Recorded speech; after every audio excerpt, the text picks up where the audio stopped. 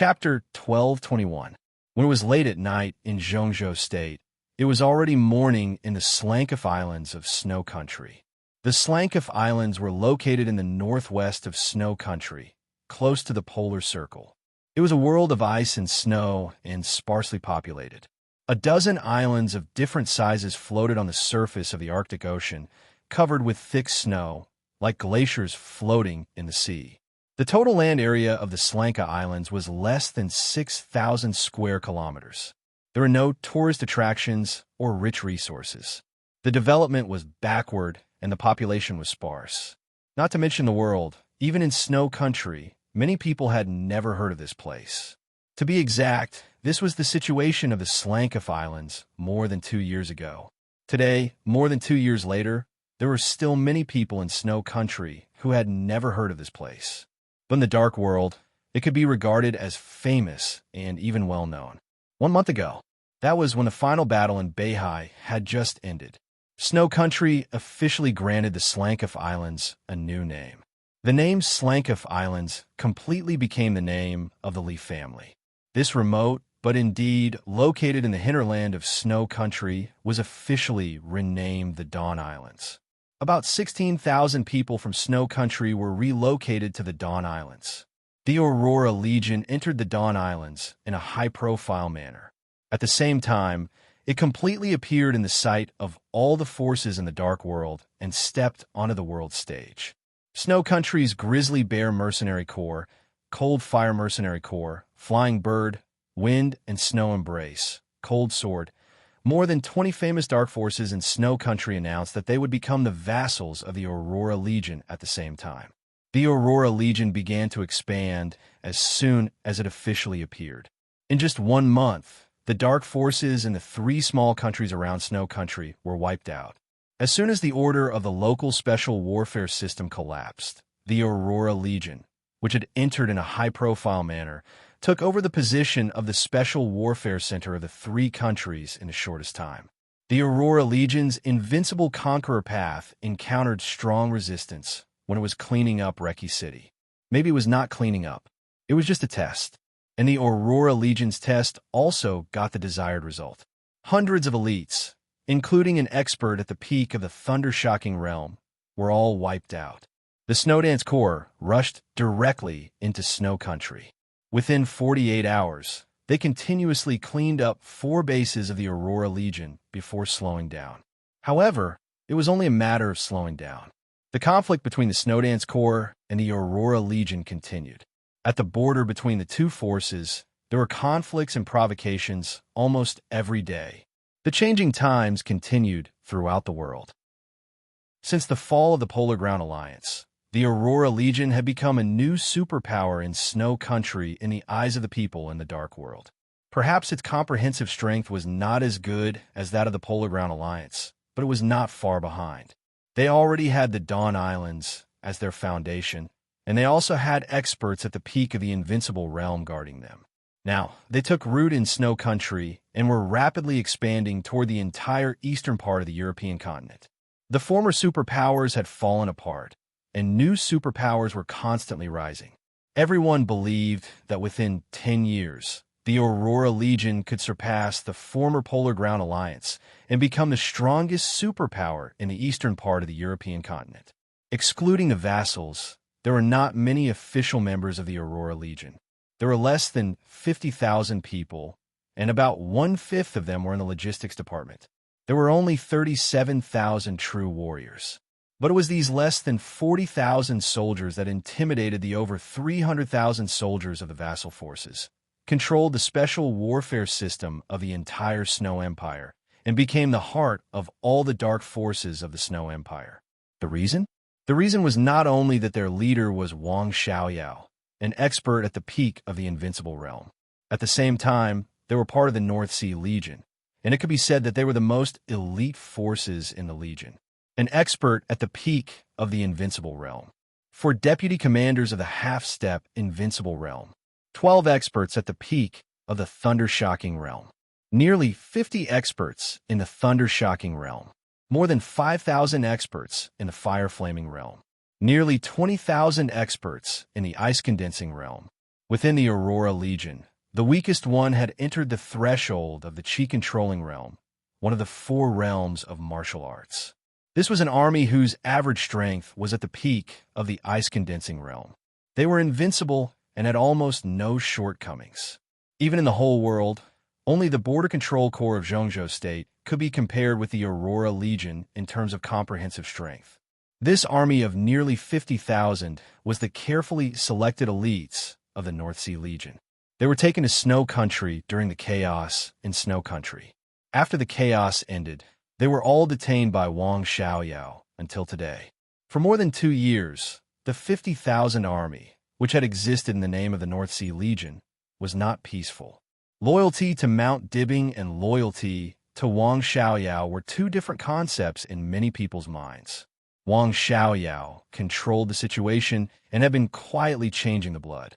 Today, among the 12 experts at the peak of the thunder-shocking realm in the Aurora Legion, 7 of them were from Snow Country and had nothing to do with the North Sea Legion. 3 of them were from the former Polar Ground Alliance. This was the case for the high-level members of the Legion, let alone the shuffling of the middle and high-level members. In the name of the Wang family of Beihai, Wang Xiaoyao led 50,000 troops to conquer the dark world of Snow Country. After subduing these forces, he placed them inside the 50,000 troops. Day after day, he changed the inner direction of these 50,000 people little by little. This process was destined not to be easy. Many diehard supporters of Mount Dibbing gradually disappeared within 2 years. New forces joined in and moved faster and faster.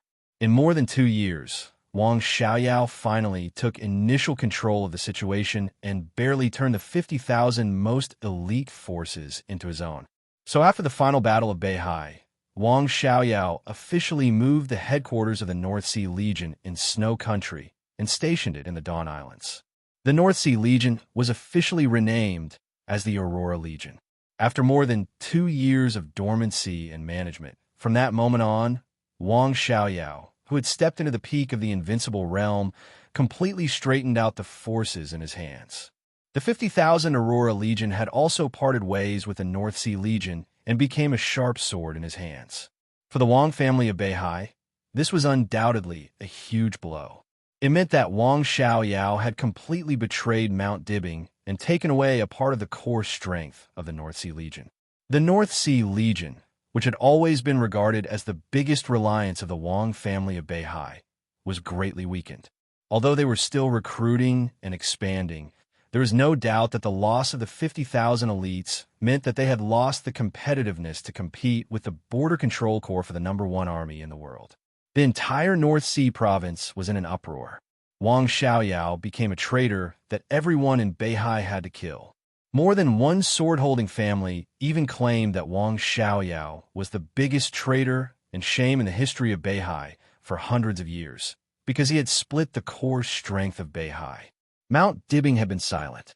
However, the core members of the Wang family of Beihai, led by Wang Shengxiao, had begun to discuss the sanctions against the Aurora Legion.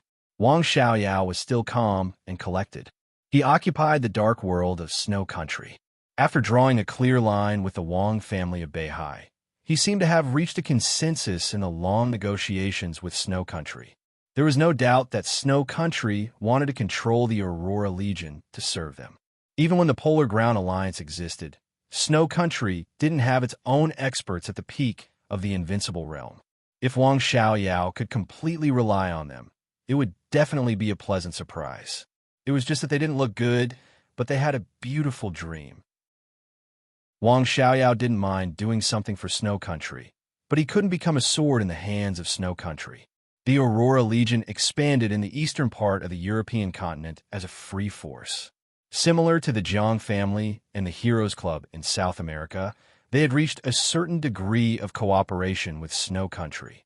But the first thing they considered was the core interests of the Aurora Legion. This completely exposed Wang Xiaoyao's wild ambition. It also made the nature of the Aurora Legion completely different from the forces, such as Kunlun City of Zhongzhou State, the Men in Black of Star State, and the Shadow Throne of the European Alliance. In a short time, Snow Country could only accept such conditions. Fortunately, there was still a long time. They wouldn't give up on subduing the Aurora Legion, and the Aurora Legion wouldn't let down its guard.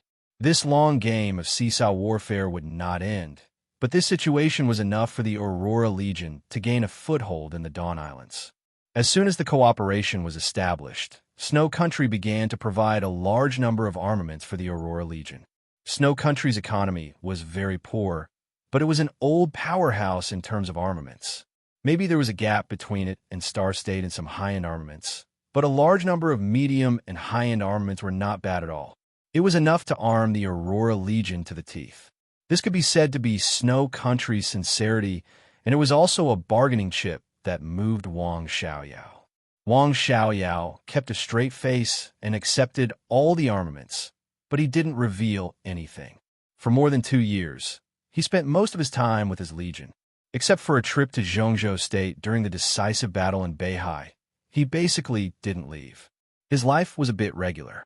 The only person who could disturb his rest on weekdays was probably his closest ally, Wang Qinglei, who kept in touch with him all the time. Wang Qinglei's call came when Wang Xiaoyao was dreaming. In the dream, he once again dreamed of the woman who was almost engraved in his soul. He was confessing to her and even wanted to hold her hand. All dreams seem to be like this. Just as he was about to touch that hand, the phone suddenly rang. Wang Xiaoyao opened his eyes. There was no anger, no unwillingness. The picture in the dream was still echoing in his mind in reality. It was a pair of quiet but bright eyes that bloomed with stars all over the sky, looking at him quietly. He looked at the palm he stretched out in front of him. After all, it was just a dream. The air was a little heavy. Wang Xiaoyao's heart was filled with melancholy, depression, and a trace of pain. He sat up on the bed, pursed his lips, and took out his mobile phone to look at the number. He got out of bed, took the remote control on the bed at random, and clicked on the TV screen in front of him. Wang Qinglei's phone number appeared on the TV screen. Wang Xiaoyao answered the phone and looked at Wang Qinglei's figure on the screen. He was silent. He whispered, "What about rest?" Wang Qinglei looked at Wang Xiaoyao's somewhat absent-minded state and said with a smile, "I envy you. Although you were busy in the past 2 years, you began to relax after that period. Now the situation in Snow Country is stable. You can come to Wuyue when you have time. Last night, I drank with Mellow Light and talked a lot about you. It was very interesting. Next time you come, I'll prepare something good for you." Wang Xiaoyao was indeed a lot more relaxed now. He didn't have to work hard to hold the 50,000 troops in his hand and didn't dare to leave Snow Country. As for the expansion in the Dark World in the eastern part of the European continent, he didn't need to do anything. Now he was the only expert at the peak of the Invincible Realm in the eastern part of the European continent, and also the only expert of the Invincible Realm. Unless it was a special situation, he didn't need to do anything at all. The 4 deputy commanders of the half-step Invincible Realm of the Aurora Legion could each take charge of a region on their own in this land. Even the 12 experts at the peak of the Thunder-Shocking Realm under their command could hardly meet any decent opponents. At present, only the most elite force of the Border Control Corps could match the 50,000 elites in the world. They were expanding unhurriedly in the eastern part of the European continent. The speed was indeed not fast, but it was extremely steady. Their only opponent was the Snowdance Corps, which was entrenched in the territory of the 5 countries led by Reki City. There were only more than 10,000 people in the Snowdance Corps.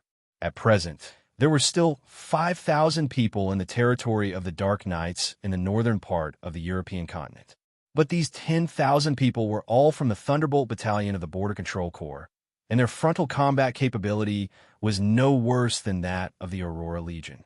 At present, although there were occasional frictions between the 2 armies, they both restrained themselves. The Snowdance Corps didn't want to drive Wang Xiaoyao into a corner and kill him. An expert at the peak of the Invincible Realm could play a decisive role in a battle of 10,000 people. No one wanted to force him into a desperate situation. Of course, Wang Xiaoyao would not be so stupid as to take the initiative to attack the Snowdance Corps. The whole world knew that the Snowdance Corps was afraid of Wang Xiaoyao now, because Li Tianlan didn't have time to care about him. Now Emperor Dong's palace already had a plan to expand and establish a dynasty all over the world. America, East Island, Europe, Zhongzhou State, Tianan, and a beautiful land. The 5 countries of Reki City, where the Snowdance Corps was stationed, were very mature in all aspects and could generate endless profits every year. This huge profit had played a role as a lubricant, nourishing the relationship between Emperor Dong's palace and the giant group. Therefore, now Emperor Dong's palace was expanding, but Reki City had to be stable. When the situation of Emperor Dong's palace took shape and Li Tianlan was free, the Aurora Legion and Wang Xiaoyao would be nothing. Wang Xiaoyao naturally knew this, but he also didn't dare to provoke Li Tianlan. This was the most aggrieved thing in his heart. But even so, he didn't give up the development of the Aurora Legion. Emperor Dong's palace needed to expand, and it took time to do so. According to Wang Xiaoyao's estimation, it would take at least 10 years for Emperor Dong's palace to become a dynasty. What would happen to the Aurora Legion after 10 years? Wang Xiaoyao thought that he had a chance. Therefore, the situation with the Snowdance Corps was in a stalemate. The Aurora Legion expanded in other directions. Wang Xiaoyao's eyes were more focused on Zhongzhou State. The election this time also affected his nerves. Whether Wang Qinglei could soar to the sky or not was related to their plan. It was also related to how much support the Aurora Legion could get from Zhongzhou State in the future. Wang Xiaoyao opened the drawer under the tea table, took out a cigar, and lit it. He said in a low voice, "What's the matter?" Wang Qinglei froze for a moment and seemed to see that Wang Xiaoyao was in a bad mood. He didn't talk nonsense and said directly, "Wenwen just left me." When Wang Xiaoyao looked up, Ji Wenjiang, his eyes narrowed subconsciously. The election was coming. The current flag figure of the Southeast Group, the director of Zhongzhou State, and the Minister of Supervision suddenly went to Wuyue without any news beforehand. What was he going to do? His nerves tightened. He quickly suppressed the drowsiness and the images in his dream. He said in a low voice, "Inspection." "Inspect what?" "Wuyue has been developing steadily in the past few years. What needs the director of the Ministry of Supervision to come down and inspect?" Chen Fanqing came to Wuyue just before he died. Wang Qinglei snorted and suddenly sneered. "I think he wants to start a fire." "Can he stand it?" Wang Xiaoyao thought and asked quickly. "It's hard to say. As long as you dig deep, there will be more or less problems in any place." Wang Qinglei said with a solemn expression, "I'm afraid that Guofeng is going to leave in advance. He has bad intentions." Wang Xiaoyao's body tightened slightly. Mu Guofeng was one of the directors of Wuyue and the Minister of Supervision. Ji Wenjiang could be said to be his immediate superior. The personnel of the Ministry of Supervision had its own system. If Ji Wenjiang transferred Mu Guofeng, what position would he arrange for him? Mu Guofeng could be said to be Wang Qinglei's confidant. He had always been in line with Wang Qinglei. If he was transferred at this time, if the position was not ideal, it would undoubtedly tell the whole Wuyue that the Southeast Group had made up its mind. Whoever they wanted to touch, Wang Qinglei could not be protected at all. If things developed to this point, Wang Qinglei would undoubtedly be in danger. At this time, it was time for Wang Qinglei to fully control Wuyue. This was a big gift to the Prince Group in exchange for his further progress. If he could not control Wuyue, this big gift could easily become a huge bomb. The final position of Mu Guofeng was just the first problem. The second problem was who would take over Mu Guofeng's position after he left. Ji Wenjiang personally took action. The new candidate was very likely to be a bomb that the Southeast Group intended to blow Wang Qinglei out of Wuyue. If this candidate could not be controlled for Wang Qinglei, he could be in trouble at any time. So now Wang Qinglei still looked calm and composed, but his situation had become somewhat embarrassing.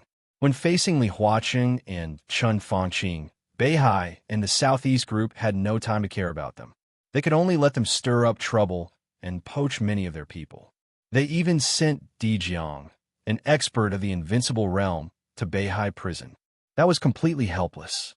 In the face of huge external pressure, they could only try their best to stabilize the internal situation. After the final battle of Beihai, Although the Wang family of Beihai suffered extremely heavy losses, with the rise of Wang Shengxiao and Li Tianlan and the death of Qin Fangqing, the Wang family of Beihai had recovered. Without external pressure, they naturally had to deal with the internal traitors. Wang Qinglei, Wang Xiaoyao, they all had to be dealt with sooner or later. Now Wang Qinglei's situation was extremely delicate, and even his current competitors were not very clear. The one in Sinan City was Wang Qinglei's opponent, but only in the context of the Prince Group. And as a director, his biggest opponent was Yi Dongsheng. On the other hand, he also wanted to fight for the position that Wen Siyuan and Hua Zhengyang were competing for. At this time, Wang Qinglei was extremely cautious in every step he took. Ji Wenjiang's sudden arrival in Wuyue made Wang Qinglei a little uneasy. Don't worry too much about Guofeng. I have communicated with Guo Wentian. He will deal with Guofeng's whereabouts. Wang Qinglei said slowly. Wang Xiaoyao narrowed his eyes and understood what Wang Qinglei meant. The other party hoped that he would operate on the candidate to replace Mu Guofeng. It was impossible for Wang Qinglei to get help from the Southeast group at present. But Wang Xiaoyao was different, even if he was also notorious in the Wang family of Beihai. After all, he was Wang Tianzong's biological brother and had a wide network. Some old people in the Southeast group like him very much. Wang Qinglei hoped to use Wang Xiaoyao's power to interfere with the candidate to replace Mu Guofeng. At least he had to give a try. Got it. Wang Xiaoyao nodded. I will set off for Zhongzhou State as soon as possible. Wang Qinglei replied with a hum and rubbed his forehead tiredly. It was obviously another sleepless night for him. He smiled tiredly. That's it. We'll talk about the details when you come. Wang Xiaoyao replied with a hum and hung up the communication. He sat on the sofa in silence, smoking a cigar. All kinds of thoughts kept flashing in his mind. In any case, one thing was certain. It was his inevitable choice to ensure the stability of Wuyue. Similarly, Wang Xiaoyao had to work hard to push Wang Qinglei to go further. Ji Wenjiang lit a flame, and now Wang Xiaoyao was going to completely extinguish this flame. Who was more suitable to replace Mu Guofeng? Who should he find to operate on this matter? Wang Xiaoyao's eyes gradually became clear. He stood up and planned to go for breakfast. It was already morning. However, the Dawn Islands were still pitch black in the polar night. Wang Xiaoyao looked at the night outside and reached out for his mobile phone. His cell phone rang the moment he took it in his hand. It was a phone number that he had saved in his address book, but he had never called before. Wang Xiaoyao's expression was extremely obvious for a moment. This was a call from the Snowdance Corps. To be exact, it was a call from Li Tianying, the deputy commander of the Snowdance Corps. Wang Xiaoyao held the phone and lowered his head to think. He didn't answer the phone immediately, and his expression looked extremely cautious. He didn't know what this call meant. Although they were in a stalemate with the other party, they had always maintained a little restraint and even made concessions. If Eagle King's call was the ultimatum of Emperor Dong's palace, what should he do? Wang Xiaoyao thought a lot in an instant. He was actually no stranger to Eagle King. In more than 2 years in Snow Country, he had never had any direct contact with the old man of the Li family, nor had he talked to him. It was just that when he first arrived in Reki City, Wang Xiaoyao had met him once, so naturally, he couldn't say much. Apart from that first meeting, it was more than 20 years ago if they were to go back further. At that time, Wang Xiaoyao was still a teenager, about 11 or 12 years old. In his memory, he seemed to have hugged him. Wang Xiaoyao was a little troubled. Eagle King, whether in the past or the present, was a very strong figure. He hesitated for a moment, but still answered the phone. Eagle King's weathered and resolute figure appeared on the big TV screen. Wang Xiaoyao's eyes flickered, but his smile was natural. Uncle Li, I'm really surprised that you called me in person. Eagle King smiled indifferently, and his expression was a little cold. I don't have much time. Let's get down to business. After the collapse of the Li family, Eagle King naturally didn't have a good impression of the Wang family of Beihai. But he also didn't appreciate Wang Xiaoyao, who had betrayed the Wang family of Beihai. This had nothing to do with the Wang family of Beihai. An old man like him, who engraved his loyalty in his bones and was willing to give everything for it, had an instinctive aversion to any traitor. Go ahead, I'm listening. Wang Xiaoyao smiled and looked extremely sincere. Young madam will arrive in Reki City in 40 minutes. Eagle King's voice was calm. In 2 hours, she will enter the Dawn Islands. Get ready. Young madam. Young madam. Wang Xiaoyao's eyes suddenly widened. A look of surprise and hesitation constantly flashed in his eyes. Young madam. His voice became a little dry. Eagle King glanced at him and said expressionlessly, Of course it's Her Highness Qin Weibai. You enter Reki City? The private plane shuttled in the dark sky. Qin Weibai took off her shoes and curled up on the soft and spacious leather sofa, covered with a blanket. She was obediently reporting her whereabouts to Li Tianlan. Well, I'll land in dozens of minutes, and then I'll go to the Dawn Islands. On the phone, Li Tianlan was silent for a moment, and then he said with a faint smile, Running around all day will get you spanked. Qin Weibai's face slightly blushed, looking more and more delicate and dreamy. She smiled coquettishly and said, Then come on. I'm ready. Let's see if you can hit me. Opposite Qin Weibai, Gu Xianyan raised her head and looked at her suspiciously. She felt that Sister Qin's tone was a little unusual. Li Tianlan coughed dryly and said, I'll deal with you when you come back.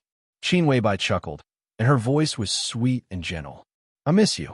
Go home immediately after the matter here is settled and accept the punishment, okay? Li Tianlan made a big noise and suddenly thought of something.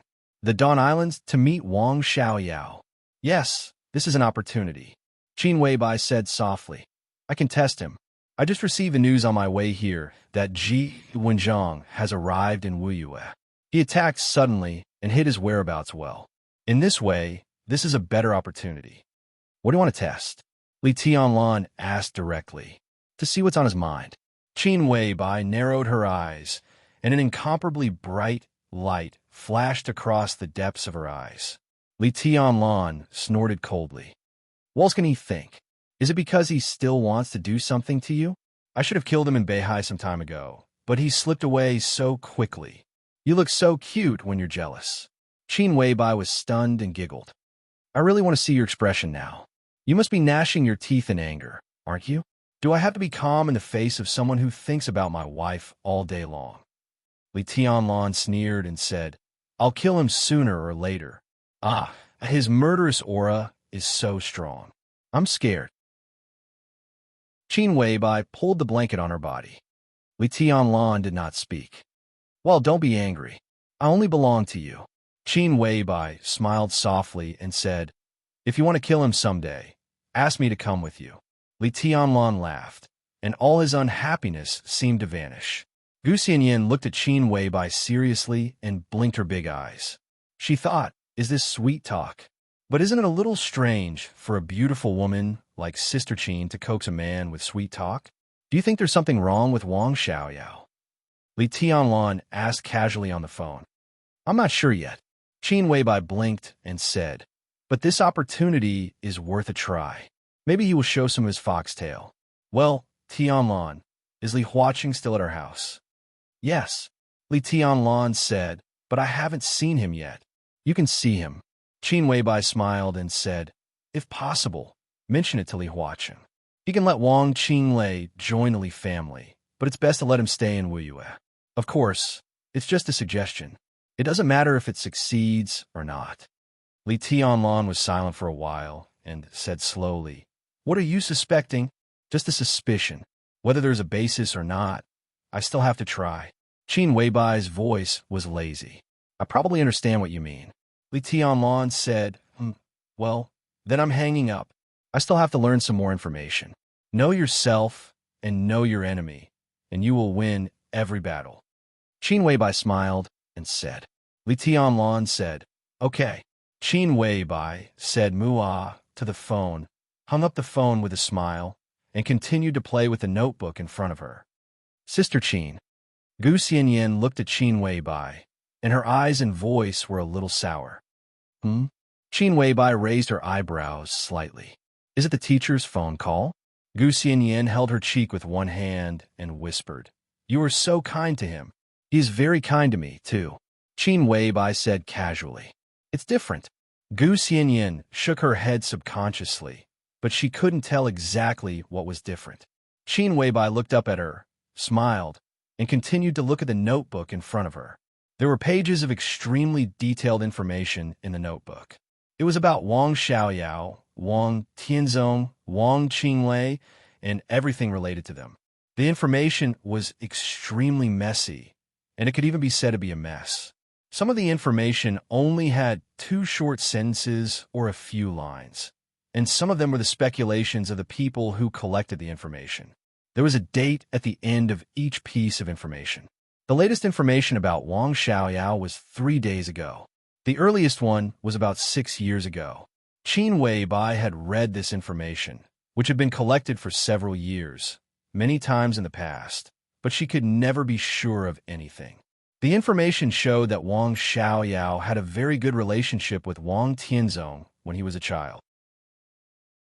However, this relationship began to have some subtle changes at about the age of 15.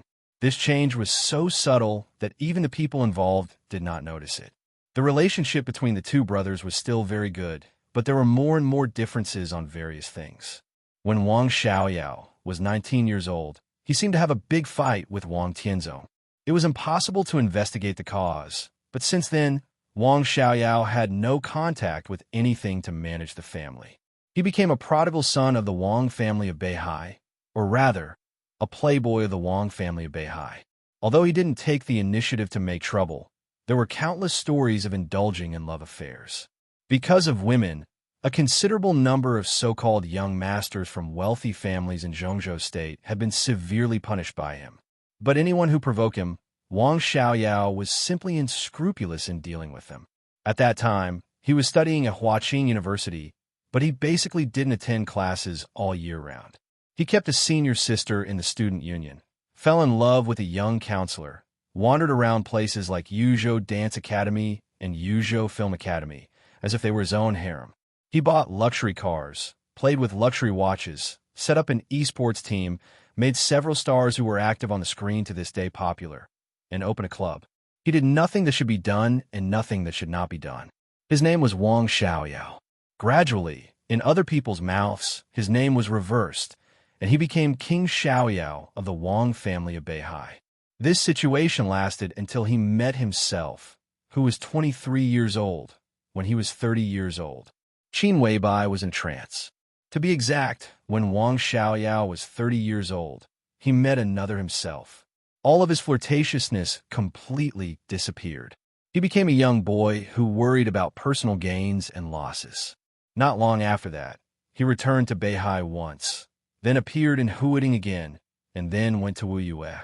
It seemed that from that time on, Wang Xiaoyao and Wang Qinglei became closer and closer. What did this mean? Sister, why did you ask the teacher to mention Wang Qinglei to Li Huaqing? What's the benefit of keeping him in Wuyue? Gu Xianyan suddenly asked. Maybe, maybe not. Qin Weibai said softly. At least if Wang Qinglei is still in Wuyue, then within 5 years, Wuyue belongs to Wang Qinglei, not Wang Xiaoyao. Is there a difference? Gu Xianyan said doubtfully. They cooperate very closely. These 2 people, whoever leaves the other will not have a good end. From a perspective of interests, they're already one. They are almost inseparable. It seems so. Qin Weibai muttered to herself. But what is the truth? Xianyan, do you think Wang Xiaoyao really betrayed Mount Dibbing? Chapter 1222. When the helicopter lowered its altitude in the air, Qin Weibai in the cabin saw Wang Xiaoyao for the first time. There was no dawn in the Dawn Islands at this time.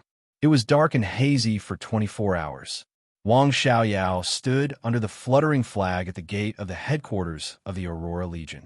His clothes and flag were undulating in the cold wind, looking a little lonely and bleak. Qin Weibai's expression was calm and a little indifferent, but there was some thought in her eyes. The helicopter landed slowly. Wang Xiaoyao walked over against the roaring airflow caused by the rotors. He looked up at the vague face in the cabin that had appeared in his dreams countless times, and his eyes were a little dazed. The rotors were still spinning, but the speed gradually weakened, became slower and slower, and finally stopped. The door of the helicopter slowly opened, and Qin Weibai, wrapped in a coat and shawl, walked out of the cabin. Gu Xianyan followed her, and Eagle King, the current deputy commander of the Snowdance Corps, was at the back. Anyway, even if they all knew that the Aurora Legion did not dare to touch Qin Weibai, the young madam of the Leaf family now appeared in the eastern part of the European continent. No matter how bold the Snowdance Corps was, it was impossible for them to let her and Gu Xianyan come to the Dawn Islands. Eagle King following them was the most basic attitude. Qin Weibai glanced at Wang Xiaoyao. Her eyes were calm and distant. It seemed that the distance of thousands of miles was stretched longer and longer in this glance. Wang Xiaoyao's palm moved, and the corners of his mouth twitched slightly. He was a little self-deprecating. Qin Weibai did not shake hands with him. The goddess of the dark world did not have the habit of shaking hands with anyone. She had always been so high and mighty, looking down on everyone and the whole world. It was a kind of blasphemy for anyone to even approach her. Wang Xiaoyao had crazily pursued her for several years, but he had not even touched Qin Weibai's hand, let alone a little intimate action. To be exact, she did not even let Wang Xiaoyao get within 1 meter of her. So she was high and mighty, and she was unparalleled in the world. She naturally stood on the ethereal clouds and noble altar. She was so beautiful and otherworldly. Wang Xiaoyao had even thought before that it did not matter if he could not catch up with her in his life. It did not matter if he could not touch a finger of her in his life. It seemed that such a woman could not be touched by men in the world at all. Wang Xiaoyao was sure that he could pursue her for a lifetime. He could not get married, could not have children, could not have anything. He really didn't have any requirements. If all the men in the world could not get Qin Weibai, then he just wanted to be the man closest to her, even if they were just ordinary friends. That period of time, those thoughts were very bitter, but when he thought about it, there was also a faint sense of warmth. Then Li Tianlan appeared. He appeared beside Qin Weibai, so naturally and easily. And Qin Weibai handed herself over to that young boy so naturally and easily. Who was Li Tianlan? Li Tianlan. To the end. So what? Something. Wang Xiaoyao felt that he seemed to have forgotten the state he was in when he first got the news. He remembered Qin Weibai's happiness and pride when she held Li Tianlan's arm and announced that he was her man. She remembered that when they were in the Sky Academy, before Li Tianlan went to East Island, Qin Weibai put her arms around his neck and kissed him gently and sweetly. At that time, Li Tianlan, who had just left the Li family, felt inferior and confident and was at a loss for what to do, was as young and inexperienced as a fool. He thought back to the countless nights when that ignorant brat had embraced the girl he had pursued for years but had never gotten close to. Did he regard her as a treasure? Or did he casually and carelessly enjoy the docility and flattery of the goddess? Her coldness, her distance, her politeness, her strength, and all the things that could make people feel distant, unapproachable, and difficult to get along with naturally disappeared when she was in front of Li Tianlan. She was as passionate as fire and amorous. Every gesture she had before was just because she had not met the man she liked. At that time, Wang Xiaoyao understood that there was no such thing as an unattainable goddess. No matter how inviolable a goddess was, she would become a demon in front of her man, releasing all her charm and passion. It was also at that time that Wang Xiaoyao understood that the idea of protecting her for a lifetime was just his wishful thinking, which made him feel happy and bitter when he thought of that time. All his pursuit and sincerity really did not leave any trace in her heart. In his eyes, Qin Weibai was the goddess who occupied the whole world and all his soul. In Qin Weibai's eyes, Li Tianlan was her whole world and sky. So in Li Tianlan's eyes, what was Qin Weibai like?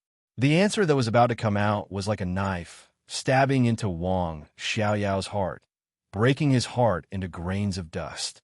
Goddess? She did not exist. In Li Tianlan's eyes, Qin Weibai was just a woman who was strong and dignified in the outside world, But in front of him, she would cook for him, warm his bed, and serve him carefully. She would act coquettishly, docile, and even in heat, Li Tianlan might love her very much. But it was obvious that Li Tianlan was in charge of their relationship. Therefore, even though Li Tianlan had Wang Yuedong and Dongqing Rushi by his side, Qin Weibai was still so obedient that no one dared to believe it, but it also broke their hearts. Wang Xiaoyao felt that he had been completely trampled from beginning to end by Li Tianlan, who was still nothing at that time, in terms of personality and dignity. This kind of trampling had nothing to do with status, but because he had obtained the tenderness that he most wanted but was doomed to not get. Wang Xiaoyao's state of mind was completely shattered by the sweetness shown by Li Tianlan and Qin Weibai bit by bit. It became dark, messy, and gloomy. Qin Weibai had never cared about him. Her repeated rejections were so obvious that Wang Xiaoyao didn't understand it at that time. It wasn't until the moment he saw Li Tianlan that he realized what he had done. He was like a mangy dog who kept drooling at delicious food but dared not approach it. His every move was so annoying. He had been crazy, drunk, and angry, but he really could not hate her. Qin Weibai's repeated rejections had already shown her attitude. From beginning to end, she had never given him any chance. There was no ambiguity, no exploitation. She just clearly drew a line with him. His repeated attacks seemed to be relying on his family background to not know what was good for him. He did not hate Qin Weibai. He was just angry at his own incompetence. The rest was endless killing intent for Li Tianlan. It was just that Li Tianlan's rise was too fast. He did not find a chance in East Island. After the final battle of Heaven Capital, Li Tianlan disappeared directly. In 3 years, he had established his position as the first person of the young generation when he came back. He was the youngest combat capability of the invincible realm in the Dark World. Wang Xiaoyao sadly found that he could no longer defeat Li Tianlan, although he had entered the invincible realm at that time. But Wang Xiaoyao did not give up. He found his goal and direction again. He no longer used the name of the Wang family of Beihai to play games in the world and be a damn King Xiaoyao. He was Wang Xiaoyao. He wanted the whole world to remember this name. He wanted to be an expert who could conquer the whole world. He betrayed Mount Dibbing, but he got the most elite force of the Beihai Corps. The comprehensive strength of the Beihai Corps had dropped a level because of his betrayal. The Aurora Legion came out of nowhere. He became an expert at the peak of the invincible realm. He was far away from Zhongzhou State, but his killing intent and hostility toward Li Tianlan were getting stronger and stronger. So when Zhang Shangyu and Li Guangta came to him to ask for cooperation, Wang Xiaoyao agreed without hesitation. They wanted the Wang family of Beihai, as long as they had the ability. They wanted the whole Dark World, as long as they had the ability. They could have anything they wanted, as long as they were qualified. What Wang Xiaoyao cared about was what they wanted to do. Zhang Shangyu and Li Guangtu wanted to kill Li Tianlan in the final battle of Beihai. At that time, the lineup seemed to have great hope, and this hope deeply touched Wang Xiaoyao's soul. Wang Xiaoyao agreed to cooperate. He just made a request to Zhang Shangyu and Li Guangtu. If the final battle of Beihai was won, the interests of Beihai, Emperor Dong's palace, Zhongzhou State, and even the Dark World, he didn't want any of it. He only wanted Qin Weibai. The Qin Weibai who made him obsessed, crazy, and even irrational. The Qin Weibai who didn't care about him at all. He only wanted Qin Weibai. Wang Xiaoyao didn't care about her past with Li Tianlan, whether she had a man or whether she liked him or not. It didn't matter, because in Wang Xiaoyao's heart, she was still a goddess, superior. He just needed to stay with her quietly. The final battle of Beihai failed. Li Tianlan didn't die, and Emperor Dong's palace didn't collapse. Emperor Dong's invincible aura had completely spread to the whole Dark World. He reached the top of the divine list and was the first in the world. The goddess was still a goddess, but countless people in the world were admiring her vision. She didn't have Samsara Palace, and she didn't even have to be the patriarch of the Qin clan. She was Emperor Dong's woman. What did this identity mean? It meant that the Aurora Legion, a behemoth that was only one step away from the real superpower, had to be prepared. It meant that Wang Xiaoyao, as the commander of the Aurora Legion, had nothing to do with Emperor Dong's palace, and even had some hostility. When he learned that Emperor Dong's woman was coming, he could only wait here obediently, just like the notice that Eagle King gave to Wang Xiaoyao a few hours ago. Yes, it was a notice without any consultation. Their young madam was coming to the Aurora Legion, so he had to wait. Hostile relationship? True position? This was no longer something that Emperor Dong's palace needed to consider. Now in the whole dark world, perhaps except for the Wang family of Beihai, no other force dared to face Emperor Dong's palace alone. They might still be hostile to Emperor Dong's palace, and even dare to take action. But every action must be a combination of multiple forces, and a careful plan was carried out. But now, Wang Xiaoyao had no doubt that if anything happened to Qin Weibai and the Aurora Legion, the entire Aurora Legion, the entire Dawn Islands, and even the entire special warfare system of Snow Country will be wiped out by Dong Huang's furious swordlight. Even if Wang Xiaoyao ran to any corner of the world, he would be caught and hacked into pieces. Qin Weibai walked out of the cabin and got closer and closer. Wang Xiaoyao gently clenched his fist with one hand and kept exerting force. He looked at Qin Weibai silently, and the pain and sorrow in his heart were overwhelming. He didn't know if it was because of the weather, but his face was a little pale. Long time no see. Wang Xiaoyao forced a smile. Little Bai, call my name. Or call me Mrs. Li or Patriarch Qin. Qin Weibai smiled gently, dreamily, with the alienation and politeness that Wang Xiaoyao was familiar with. If you call me that, someone will be unhappy. I don't like it either. Wang Xiaoyao's mouth moved, and he finally couldn't help but smile bitterly. I think we are friends. I don't have friends. Qin Weibai's voice was crisp and clear. Neither she nor she, who was lying in the headquarters of the Lin clan, had friends. She was raised by great Master Wu Wei, and it was her senior brother who had lived with her since she was a child. She walked out of Lin and said goodbye to her adoptive father. She exchanged a book of Dongchang Huangtu's martial arts experience for Wei Kunlun, the Nirvana sword master of Mount Shu, and the sword master became a saint. When Han Donglu was desperate and about to go bankrupt, she helped him out of his predicament and turned over a new leaf. So she had a military counselor. With her own martial arts experience, she helped a female swordsman from East Island to complete her revenge and pointed out her future direction. So she had flaming fire. The 12 super masters gathered around her one by one.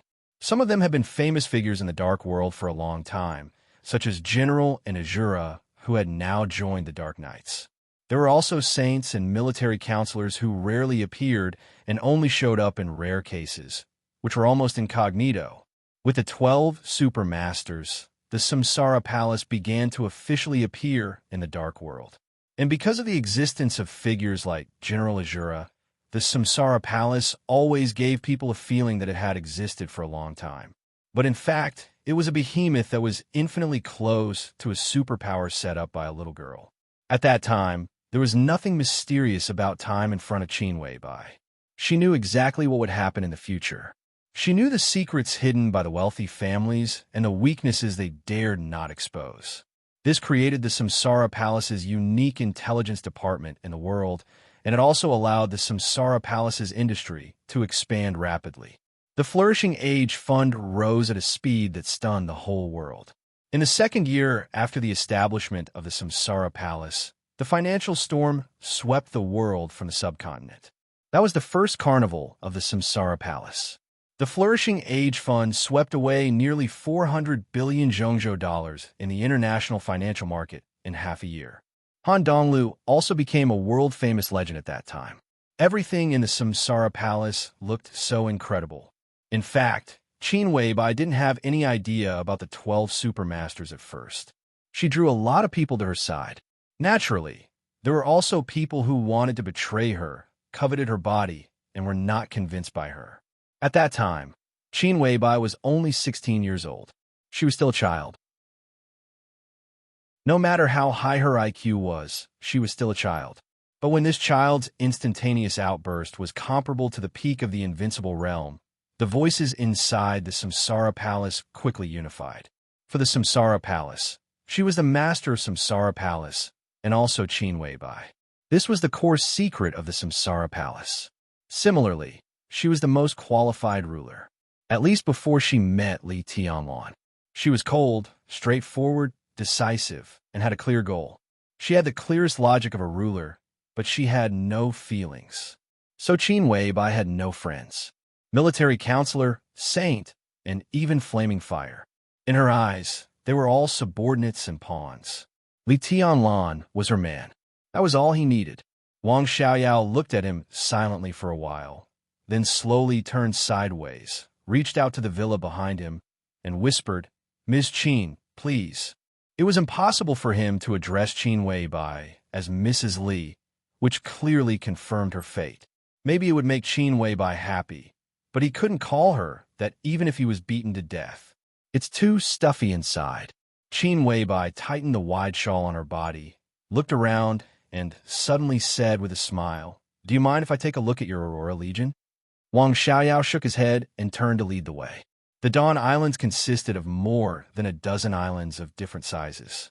The headquarters of the Aurora Legion was set up on the largest island in the center of the islands. Under the polar night, it was a world of ice and snow, without any kind of warm atmosphere. The headquarters of the Aurora Legion was completely like a monster armed to the teeth. In the distant night, intense but indistinct gunshots could be faintly heard. Countless assault boats were shuttling between the islands. The headquarters of the Aurora Legion was equipped with the most advanced automatic weapon system in Snow Nation. With a push of a button, concentrated firepower could cover every island and every corner of the Dawn Islands with less than 2 centimeters of error. Many roads in the headquarters were still in the process of construction. There were very few patrols and guards here. It seemed that all the defense work had been handed over to the surrounding islands. Therefore, under the curtain of night, the headquarters was dead silent, like a graveyard. It seems that the Aurora Legion is developing well. Snow Country is still very welcoming to you. Is this the famous U9? Qin Weibai asked with a smile as she casually walked in the headquarters of the Aurora Legion. She looked at the cold and silent island and observed the weapon arrays arranged everywhere. It's the U10, codenamed Red Eagle. It's more stable than the U9, and it's loaded with 5 more weapon arrays. Its attack is more comprehensive. One of them is a laser weapon array that's not very mature. It can instantly produce a high temperature of more than 5,000 degrees. It's a trump card, Wang Xiaoyao said softly. The U9 automatic weapon system was a topic that Snow Country had been working on in recent years. The arrival of Wang Xiaoyao brought a lot of variables to this topic. He provided some information about the automatic weapon system of the Wang family of Beihai to Snow Country and helped them break through many technical bottlenecks. The U-10 could be regarded as an upgraded version of the U-9. There was no qualitative change, but its firepower was more powerful. It could be said to be one of the core technologies of Snow Country at present. 5,000 degrees, Qin Weibai murmured to herself. Zhongzhou State, Star State, England, Germany, and the Wang family of Beihai had broken through the bottleneck of laser weapons 10 years ago. A few years ago, they began to tentatively apply it to various cutting-edge armaments. At present, it was far from mature, but it could definitely be said to be advanced. At present, the biggest advantage of laser weapons was the absolute firing speed and the instantaneous high temperature. However, it was not realistic to maintain the absolute firing speed, and it was not very stable. Therefore, all countries studied high temperature. The application of advanced weapons undoubtedly further reduced the role of super experts. What did a high temperature of 5,000 degrees mean? Fire-flaming realm experts could ignite flames out of thin air. A normal expert at the peak of the fire-flaming realm could produce a flame of nearly 300 degrees. Fireman, who was known as the strongest fire-flaming realm expert, could produce a flame of nearly 1,000 degrees when he attacked with all his strength. Even Li Tianlan's current value would not be much higher than that of Fireman. A high temperature of 5,000 degrees was a fatal threat to Li Tianlan. What's the plan of the Aurora Legion in the future? Qin Weibai asked casually. Wang Xiaoyao raised his eyebrows and narrowed his eyes subconsciously. Snow Country is different from most countries, and it's also different from East Island. No matter how bad their economy is, their foundation and national strength are there. Their attitude towards the Aurora Legion will not be the same as East Island's attitude towards the purgatory of Heaven Capital. You are now in the honeymoon period of cooperation. They will support you and send you armaments. Behind these gifts, there may be a chronic poison. They will definitely try to conquer the Aurora Legion and conquer you for their use. So although the Aurora Legion is developing well now, it has no prospects. It's like a castle in the air. What are your plans for the future? Qin Weibai said slowly. You need a backing that can support all your actions. Wang Xiaoyao understood what Qin Weibai meant. A backing that could support all his actions and let him take root in Snow Country, even if he fell out with Snow Country. Many countries actually had this strength. But considering various reasons, there were very few countries that could meet this condition. The Zhongzhou State Parliament could, but Wang Xiaoyao didn't want to get involved for the time being. In fact, the Parliament of Zhongzhou State had extended an olive branch to him several times, but Wang Xiaoyao had been dragging it on. At this time, turning to the Parliament of Zhongzhou State would mean fighting head-on with Emperor Dong's palace. The current Aurora Legion obviously did not have this kind of strength. The Wang family of Beihai could do that, but he couldn't go back, so he naturally wouldn't receive any support. In addition to the first two, Emperor Dong's palace also had the strength to do so. Wang Xiaoyao was silent for a while and said slowly, If you are here to invite me to join Emperor Dong's palace, I refuse. I don't know how stubborn you are. That's stupid. Qin Weibai's comment was light and merciless. Since Wang Xiaoyao had betrayed the Wang family of Beihai, taking refuge in Emperor Dong's palace was his best choice at the moment. Qin Weibai believed that Wang Xiaoyao could see it clearly. The Zhongzhou State Assembly looked good, but that was all.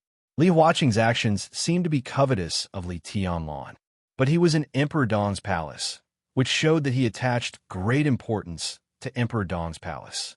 If Wang Xiaoyao turned to the council at this time, he would only be a pawn against Li Tianlan, a pawn that could be sacrificed at any time. Emperor Dong's palace was his only choice.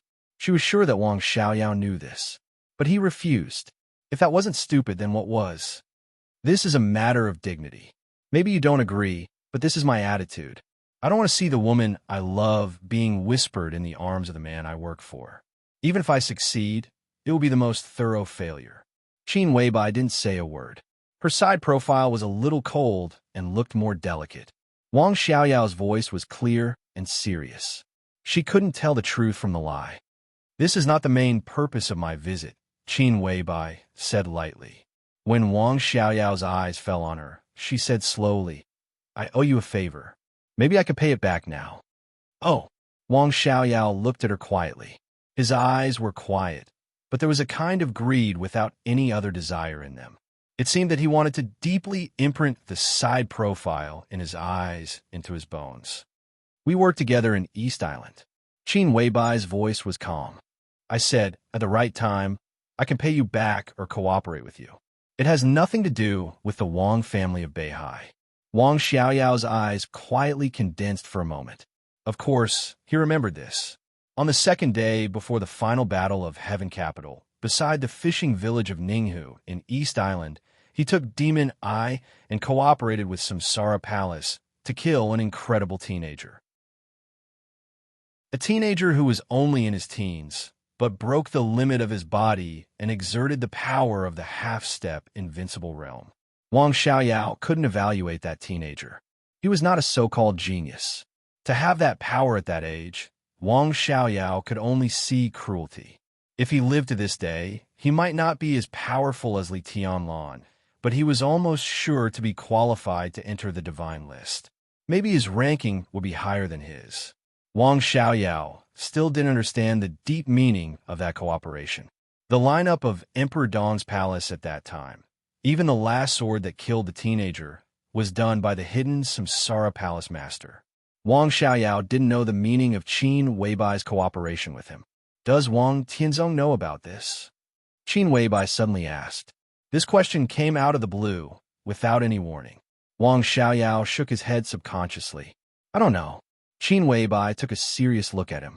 She was still not sure if it was true or not. She said softly, you don't want to join Emperor Dong's palace. With your IQ, you won't join the parliament. Then your life here is destined to be difficult. In the final battle of Beihai, you cut off one of Xiang's arms. She will soon enter the peak of the invincible realm. At that time, she will come to you to get back at you. I'm welcome at any time. Wang Xiaoyao smiled very naturally. He might not be able to catch up with Li Tianlan's realm in this life, but he had never been afraid of anyone in the same realm. Every move of the Dark Knights will cause a chain reaction in many ways. You don't join the parliament or Emperor Dong's palace, but you can't give up Zhongzhou State. As long as you have chips in Zhongzhou State, you have the hope of playing games with all parties here. Qin Weibai's eyelashes trembled slightly. Wang Qinglei is under a lot of pressure, right? Does he want to go further? Wang Xiaoyao's eyes lit up for a moment. He nodded and said yes. In return for that year, I will persuade Tianlan. The power of the new group will support Wang Qinglei as the new director. Qin Weibai's beautiful and ruddy lips raised a little bit. It's just that the relationship between the academy and the new group is tense, and Minister Dongqing's attitude is also very obvious, which will make everyone feel uneasy. In this election, I think to a certain extent, Yi Dongxing's promotion is inevitable, even if it is to check and balance Minister Dongqing. This is the general trend, and it's hard to reverse it at present. Wang Xiaoyao certainly understood this truth, which was also what made Wang Qinglei feel stressed recently. But if he got the support of the new group, Wang Xiaoyao's voice was a little expectant. Do you want to push Qinglei into the cabinet? If he could enter the cabinet, it would undoubtedly be the best choice, and it would be one step closer to Wang Qinglei's ultimate goal. That's also difficult. Whether it's Hua Jingyang or Wen Siyuan. Compared to them, Wang Qinglei has no advantage at all. A mysterious smile bloomed from the corner of her mouth. The current position is not very easy to arrange, so I don't think it's necessary for Wang Qinglei to leave Wuyue for the time being. It's good for him to be the director of Wuyue. He can further accumulate capital, and at the same time, further control Wuyue. He can also be the director of that position with the least competitive pressure. I think the Prince Group will also agree to this plan. Qin Weibai's voice was soft and clear. As she spoke, her bright eyes were staring at Wang Xiaoyao's eyes, silently observing the changes in Wang Xiaoyao's eyes from the most subtle parts. In the Dawn Islands, under the polar night, the night in the morning was very dark. Wang Xiaoyao's cold eyes, which reflected the heaven and earth, seemed to be brighter. Other than that, there was no change. The two of them looked at each other for less than 3 seconds. Wang Xiaoyao turned his head and continued to move forward.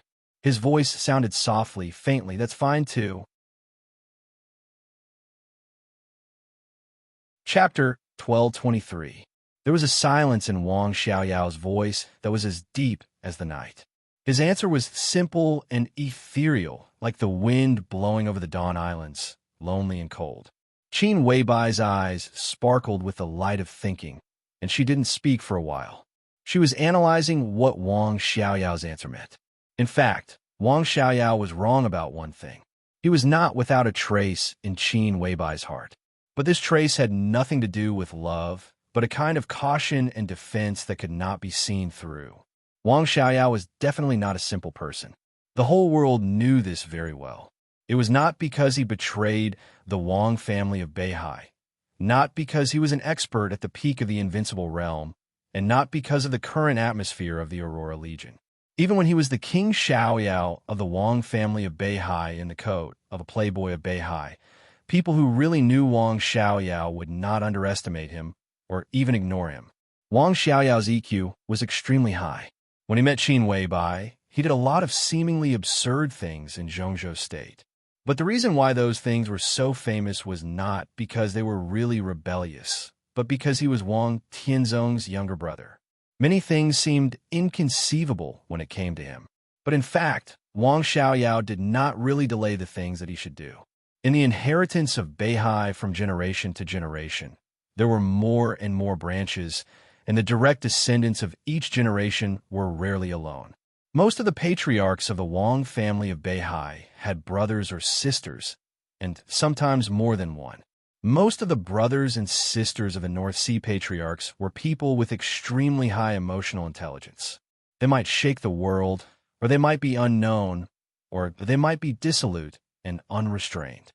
No matter how they appeared in front of the world, in reality, there was only one important role for them. That was to be the core link between the Wang family of Beihai and the Southeast Group.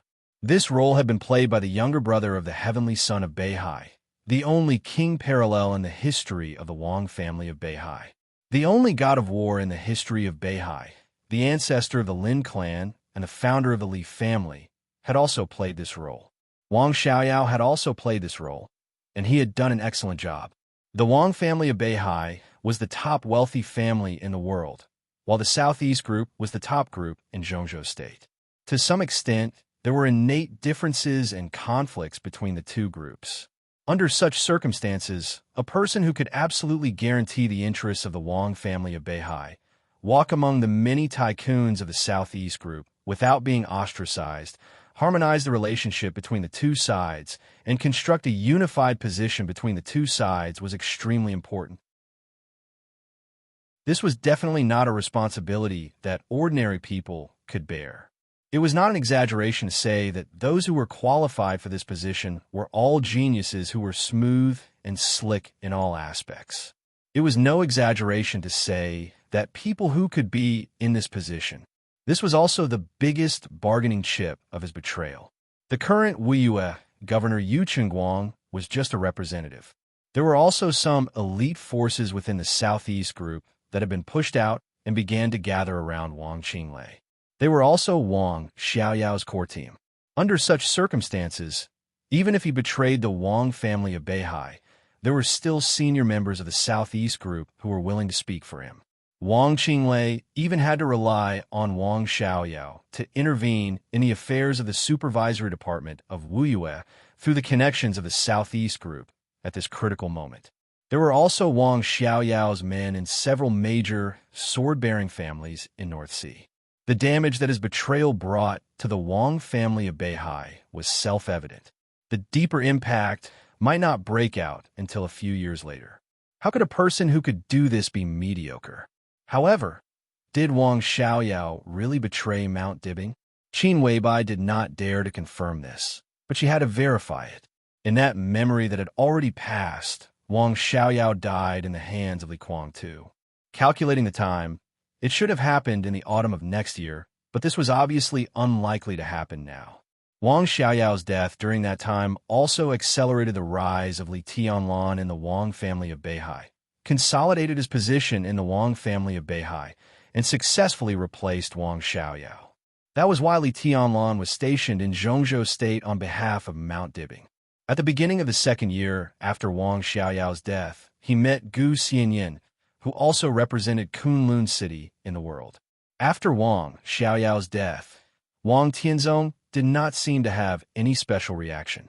Some people said that it was because Wang Xiaoyao had rebelled long ago, so Wang Tianzong killed him with a borrowed knife. Some people said that Li Tianlan was eager to be promoted, so he cooperated with Li Kuang-tu. The truth was confusing. Even in the end, Qin Weibai did not figure out what was going on, which directly led to Qin Weibai's lack of confidence in Wang Xiaoyao's future. Wang Tianzong and Wang Xiaoyao. What was the relationship between them?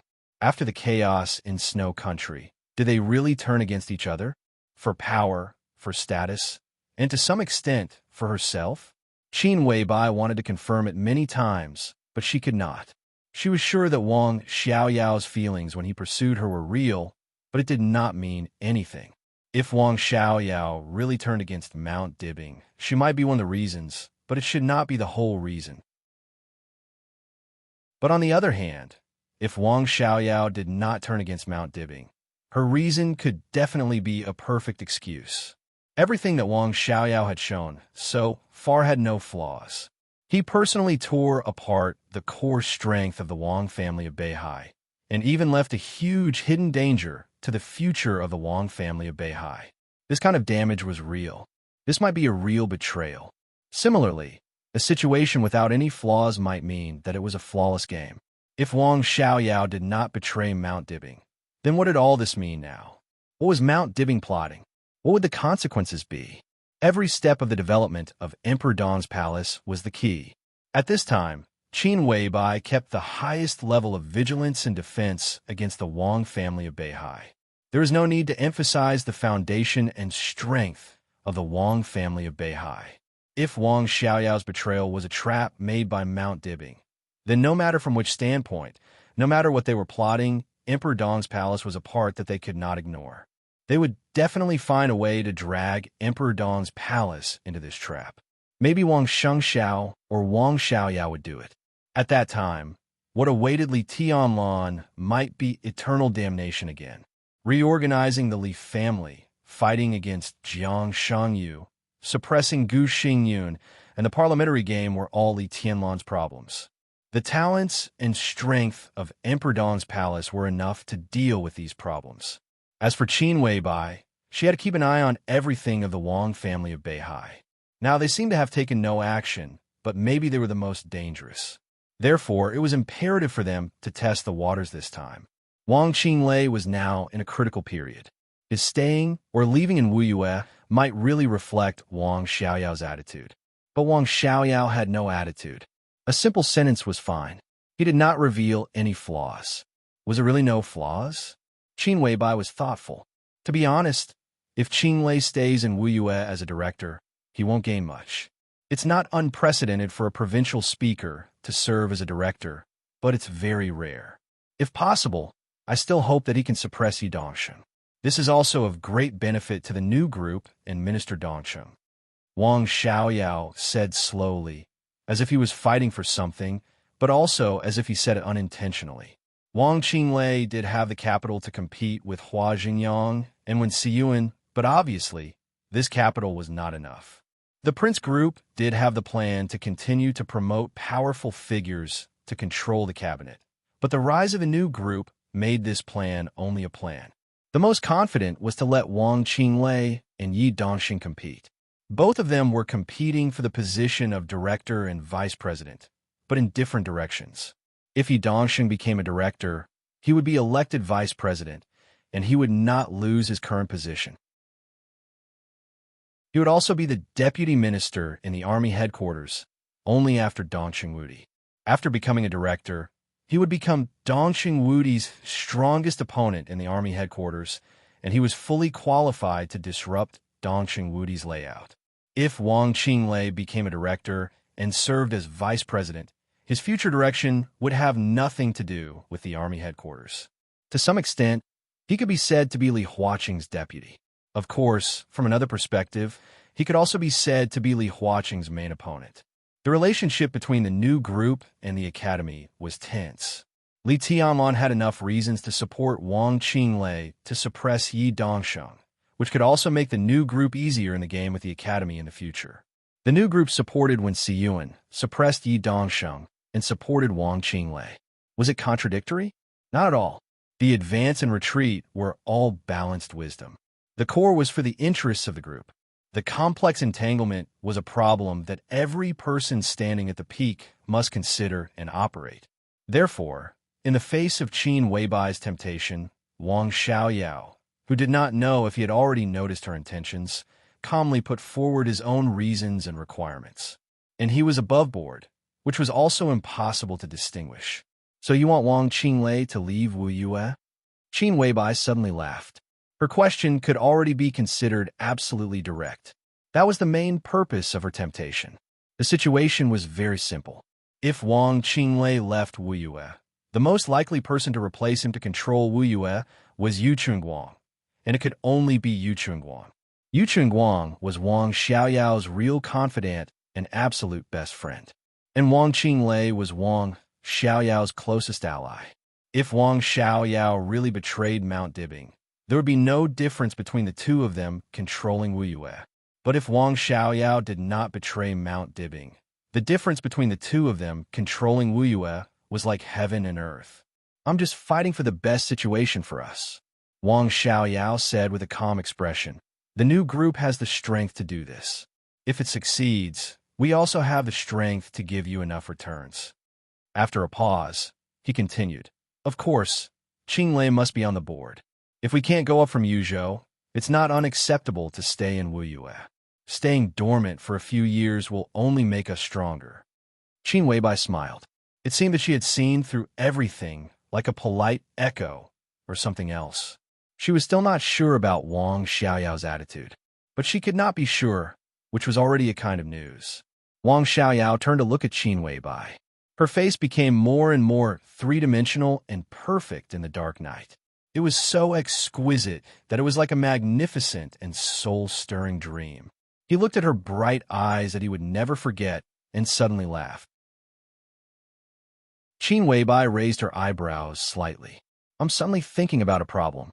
Wang Xiaoyao chuckled softly and said, If at this time, I want to take you away at all costs, the Wang family of Beihai, the Aurora Legion, the world, and the ambition will all go to hell. I only want you. I can only take you away. I can give up everything, but you are mine. Even now, if I take action, what do you think our future will be like? Qin Weibai narrowed her eyes slightly and smiled. You can't take me away, and you will die a terrible death. Is this a threat? Wang Xiaoyao looked deeply into Qin Weibai's eyes. This is advice. Qin Weibai smiled impeccably. I really don't know martial arts, but it doesn't mean that I don't have the ability to protect myself. If you want to take action, just try. If you can't get me, you will only lose everything you have. Maybe it's true. Wang Xiaoyao nodded. But this idea is very tempting, isn't it? I may lose everything, but I may get you, even if there is only a 1 in a million chance. There was a vague sharpness in the cold wind under the night sky. Qin Weibai's eyes flickered, and she remained calm. Do it. She spoke slowly. Wang Xiaoyao suddenly turned around. Qin Weibai was still standing beside him. However, that voice came from behind him. In his sight, another Qin Weibai appeared in Wang Xiaoyao's sight. The white shawl and coat floated in the night wind, not stirring up any dust like a banished fairy. Wang Xiaoyao subconsciously raised his palm for a moment, but he did not dare to really stretch it out. He suddenly couldn't tell where Qin Weibai was. His perception had been distorted by a kind of spiritual power that was illusory but real. Wang Xiaoyao fell silent. He remembered the first time he met Qin Weibai. He thought of his persistent and fierce pursuit. He thought of himself running back to Beihai excitedly and telling his elder brother that he had found a partner who could be with him for a lifetime. That year, Wang Tianzong personally went to Huading and met the woman who had become famous in Zhongzhou State and represented Samsara Palace. That was the first time Wang Tianzong and Qin Weibai met. The conversation between the two did not last long. In less than 20 minutes. It could not be said that they parted on bad terms, nor could it be said that they had a good talk. Wang Xiaoyao remembered that his elder brother sent Qin Weibai away in his own car, while he stood under the small pavilion of the club, looking at the stream under his feet, and was silent for a long time. Wang Xiaoyao clearly remembered his feelings at that time. Excitement, impulse, and expectation. He was sure that his elder brother would be very satisfied with such a woman as his sister-in-law. But at noon that day, under the pavilion, Wang Tianzong, who had been silent for a long time, just turned to look at him and said calmly, You don't deserve her, and I can't suppress her. If she enters the gate of the Wang family of Beihai, maybe the whole Wang family of Beihai should be surnamed Qin instead of Wang after 20 years. Wang Xiaoyao still remembered that his elder brother patted him on the shoulder at that time. It was very soft, but it was so heavy that it made his heart cold. He said, Forget it. A long time after that, he talked to Wang Tianzong about Qin Weibai again and talked about his evaluation of Qin Weibai. At that time, Wang Tianzong did not praise Qin Weibai's unrivaled beauty, but that evaluation was still fresh in Wang Xiaoyao's memory.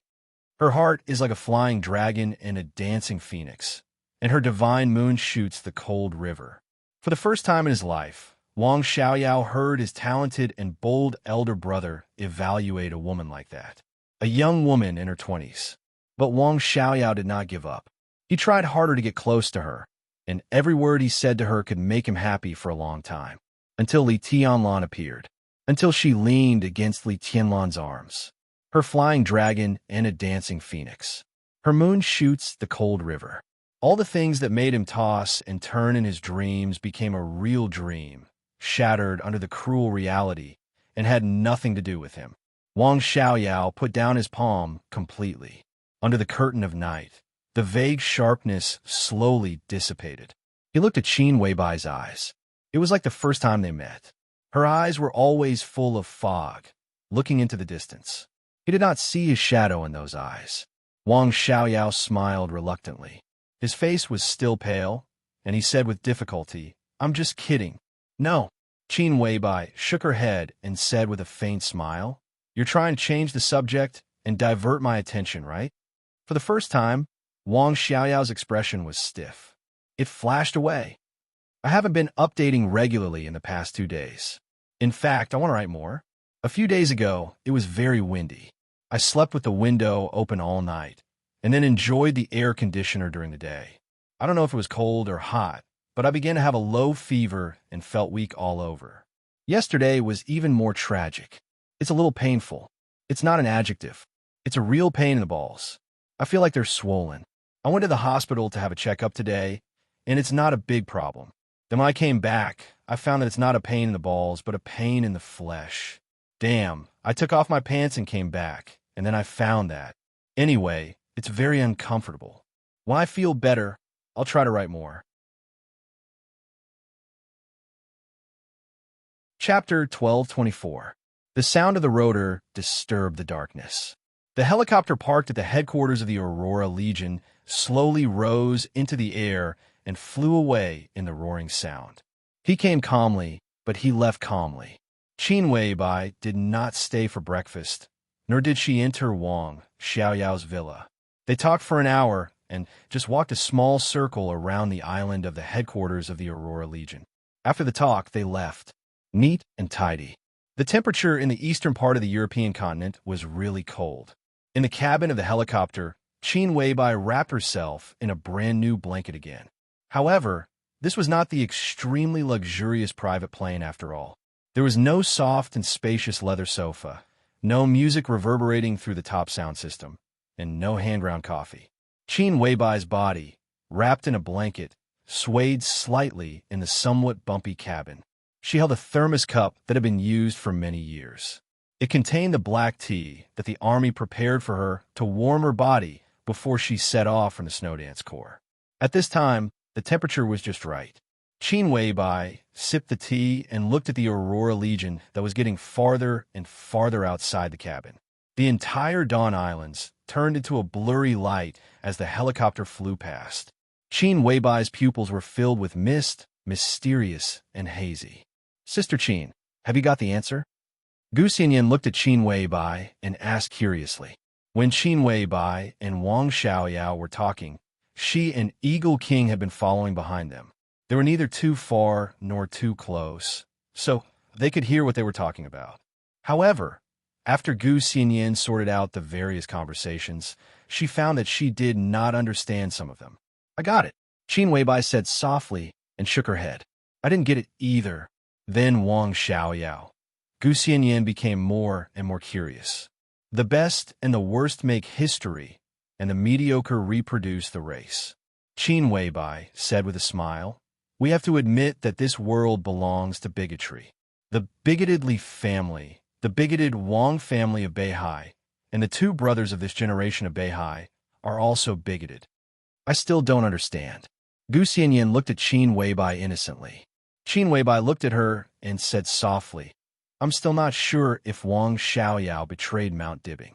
This is indeed the answer I want, but it's not the one I want the most. I'm here just to make sure of one thing. Can I use Wang Xiaoyao to guide some future situations of the Wang family of Beihai? The answer should be certain. That's enough.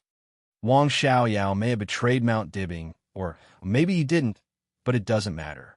I can be sure that he did not betray the Wang family of Beihai." Eagle King, who had been silent, suddenly smiled. From a certain point of view, Wang Qinglei did not betray the Wang family of Beihai. He just betrayed Wang Tianzong. He thought that the Wang family of Beihai that he and Wang Xiaoyao would lead in the future would be better than it is now, even the best. If not for this reason, Wang Qinglei had no need to betray him. Indeed, Qin Weibai nodded. But Wang Xiaoyao and Wang Qinglei are still different. The former can pay more, even everything, for some purposes. The latter may be more intelligent, but it lacks some boldness. So in the alliance between them, the future patriarch of the Wang family of Beihai is Wang Xiaoyao, and Wang Qinglei only wants to be the president. Eagle King's voice was calm. Patriarch, Qin Weibai was thoughtful. She carefully recalled the conversation just now, summed up what she had learned, and analyzed every expression of Wang Xiaoyao. An hour of conversation. They could talk about a lot of things or a lot of nonsense. It mainly depended on how Qin Weibai tested him. Many of Qin Weibai's words were impolite, even a little mean. She didn't care what impression she left in Wang Xiaoyao's mind. It had nothing to do with her. She only cared about what real information she got from this conversation. There was no doubt that Wang Xiaoyao was vigilant and guarded against Emperor Dong's palace. Many of the things he said were vague, but at least Qin Weibai could be sure that the cooperation between Wang Xiaoyao and Wang Qinglei was definitely not as close as it seemed.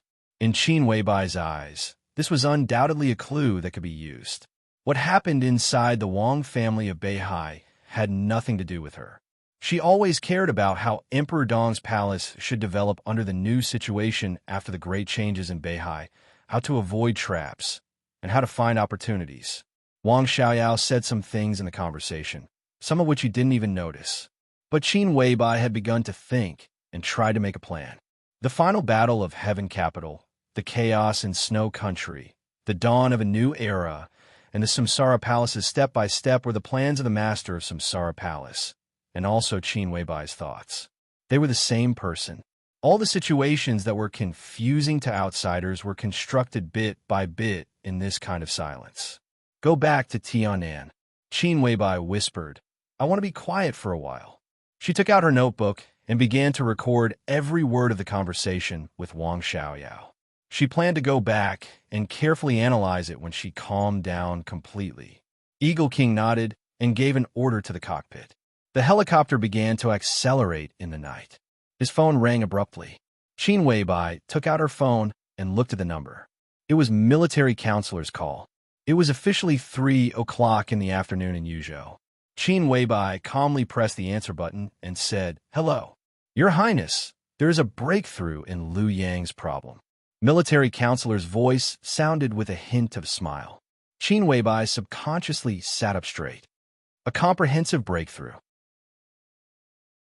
Yes, he explained Zhao Yu's problem.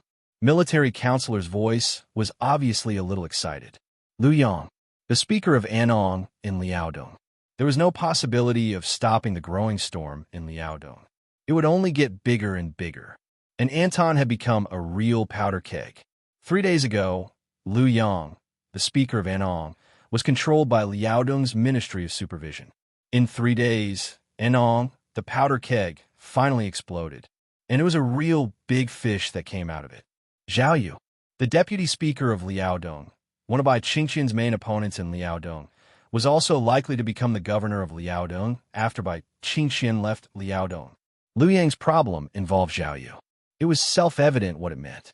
Once Zhao Yu's problem was confirmed, the whole of Liaodong, even Wang Wei, the current leader of the third supervisory group, would be in a precarious and desperate situation. Qin Weibai gently raised the corner of her mouth. Now Ji Wenjiang will have a headache. Obviously, Zhao Yu's problem would be investigated through the special task force set up by the Ministry of Supervision of Zhongzhou State. This was Ji Wenjiang's responsibility. Now, the whole Southeast group was trying to avoid this situation, but it was obviously unavoidable this time. Wait for Beihai to officially enter, Qin Weibai whispered. Chapter 1225. Have you discussed this matter with Tianlan? Qin Weibai suddenly asked. Of course, I just called His Majesty. Military counselor's answer was very calm. Qin Weibai smiled and felt that she thought too much. Emperor Dong's palace was Li Tianlan's, and military counselor was also Li Tianlan's chief administrative officer. If anything happened, he would naturally report to Li Tianlan immediately. If Qin Wei Bai was the master of Samsara Palace, military counselor might confuse this order, but now she was just her. They were the same person. She emphasized this matter many times, and so did the master of Samsara Palace. But after all, not everyone could accept this matter, even if it was the truth. Saint could accept it, because when he first got Dongcheng Huangtu's martial arts experience, when he clearly saw his road to the invincible realm, he knew very well who he would be loyal to in the future, not to Samsara Palace, but to Li Tianlan. So his code name was Saint. Horsewoman could accept it, but at the beginning, she might have had other thoughts. Her loyalty came from the little things she had done in the Qin clan over the past 2 years. But this did not represent what others thought. For example, Flaming Fire. In the heart of the former first supermaster of Samsara Palace, now the Queen of Dark, she had always been a thief who replaced her boss, stole her identity, her man, and her future. The point was that the master of Samsara Palace was willing to do all this. Flaming Fire, who valued her boss more than herself, could not accept all this. Qin Wei Bai knew that Flaming Fire did not like her. And what was very strange was that she and the master of Samsara Palace were really the same person. The similarity was in all aspects and details. But when Flaming Fire faced them, she could always tell which one was her real boss at first glance. She almost did not hide her hostility, vigilance, and defense against Qin Wei Bai. So when the chaos in Snow Country ended, when the eternal sword fell, and when Qin Wei Bai successfully replaced the master of Samsara Palace, the sense of powerlessness that had been suppressed in Flaming Fire's heart for a long time broke out completely and turned it to boundless anger and despair. She left the Samsara Palace. For more than 2 years, she had no contact with Emperor Dawn's palace. All this was meaningless, but she still persisted in a daze. So did Flaming Fire. It was the same for the military counselor. For military counselor, the current Qin Wei Bai was not the woman who had pulled him out of the desperate situation. If she wasn't, then she wasn't. There was nothing to argue about. There was only one person he was truly loyal to. Not Li Tianlan, not Qin Wei Bai, but the master of Samsara Palace who was on the verge of death. This kind of loyalty was not the slightest bit fake. The Flourishing Age Fund nominally belonged to him, but in fact he only held 3% of the shares of the Flourishing Age Fund.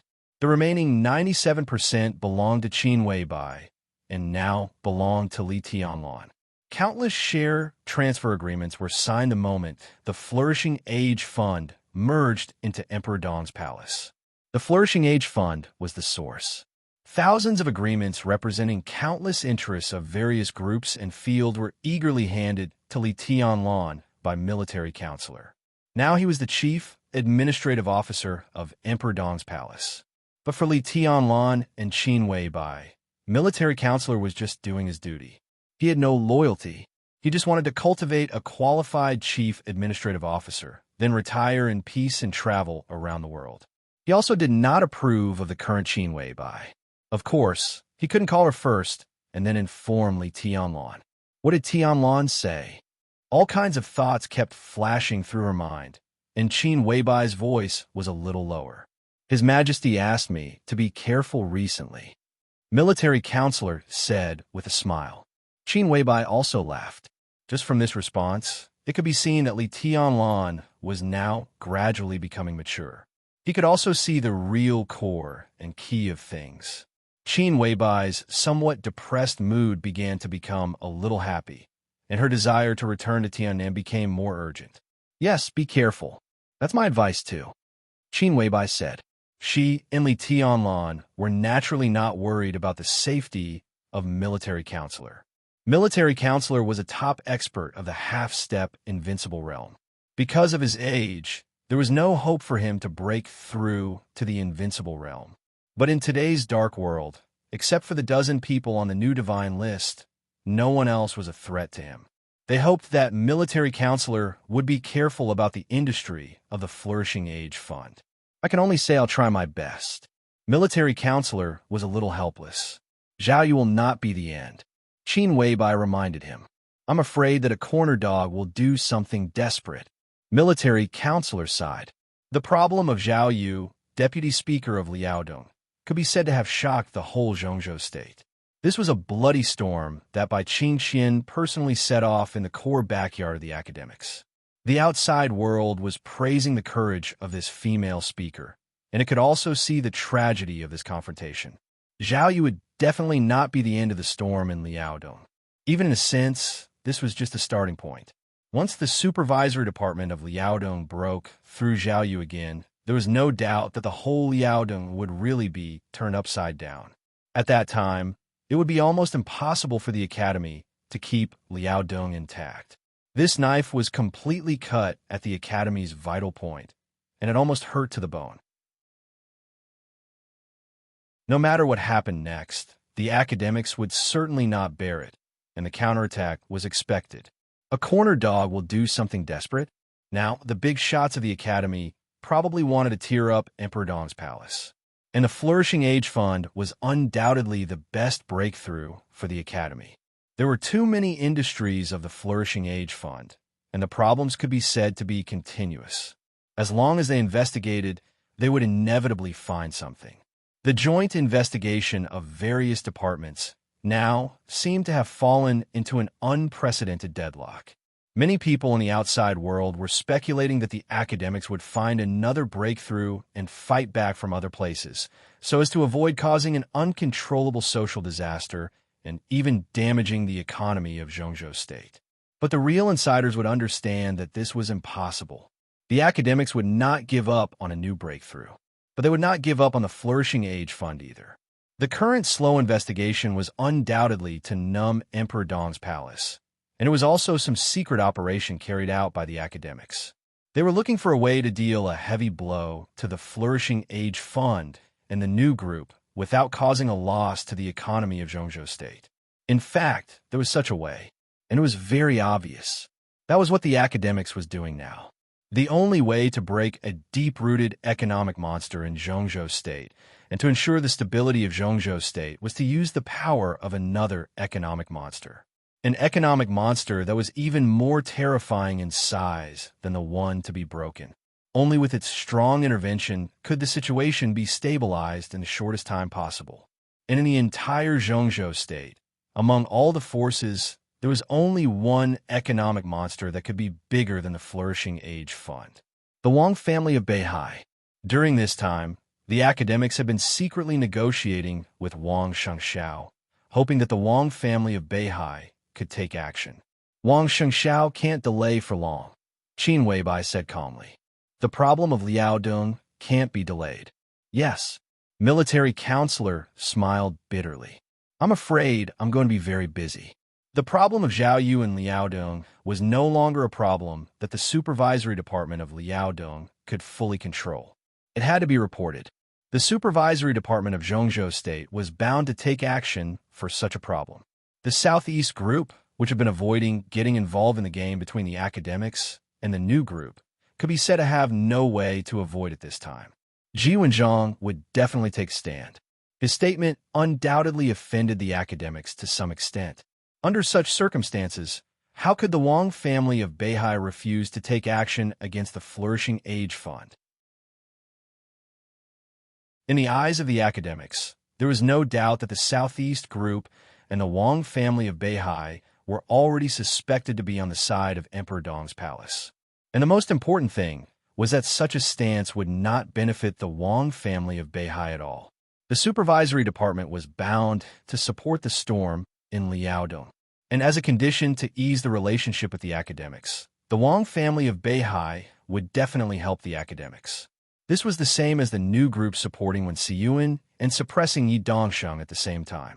The academics would also help the academics suppress the Flourishing Age Fund while suppressing Liaodong. The chaos was ahead. Everyone was making a choice. There was no friend or foe.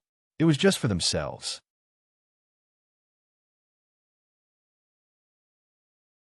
Chapter 12:26. The darkest time before dawn had passed. Outside the window, the world ushered in the morning light again. There was no morning sun, no rain or snow. Under the hazy sky, the wind was whistling sharply on the window lattice. The light in the study was still on.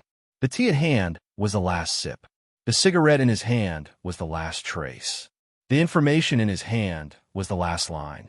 Ji Wenjiang smoked, drank tea, put down the information, and opened the curtain beside him. Outside the window, it was a cold, windy winter day. The violent airflow blew the trees outside the window, some dry flower beds, and the fallen leaves were flying. It was extremely lonely. Ji Wenjiang looked at it silently, very silent and very calm. As one of the directors of Zhongzhou State, he had a very tight schedule in Wuyue this time. Yesterday, he talked with Wang Qinglei until midnight. Before he had time to rest after coming back, he received the news from Liaodong. After reading the information in his hand overnight, he had a talk with the 12 directors of Wuyue after Wang Qinglei one by one in the morning. After dealing with these things, it was already afternoon. He would return to Zhongzhou State as soon as possible to deploy and guide the supervision of Liaodong. It was urgent. This was Ji Wenjiang's attitude. Yes, when the whole Zhongzhou State was silently watching the conflict between Emperor Dong's palace and the academics, and when the Southeast Group was trying its best to avoid being involved in this storm, Ji Wenjiang had decided to take action. Some things were about principles. These are things that could overwhelm one's standpoint. They could not be compromised in the first place. Once again, he thought of the case described in the urgent document from Liaodong. At present, there is no need to doubt that the storm in Liaodong was already the biggest case of wandering thought since the founding of Zhongzhou State. This case was still shrouded in too much fog so far. What was certain was that behind the fog, there was bound to be a more sensational truth. Just a blurry image of the veins was enough to make one's heart tremble. Liu Yang mentioned Zhao Yu, the deputy speaker of Liaodong, and the problems he explained were far more than just Zhao Yu. Using Anong as a springboard to connect halfway and halfway as a transit station to Snow Country. This line had actually existed for a long time. Every country would have some hidden chains in the dark. With a bright identity, they used dark means to contact the shady people abroad and get some tacit benefits. The line in Anong was a chain hidden in the dark in Zhongzhou State. It was just that this line had existed for too long, so it gradually changed its flavor. Liu Yang had served in Anong for close to 20 years. A few years ago, Bai Qingqian had wanted to transfer Liu Yang to Fengtian as the deputy governor. However, Liu Yang had rejected the offer. According to his confession, he was a nail in Anong, constantly creating benefits for some people behind him. He transported large amounts of food, cigarettes, and wine to the peninsula. At the same time, he sent some young and beautiful peninsula women who lived in difficult living conditions to Liaodong and Snow Country.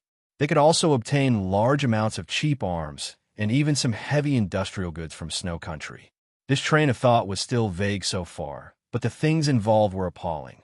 The interests involved in what Liu Yang had told them were already unimaginable. Now, with Zhao Yu's fall, the standard of the incident had completely escalated. After the intervention of the Zhongzhou State's Ministry of Supervision, it was destined to cause a huge earthquake that affected the entire academics. However, Ji Wenjiang still wanted to intervene. This was not in line with the interests of the Southeast Group. But he was the supervisory minister of Zhongzhou State, and it was his duty. In this position, it was impossible for him to do things against his conscience. If he dared to tolerate this matter, it was tantamount to his contempt for his lifelong career. Not to mention that this matter happened in Liaodong. Even if it happened in the backyard of the Southeast Group, Ji Wenjiang would still take action in a high-profile manner. Ji Wenjiang withdrew his gaze from the window and took out his mobile phone. He thought about it, put down the mobile phone, picked up the red confidential phone on the table, and dialed a number. The phone rang twice and was quickly connected. "Uncle Ji, good morning." On the phone, Wang Shengxiao's clear and peaceful voice rang out. "Not very good." Ji Wenjiang smiled. "I didn't sleep last night, and I guess I can't rest today. I'm tired and old. My spirit can't keep up." "Uncle Ji, you're in the prime of your life. It's a good time for you to do your career." Wang Shengxiao smiled, and his voice was very sincere. "You boy." Ji Wenjiang laughed. "Do you know what I like most about you? That is, when you speak, even if it's a lie, your tone makes people feel comfortable. You're going to retire soon. You're in the prime of your life? That's in the past. Wang Shengxiao chuckled and said softly, Uncle Ji is in Wuyue? How's the situation in Wuyue? I don't see any problems at the moment. Ji Wenjiang pondered for a moment. Qinglei is quite cooperative. I told him that I wanted to deal with the Ministry of Supervision, and he didn't say much. He seemed very confident. That's because he knows that it's useless to say anything. Wang Shengxiao said lightly. The Ministry of Supervision itself maintained a certain uniqueness, and the internal personnel would often change. Ji Wenjiang wanted to change the head of the Ministry of Supervision in Wuyue, which was his power. Even if Wang Qinglei was the speaker, it was difficult for him to intervene in this matter. Well, I'll settle things as soon as possible in the next 2 days. Time is very tight. It's best to have a new candidate in place as soon as possible. Who do you recommend? Ji Wenjiang rubbed his eyebrows. Uncle Ji, you can make the arrangements. I believe in your judgment. Wang Shengxiao's tone was relaxed. Ji Wenjiang smiled. He suddenly said, About an hour ago, Hua Jingyang, the vice prime minister, called me. His tone was calm, and his words were very direct. Wang Shengxiao was silent for a moment. Liao Dong. Wang Shengxiao's voice was a little strange. What did Hua Jingyang say? What could he say? It's impossible for him to say anything. Ji Wenjiang laughed. As for the matter in Liaodong, in principle, he supports a thorough investigation, but he hopes that the Ministry of Supervision can pay attention to the impact and scope. What a load of high-sounding nonsense. Wang Shengxiao sneered. It's not nonsense. Ji Wenjiang's tone was a little meaningful. Wang Shengxiao seemed to be thinking about something or recalling something. After a long while, he sighed softly. When Hua Jingyang first became a director, my father said that with Hua Jingyang's talent, he could manage a place and serve as a governor, which could make the local weather favorable and the world peaceful. But it's a little difficult for him to stay in the core of the court. This person is too attached to the mountain and has a poor view of the overall situation. If he enters the cabinet, I'm afraid he will harm others and himself. In fact, all these years, if it weren't for Li Huaqing, I'm afraid that something would have happened to Hua Jingyang. Ji Wenjiang did not speak. Without evidence, he could not say anything. Uncle Ji, how did you reply to him? Wang Shengxiao asked with interest. I didn't say anything, Ji Wenjiang said honestly. In fact, there was something wrong with Hua Jingyang's call. That was when he read the most critical part of the information, and he was already furious. After receiving Hua Jingyang's call and listening to his words, Ji Wenjiang really didn't want to talk to him and hung up the phone directly.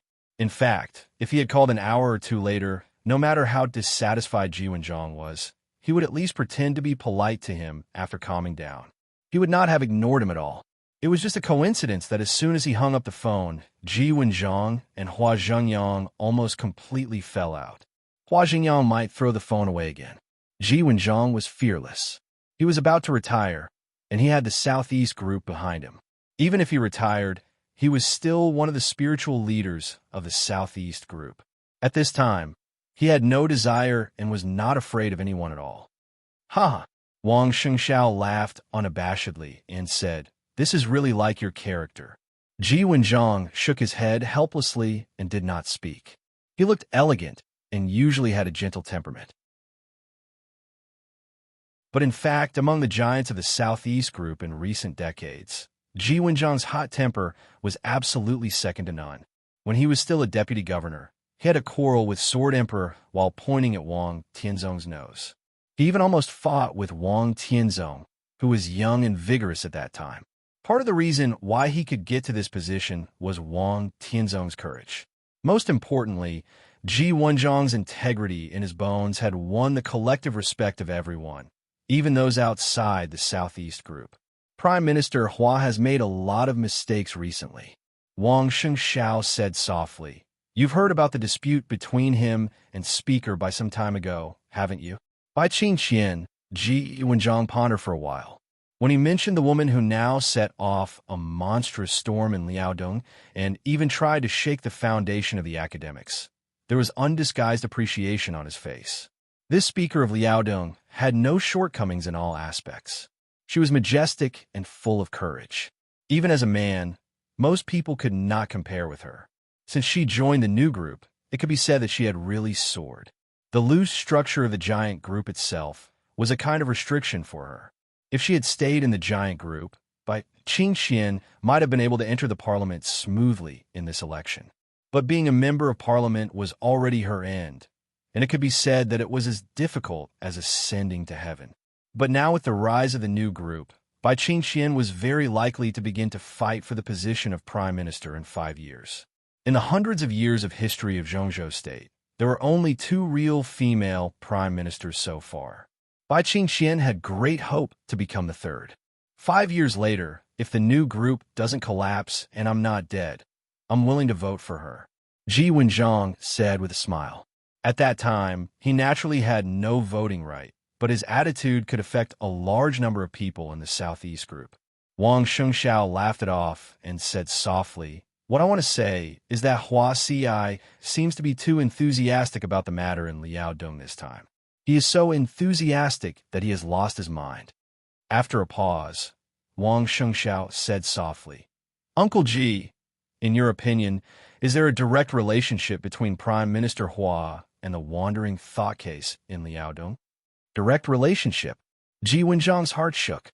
He fully understood what this sentence meant. Ji Wenjiang was silent for a long time before he said cautiously, "It's hard to say at the moment." He hesitated and continued, "But you're right. Prime Minister Hua has made a lot of stupid moves recently, and Siyuan is now in the lead. We need to add fuel to the fire." Wang Shengxiao pondered. "So," Ji Wenjiang narrowed his eyes. "So, I support any decision you make." Wang Shengxiao laughed. "Let's enter."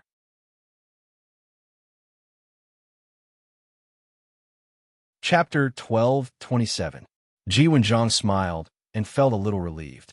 He really needed Wang Shengxiao's support, and he also knew that at this sensitive time, not everyone in the Southeast group wanted to pay for his sense of responsibility. He didn't sit in this position, so he didn't need to consider the things in this position. Ji Wenjiang's attack on Liaodong would naturally arouse different thoughts within the Southeast group, and then there would be different voices. This time was too sensitive. Li Tianlan and Li Huacheng were too sensitive. The conflict between the two sides was escalating. The Southeast group naturally wanted to sit on the sidelines and watch the Tigers fight. It was only a matter of time before they entered the arena. But at this time, the storm in Liaodong was not a good time. Ji Wenjiang could predict the pressure brought by the voices within the Southeast group. Therefore, the support of Wang Shengxiao, the patriarch of the Wang family of Beihai, was extremely important. With his attitude, the voices within the group would have a new balance. "What about Siyuan?" Ji Wenjiang asked. When Siyuan preferred to play it safe now. The election was getting closer and closer, and Hua Zhengyang was obviously a little anxious, so he kept making stupid moves. At this time, when Siyuan needed to play it safe, so he also hoped that the whole Southeast group could play it safe. The next big move of the Ministry of Supervision was obviously not what Wen Siyuan wanted to see. Wen Siyuan was the next leader of the Southeast group that Beihai had put forward. Ji Wenjiang had no way to ignore his opinion. "It's okay," Wang Shengxiao whispered. "On the issue of Uncle Wen, the attitude of the new group is very obvious, that is, support. This is a return. Then the report is too obvious this time." Ji Wenjiang laughed and joked. "We're not doing nothing." Wang Shengxiao laughed. "Uncle Wen means not to act rashly before figuring out Li Huacheng's trump card. Not acting rashly doesn't mean not doing anything. It's our duty to support Bai Qingxian on the Liaodong issue. It's also the obligation of the Wang family of Beihai to stabilize the economic situation of Zhongzhou State." Together, in the end, Wang Shengxiao couldn't help laughing a little louder. "We still haven't done anything, but we've done a lot." Ji Wenjiang nodded. The so-called doing nothing referred to helping the new group on the Liaodong issue, but Beihai would also help the academics on the Flourishing Age Fund. In this way, he would help both sides once and suppress them once, which could be considered as canceling each other out. It might seem like they didn't do anything, but in fact what they did was done. When the time was right, they would naturally get the expected returns. As for what the Academy and the new corporation thought, it didn't matter at all. That was the deal. Between groups, balance was always the main theme. There was a limit to human relationships, and naturally, there was no problem that could not be resolved. Friends and enemies were constantly changing. When the situation was complicated to a certain extent, friends would become enemies, and enemies would become friends. Wang Xingxiao was very young, but now he had obviously begun to adapt to the role of patriarch of the Wang family of Beihai. Everyone could see his progress and growth. In the past 2 years, under tremendous pressure, he had been constantly maturing. Now, in the face of chaos, he was obviously trying his best to stabilize and maintain the current situation of the Southeast Group. Xingxiao, now we old guys can almost rest assured about you. Don't. Wang Xingxiao couldn't help laughing. Uncle Ji, you're not an old guy. Even if you're not in the parliament, you are still the flag of the Southeast. In your eyes, I'm a real junior. In the future, we still need your means and experience to escort us. Ji Wenjiang had heard similar words countless times, but he still enjoyed listening to this kind of voice that made people feel comfortable and sincere. His tone was very relaxed. Anyway, as long as you have a plan in mind, Xingxiao. Wang Xingxiao said yes. Ji Wenjiang hung up the phone and picked up the materials in front of him again to read. Listening to the busy tone on the phone, Wang Xingxiao quietly put down the phone, thinking.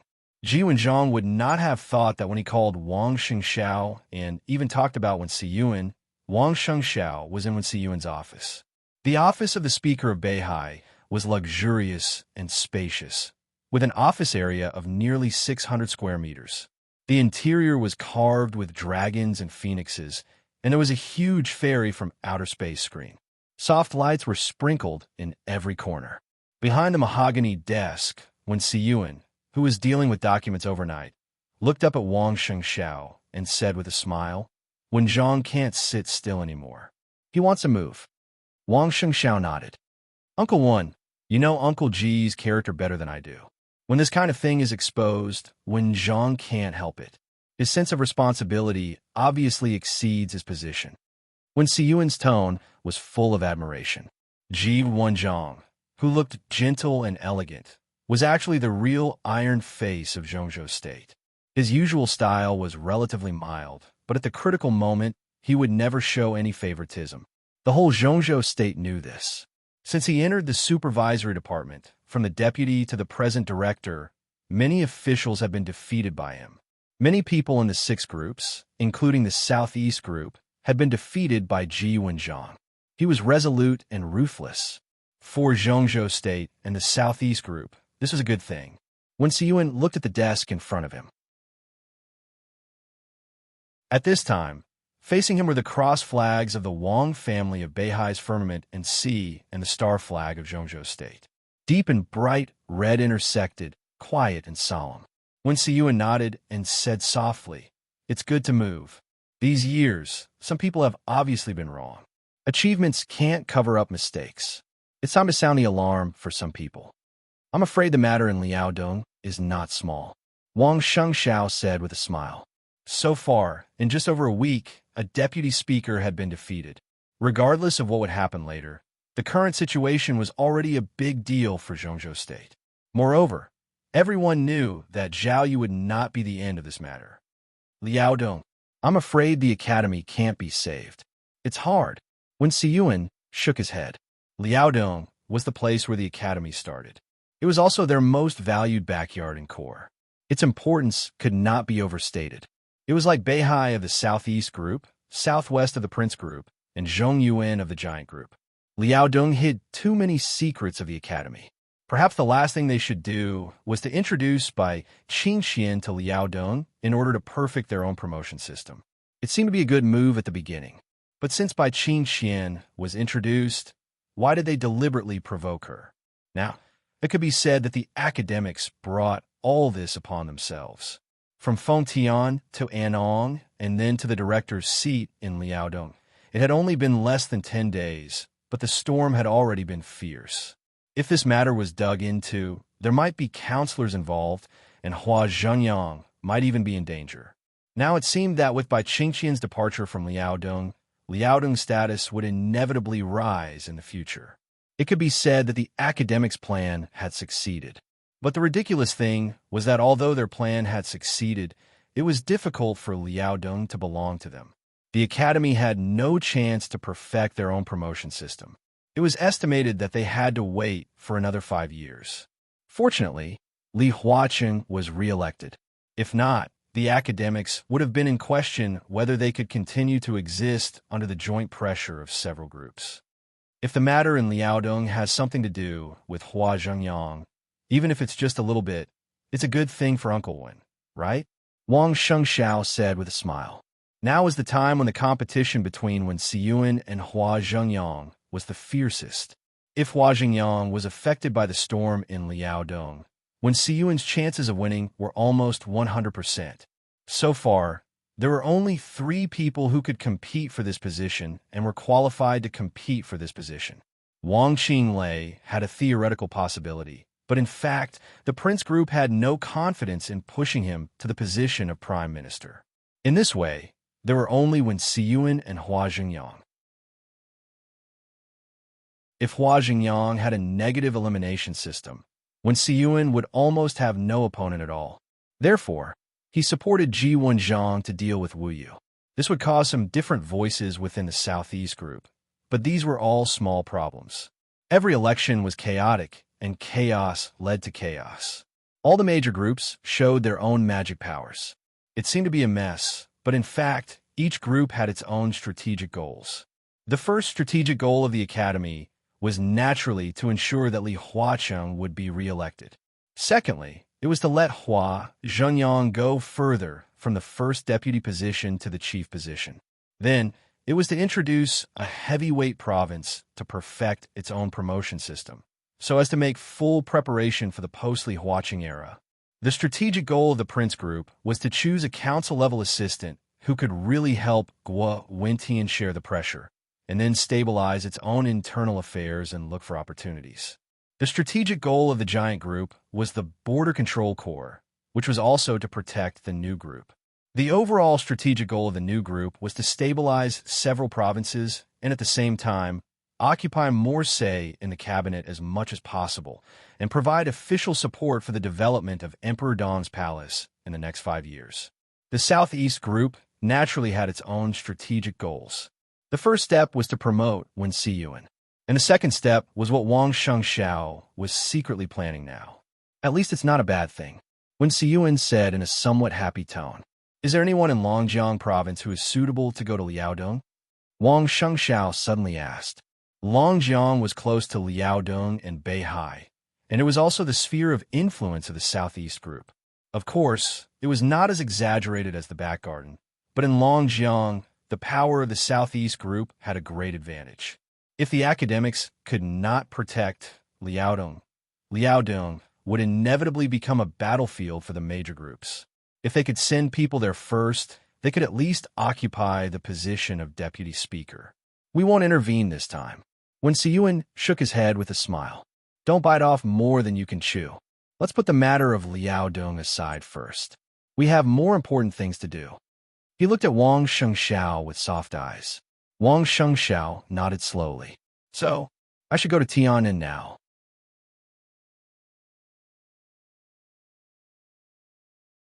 Chapter 1228. In Li Tianlan's study, it was the first time that Li Tianlan had a video call with Bai Qingqian since the Liaodong incident broke out. Bai Qingqian was wearing a black suit and had a soft smile. The background of the video was the speaker's office in Liaodong. There were thick piles of documents on a desk. She was holding a pen in her hand, apparently reviewing the documents. Thank you for your hard work, Andy. Li Tianlan nodded and said in a calm voice. You'll get used to it. Bai Qingqian smiled lightly. The majesty and ease of handling the matter was what made the council speechless. The storm in Liaodong was breaking out almost every minute and every second. Everyone was paying attention to Liaodong. The entire academics was now on tenterhooks. The storm exploded in Fengtian and swept across the entire Anong. Today, hundreds of related personnel in Liaodong have been invited by the Ministry of Supervision to drink tea and explain relevant issues in the designated places and at the designated time, including a deputy speaker and 6 council members of Anong. Things had developed to this point, but instead of subsiding, they were getting more and more intense. But under such circumstances, the most surprising thing was that, except for some personnel related to the incident itself, Liaodong was generally still calm. This kind of control made everyone really recognized by Qingqian's power and means. This incident that was likely to have a negative impact on her was constantly broken, but the still calm situation in Liaodong cleared all possible obstacles for her to enter the council. The environment in Tianan is not very good. You just went there and you're not used to it, are you? When you're not busy these days, you can take Little White to Yuzhou province. If you don't like the house in the prince's mansion, there are other places you can choose. Bai Qingqian looked at Li Tianlan with a smile. Her eyes were soft and kind. She paused and continued with a smile, but it seems unnecessary. You should live in Hidden Dragon Sea from now on. Actually, Xinyuan City is not bad now, Li Tianlan said softly. The overall environment in Tianan was not very good, even barren. But with the continuous investment from the Flourishing Age Fund, Li Tianlan firmly believed that it would become one of the most beautiful provinces in Zhongzhou State. Yes, Xinyuan City is now the most luxurious city in Zhongzhou State. You are a rich man. Bai Qingqian blinked. Li Tianlan was a little embarrassed and avoided Bai Qingqian's gaze. No matter how they got along, most of the time, Li Tianlan would intentionally or unintentionally avoid contacting Bai Qingqian. He was afraid of her. It wasn't fear in his heart, but an indescribable feeling. It was hard for Li Tianlan to face the way Bai Qingqian looked at him. It was very gentle, very intimate, with a faint but absolutely deep guilt, and a touch of determination that she could not wait to give everything to him. This kind of feeling made Li Tianlan feel a sense of dependence and security from the soul. In front of Bai Qingqian, he seemed to become vulnerable easily. This was absolutely not allowed by Li Tianlan, but it was also something he could not stop. Therefore, every time Li Tianlan saw Bai Qingqian, he would be very happy, but at the same time, he would feel a sense of panic because he could not control his state.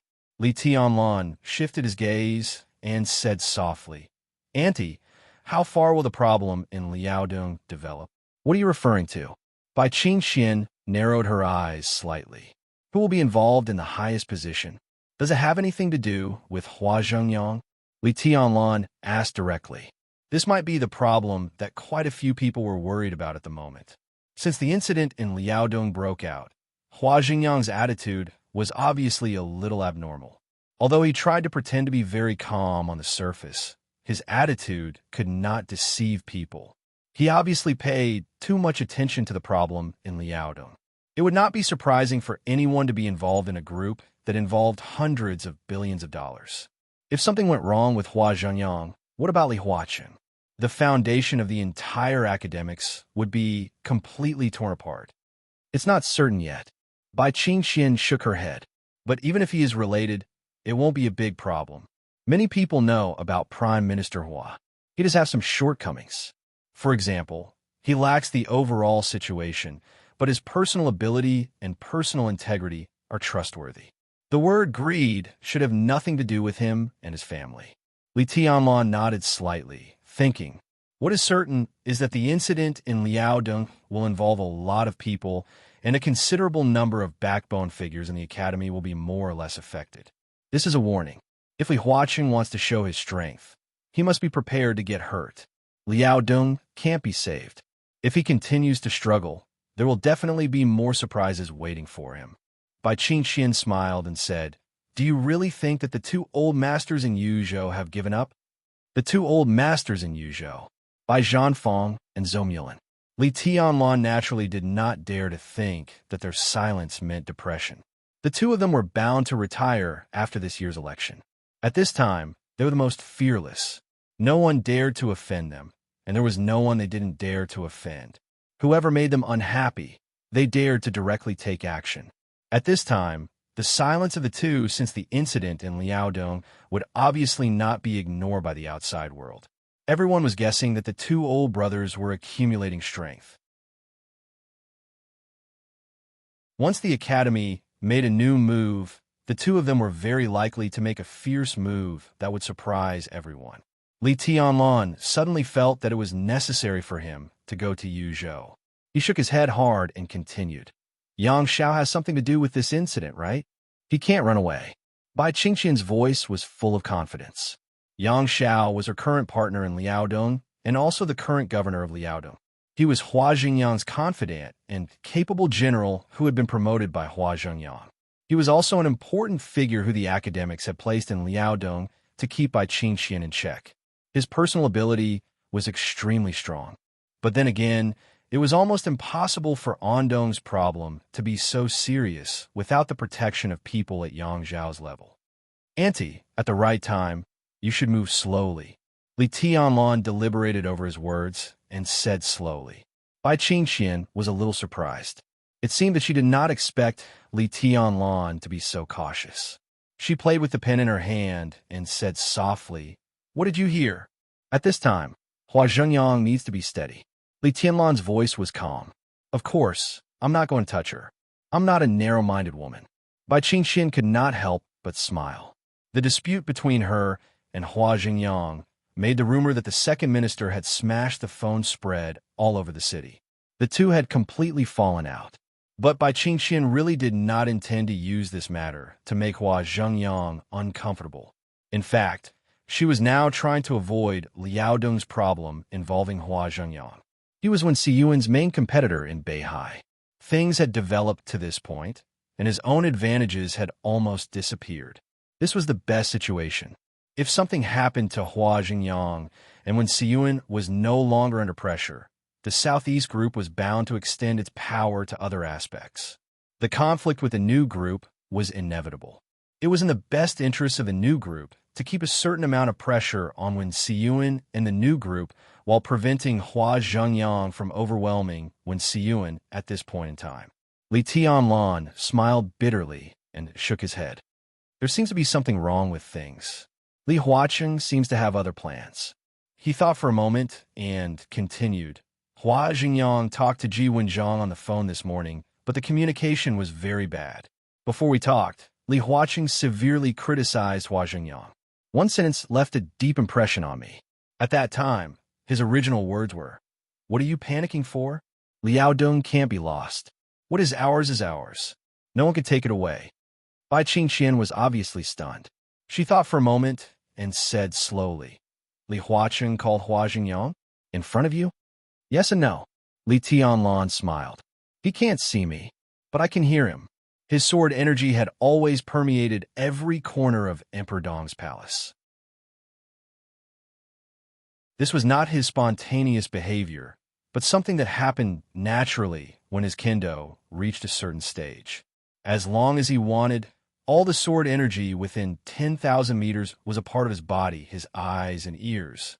Li Tianlan could block out some things, but for the people he wanted to pay attention to, as long as they were within the range of his sword energy, his every move, even every breath and heartbeat, would be under his observation.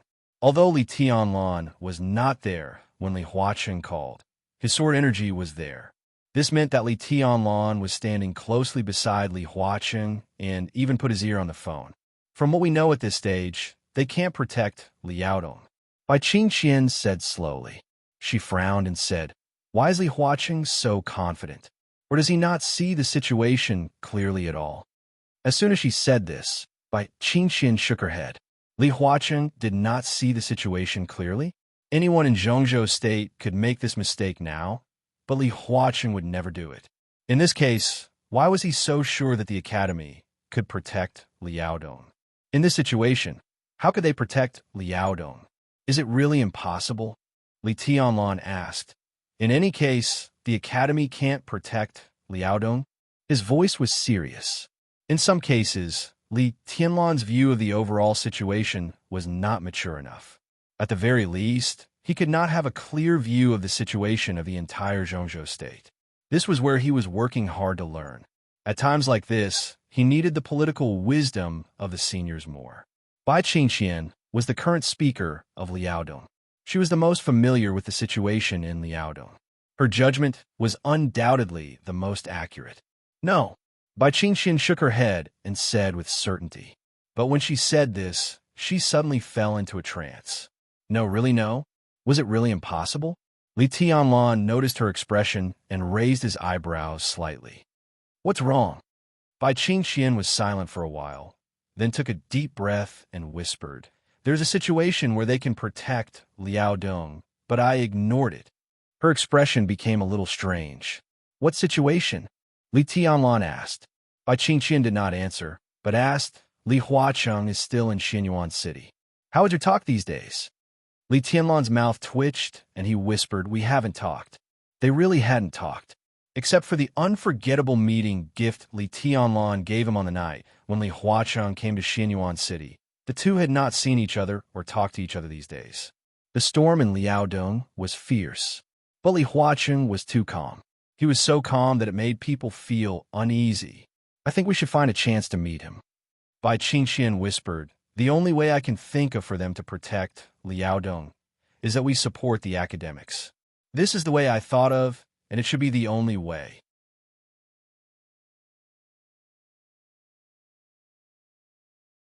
Chapter 1229. Bai Qingxian's voice was a little absent-minded. When Li Tianlan heard the content of this sentence, he suddenly felt that it was extremely absurd. But this possibility did exist. This might be the only possibility. In the current situation, who could help the academy keep Liaodong? The prince group couldn't. They were now in a mess internally and were powerless. Moreover, the incident in Liaodong was complicated and confusing. If they didn't see the truth clearly, they might get into trouble if they rashly intervened. The prince group couldn't take action. The southeast group was powerful, but in the face of Wang Qinglei, a big threat, and Wu Yu, who was more important to them than the academy in Liaodong, they wouldn't have time to pay attention to the academics. The prince group wouldn't take action. Zhou Yunhai's attitude toward the north group had always been subtle. But even if they betrayed the good relationship with the current new group, their strength was not enough to change the outcome of this matter. Special Warfare Group. Now the Special Warfare Group existed in name only and was basically a joke. The academics couldn't protect Liaodong at the moment. So no matter what, in any situation, the only way for the academy to protect Liaodong was to get Li Tianlan support. As the flag figure of the new group, Bai Qingxian was in charge of Liaodong and could get all the information. If Li Tianlan wanted to help Li Huacheng suppress the matter, he had a specific direction of operation and also powerful strength. As long as Li Tianlan didn't support it, no matter what the academy did, it couldn't protect Liaodong. What was this? Li Tianlan couldn't help shaking his head and laughing. Now he and Li Huacheng were at loggerheads, and the academy and the new group were at loggerheads. Li Huacheng actually thought that he would help him in the end. I'm afraid he's not a fool, Li Tianlan said subconsciously. Bai Qingxian was obviously stunned for a while, and then she laughed. Li Huacheng has been in Zhongzhou State for decades. I'm afraid you're the first person to say that about him. I know he's not stupid, Li Tianlan said lightly, but the problem is he's not stupid. Why is he so confident? Now, there's a rumor in Zhongzhou State. You should have heard it? Bai Qingxian suddenly asked. Li Tianlan raised his eyebrows slightly. We all know very well that Li Huacheng is not someone who is good at taking risks. Bai Qingxian said softly. He has never been a strong president. This time, he suddenly went to Tiannan. It seemed aggressive, but in fact, under the current circumstances, only when he is in Emperor Dong's palace will there be enough space between us. Right now, the two of us are fighting, killing, displaying our strength. We want to make the other party compromise first.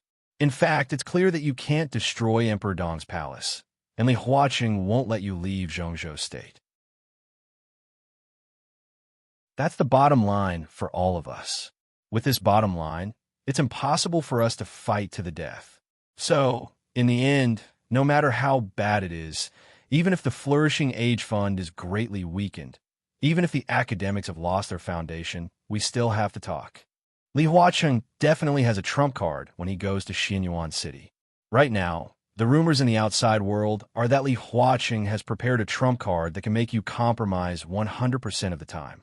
No matter what happens, as long as he shows his trump card, you will retreat. No one knows what that trump card is. Li Huacheng has never told anyone about it. Maybe apart from Li Huacheng, Only you, the person involved, know something. Put yourself in his shoes and think about what Li Huaqing would give you to make you compromise without hesitation. Li Tianlan was silent. He thought of Qin Weibai immediately. He thought of Li Huaqing threatening him with Qin Weibai. Everyone had a weakness. Qin Weibai was his biggest weakness, a weakness that could make him put aside everything and ignore the overall situation. An incomparably, piercingly cold, murderous intent suddenly rose in his heart. Li Huaqing wanted to threaten him with Qin Weibai. How dare he? What are you thinking about? Bai Qingxian suddenly asked. Although the two of them were thousands of miles apart in video communication, she saw all the changes in Li Tianlan's expression in an instant. She wanted Li Tianlan to think about what could make him interested. But the expression he showed was not interest, but killing intent. Could it be Little Bai? Li Tianlan suddenly said. Threatening you with Little Bai? Bai Qingxian was stunned. The corner of Li Tianlan's mouth twitched slightly. What if it's true? Bai Qingxian asked meaningfully. If Little Bai falls into the hands of the academics, will you compromise? Do you think I will?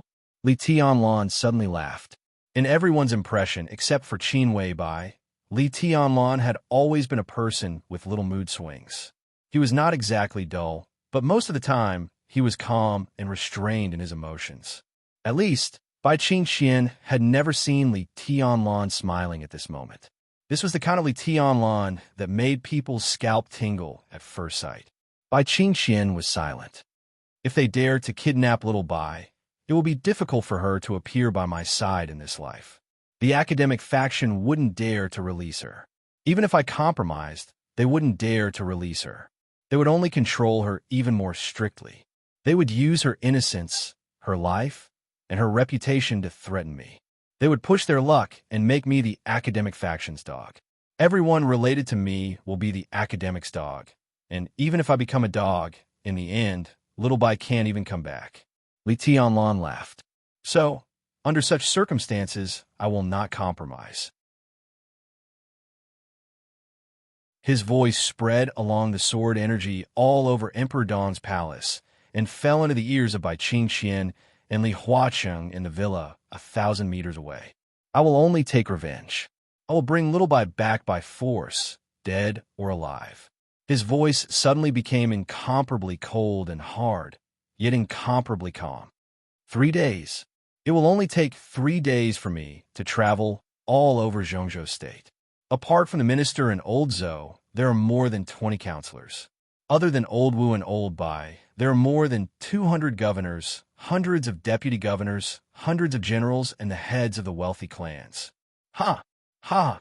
I can guarantee that within 3 days, these people, their families, friends, friends of friends, and anyone who is even remotely related to them will not be able to survive. I can give up Emperor Dong's palace and the Flourishing Age Fund. All these can be destroyed, and indeed can't stop the destructive power of Zhongzhou State. But they can't stop me. If this happens, I will let the whole Zhongzhou State die with Little Bai. The sword energy above Emperor Dong's palace roared like a dragon. Li Tianlan nodded to Bai Qingxian and whispered, I'll go and have a look. The communication was still maintained. Li Tianlan's figure disappeared instantly. When he appeared, Li Tianlan had already appeared outside the gate of Emperor Dong's palace thousands of meters away. The sword energy within 10,000 meters began to sweep the whole city as Li Tianlan moved. Li Tianlan's figure flickered, and the next second, he had come directly to the edge of Xianyuan City. The surging sword energy directly set off a gust of wind in Xianyuan City. Li Tianlan left Xianyuan City and entered Ningbian. His figure flashed unscrupulously with the expansion of the sword energy, covering thousands of meters with one step. The entire Tian'an Freedom Corps stationed at the border of Ningbian could feel the terrifying sword energy that covered the sky and covered the earth. Li Tianlan swept through the center of Ningbian City and directly entered Nanyun of Zhongzhou State. Qin Weibai was already on her way back. Her private plane took off from Reki City and would land at Nanyun International Airport, which was a temporary route that belonged to Qin Weibai. Everything was normal on the plane. Li Tianlan spoke to Qin Weibai on the phone, before talking to Bai Qingqian. The plane's safe landing was inevitable. Even if the academics wanted to kidnap Qin Weibai, they couldn't shoot down the private plane. What they wanted was Qin Weibai alive, who could be used to threaten Li Tianlan. So if they wanted to take action, there was no chance before the plane took off. The only chance was when Qin Weibai got off the plane and took the helicopter to Xianyuan City. Li Tianlan would personally stay at Nanyuan International Airport and bring Qin Weibai back. The sky above Emperor Dong's palace was empty. In the villa, Li Huaqing sat quietly on the sofa. Li Tianlan's voice seemed to still echo in his ears, clear, cold, and calm. Li Huaqing couldn't help imagining that scene. If all the people Li Tianlan mentioned were dead, what would it mean for Zhongzhou State? In that case, the Southeast Group, the Academics, the Prince Group, the North Group, and a Special Warfare Group would all cease to exist. The only one left was the Giant Group. But the Giant Group obviously couldn't afford such a responsibility. Zhongzhou State collapsed in an instant. All kinds of systems were completely paralyzed, and the national power plummeted. It was surpassed by Star State, the European Alliance, and East Island. If such a situation really happened, there was no doubt that Li Tianlan would be the biggest sinner since the founding of Zhongzhou State. He would be notorious for thousands of years. But who cared about that? He could even give up Emperor Dong's palace. What else couldn't he do? Li Huaqing could completely feel Li Tianlan's bone-chilling madness. It was the desperation under extreme calmness, the determination to destroy the whole world. Li Huaqing shook his head slightly and smiled. This was indeed a so-called solution. Kidnapping Qin Weibai. But he wasn't stupid. How could he be so stupid? Li Tianlan had been wrong from the beginning. Li Huaqing did have a trump card, and he could guarantee that he could make Li Tianlan completely compromise the moment he took out that trump card. Li Tianlan couldn't think of what this trump card was. Maybe he couldn't think of it, but he didn't dare to think about it or believe it. The whole Zhongzhou State didn't dare to think about his real trump card. But such a trump card was a benefit, a gift, absolutely not a threat. Li Huaqing picked up the teacup and drank some water. His whole body was completely relaxed and leaned against the sofa. He didn't take Li Tianlan's warning to heart at all. He breathed a sigh of relief and muttered to himself, "What a mess."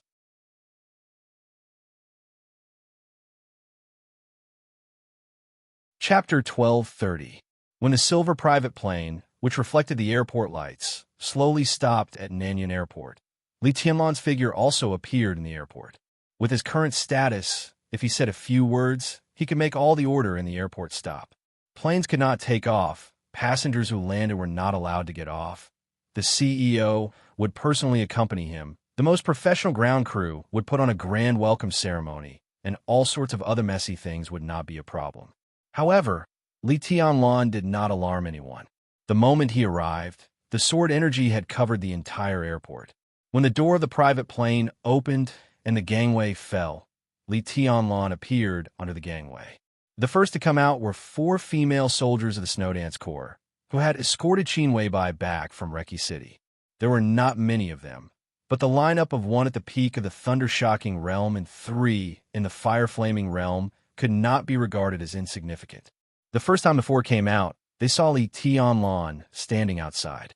They looked a little excited and even a little fanatical, but then they forcibly suppressed it and bowed slightly to Li Tianlan. The Snowdance Corps. From the day they were transferred from the Thunderbolt Battalion to the Snowdance Corps, they knew that they belonged to Li Tianlan. In the chaos of Snow Country, Li Tianlan and the Snowdance Corps soared to the sky at the same time and completely established their positions. After the chaos of Snow Country ended, although the Snowdance Corps still stayed in Reki City, Li Tianlan had never given up this power. He had not been to the European continent after that, but through the power of Dongxing Wudi, he had been giving the Snowdance Corps the greatest care. After the establishment of Emperor Dong's palace, the Flourishing Age Fund was merged into Emperor Dong's palace. Li Tianying, Fireman, and others joined the Snowdance Corps. These were all manifestations of Li Tianlan's influence in the Snowdance Corps. After the Flourishing Age Fund joined Emperor Dong's palace, Li Tianlan personally signed the first large-scale fund transfer, which was as high as 30 billion Zhongzhou dollars, and it was used on the Snow Dance Corps. This money would build a new training ground, new dormitories, improve their living standards, and new meals for the Snow Dance Corps. Emperor Dong's palace also had a second plan to allocate funds to the Snow Dance Corps. It was said that it would use the channels of the Dark Knights to upgrade their armaments in all aspects from the European alliance and make up for some of their current shortcomings in armaments. Li Tianlan's shadow really existed in the Snow Dance Corps. Even if Li Tianlan had not appeared in front of them for more than 2 years, a series of actions clearly showed that they were people of Emperor Dong's palace.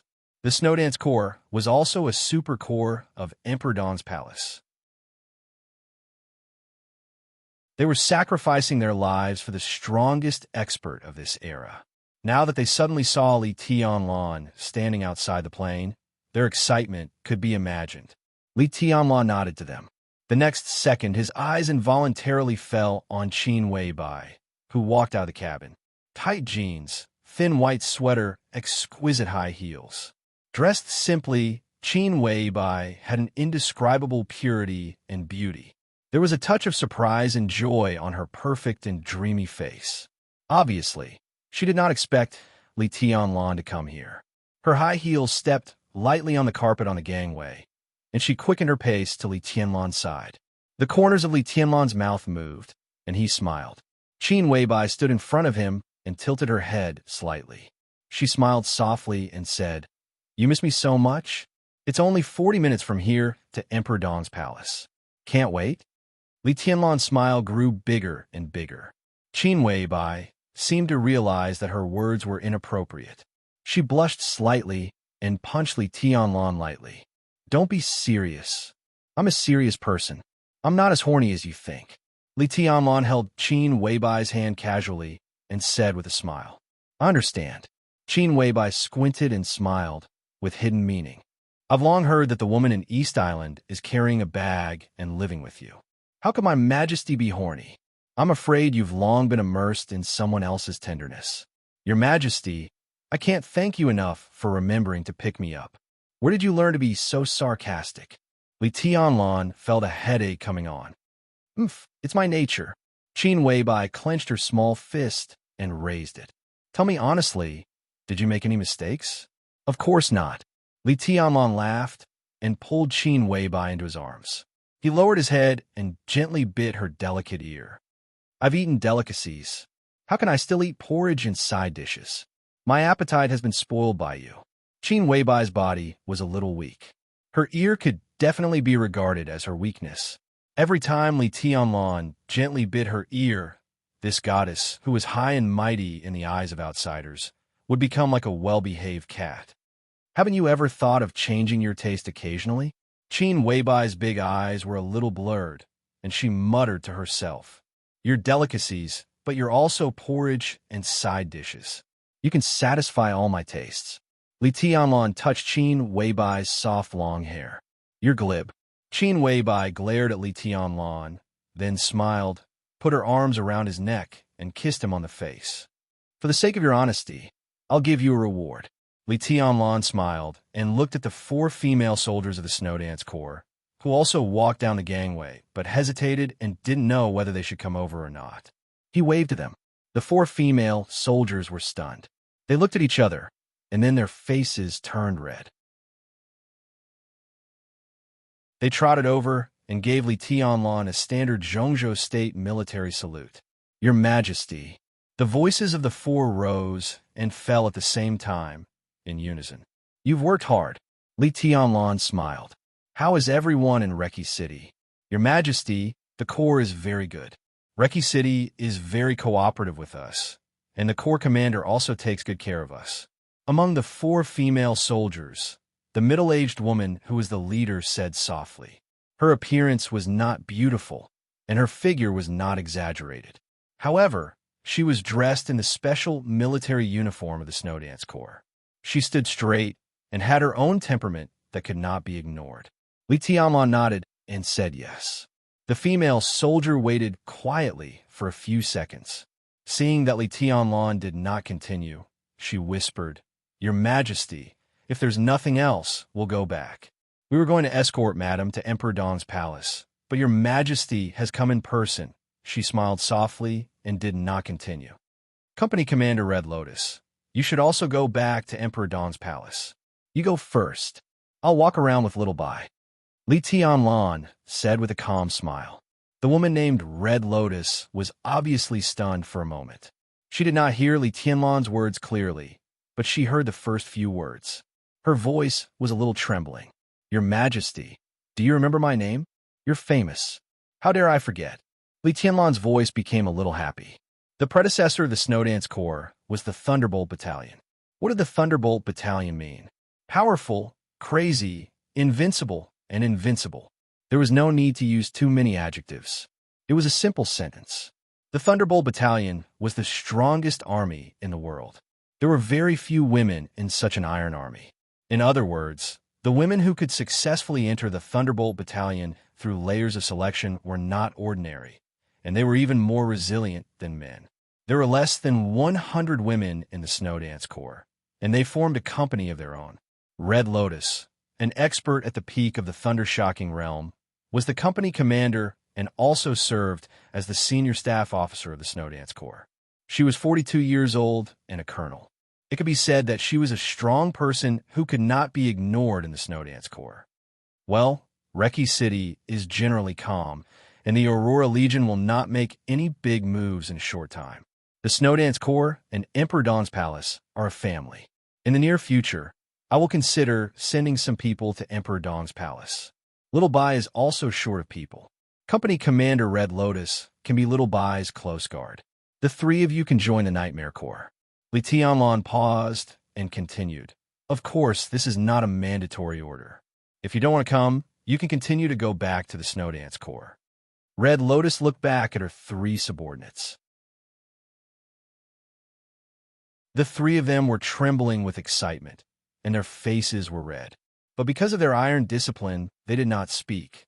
Red Lotus laughed heartily and said with a heroic spirit, "Of course we want to. Reki City is still too boring. If we can come to Emperor Dawn's palace, we can't ask for more." She looked at Qin Wei Bai and bowed slightly. "Madam, please take care of me in the future." From a colonel to a bodyguard, it seemed that she had plummeted, but in fact she had soared to the sky. To be a bodyguard, it depended on whose bodyguard she was. If she could become Qin Wei Bai's close guard, not to mention anything else, just in terms of her personal future, Red Lotus's future could be said to be broad.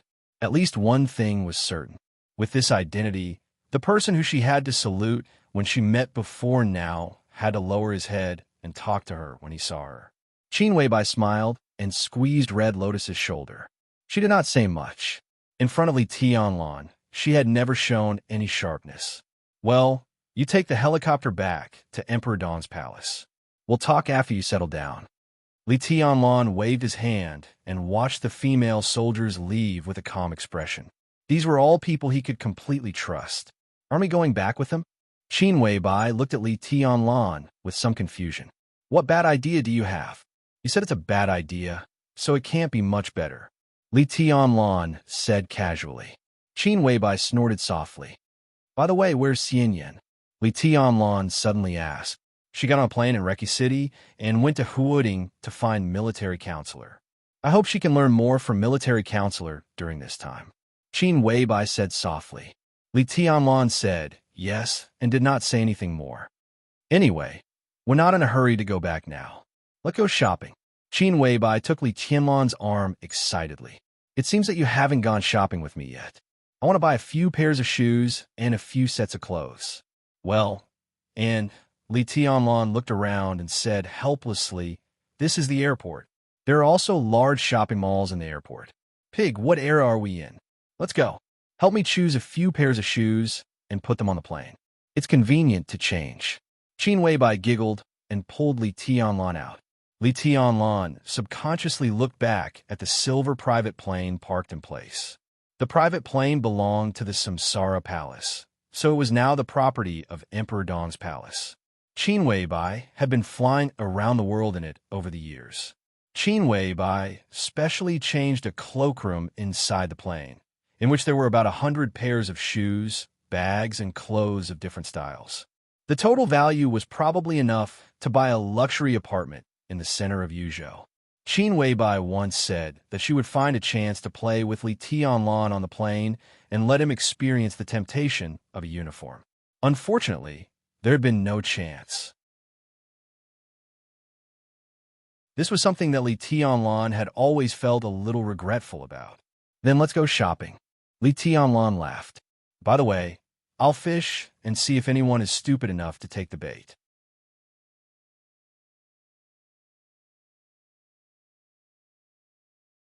Chapter 1231. Fishing. Qin Weibai looked at Li Tianlan in confusion. What do you mean? It's a sensitive period. I want to see if anyone is stupid enough to attack you. If there is such a person, Li Tianlan's eyes flashed. He was already by Qin Weibai's side, so it was impossible for anything to happen to her. But if someone really wanted to attack Qin Weibai, whether they succeeded or not, Li Tianlan would make them pay an absolutely terrible price. Well, I thought you really came to pick me up because you missed me. It turns out that you plan to use me as a bait? Am I bait? Qin Weibai reached out and pulled Li Tianlan's face, pulling his calm face into a slightly weird expression. If it weren't for this, would you still be waiting for me to come to you in Emperor Dong's palace? I'm worried about your safety. Li Tianlan looked at Qin Weibai with soft eyes. Because his face was pulled by those small hands, his voice was a little distorted. Qin Weibai gently wrinkled her nose. She didn't realize how cute this little gesture was. In Li Tianlan's heart, it was cute enough to make the whole Zhongzhou state fall. He was often fascinated by some of her inadvertent little gestures. Don't worry. Qin Weibai smiled sweetly. At times like this, no one dares to attack me. Including the academics? Li Tianlan slightly raised his eyebrows. The academics do have a trump card. To be exact, Li Huaqing has a trump card. But his trump card can't be to kidnap me. How could Li Huaqing be so stupid as to be able to stay in this position? If he had to choose this method to completely irritate you, he wouldn't be in Emperor Dong's palace now. Qin Weibai whispered with a smile. In fact, there was one more thing she didn't say. She knew Li Huaqing's trump card, so she never really worried about the academics. The academics were now fighting tit-for-tat with Emperor Dong's palace. Both sides were in chaos, and the loss of the Flourishing Age Fund was even more shocking. But it didn't matter. It didn't matter, because as long as Li Huaqing's trump card was revealed, Emperor Dong's palace would indeed compromise. At that time, everything they lost would be made up 10 times, 100 times, or even thousands of times. That trump card was interest, the future, the dynasty, not a threat. In fact, the most likely to attack him now was not the academics, but other people who wanted to take advantage of the chaos. They were in the best position to make a move. But Qin Weibai knew very well that they had a standpoint, but they had no candidate. Jiang Shangyu was seriously injured, Li Quantu was captured, and Lin Fengting was one of them. Li Tianlan was her man. Apart from these four, there were no other candidates. It was true that Qin Weibai did not know martial arts, but it did not mean that she did not have the ability to protect herself. Now, she slept very well. In the deepest sleep, she could dream of the boundless starry sky every night. Everything became reality in her imagination. She was still looking for the tree in her dream, the faint, transparent Li Tianlan who seemed to disappear at any time under the tree. In her dream, she imagined hundreds of trillions of interstellar fleets searching nonstop. In the real world, her progress in the spiritual domain was extremely fast. Now Qin Weibai was very close to the transcendent realm in the spiritual field. What did this mean? When the spiritual domain reached this level, it could easily hypnotize an invincible realm expert and have a strong impact on an expert at the peak of the invincible realm. In this state, if Qin Weibai went further, she would have reached the point where she could try to crown Li Tianlan's spirit. Now, even in the face of an expert at the peak of the invincible realm, she had enough ability to protect herself. For the time being, she could not easily affect an expert who surpassed the peak of the invincible realm. An expert who could surpass the peak of the invincible realm, but how many such experts were there in the dark world? At this time, They would either be seriously injured or not hurt her. So Qin Weibai flew around unscrupulously. Jiang Shangyu obviously understood this, so even if he had the right to make a move, he did not have the ability. At the same time, he would restrain his allies from seeking their own deaths. So now Qin Weibai was very safe. Very, very safe. Do you know Li Huaqing's trump card? Li Tianlan put his arms around Qin Weibai's slender waist, and their figures flashed. The next second, they had arrived at the gate of the airport shopping center. The shopping center of Nanyang International Airport was a large shopping mall. All kinds of first-line international brands had counters here. Qin Weibai walked in with Li Tianlan and said with a smile, "I can roughly guess. Li Huaqing is a gentle person, but he is very courageous. This kind of person can usually control the overall situation and be stable. But in his bones, he also has a very crazy passion and the courage to take a big gamble. Although our relationship is not harmonious now, I still have to say that he is very optimistic about you and values you very much. Of course, this is not just his personal feelings for you. He does this just for Zhongzhou State. He protects Gu Xingyun and Li Kuang too. In the future, he will even support Jiang Shangyu. If possible, he will also extend an olive branch to the Wang family of Beihai. But all this is not for them or for himself, but to set up an opponent for you. He hopes that you can mature quickly, that you can understand what the overall situation is, and that you can understand the necessity of concession and compromise. Only in this way can he gamble with you. Gamble on what? Li Tianlan was a little curious. I can't say. Qin Weibai blinked her eyes and walked into a counter. Li Tianlan didn't recognize the brand and didn't pay attention to it. The two young shopping guides were full of enthusiasm. They had seen a lot of pot-bellied and young and beautiful couples, and they had also seen a lot of proud and indifferent strong women who were alone. However, it was indeed rare to see a young man and woman who were naturally close to each other, and a girl like Qin Weibai was even more rare. I can't say it now. Qin Weibai sat and tried on a pair of high heels. Her white and delicate feet were exquisite and beautiful, shining like jade in the light. When they were the most intimate, Li Tianlan liked to play with and bite this pair of peerless shoes. Li Tianlan looked at them and felt a little thirsty, and he was also in a trance. Different from Qin Weibai's shyness and Dongqing Rushi's eccentricity, there used to be a girl with a pair of exquisite little feet who would give him everything he liked with a smile and let him enjoy them wantonly. But in the end, she still disappeared from his life. He hadn't seen her for almost 3 years. He sat on a sofa and was lost in thought. Qin Weibai's voice continued, "I'm just guessing now. What if I'm wrong and you laugh at me? I want to see him when I go back. He's an old fox who thinks he's the winner now. I want to know if he can still be so arrogant if I expose his trump card." She stretched out a small foot in a brand new silver high heel. There were silver shining spots on the high heel, which made the small foot look more white and attractive. "Do I look good?" "Yes." Li Tianlan quickly came to his senses and said with a smile. Qin Weibai glanced at him and looked a little suspicious, but she didn't say anything. She just chuckled and said, "Wrap it up." Then she picked up another pair. Li Tianlan sat on the side and watched quietly. The natural fragrance from Qin Weibai drifted over and filled the exquisite counter, as if it was nourishing his soul. High heels, jeans, a long skirt, a suit, and a subtle fragrance floated in the air.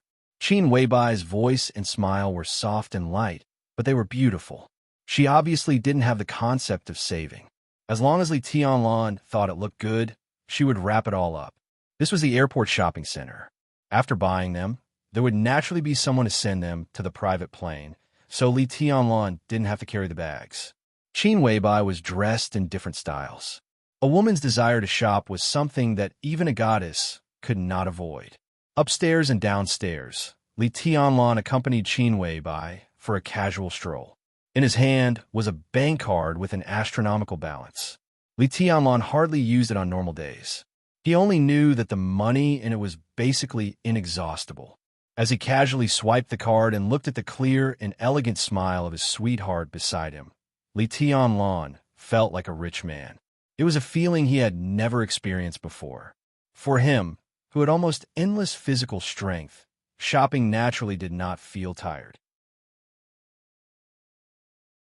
On the contrary, he felt that the experience was very good. Li Tianlan began to miss Qin Weibai's cloakroom on the private plane immensely.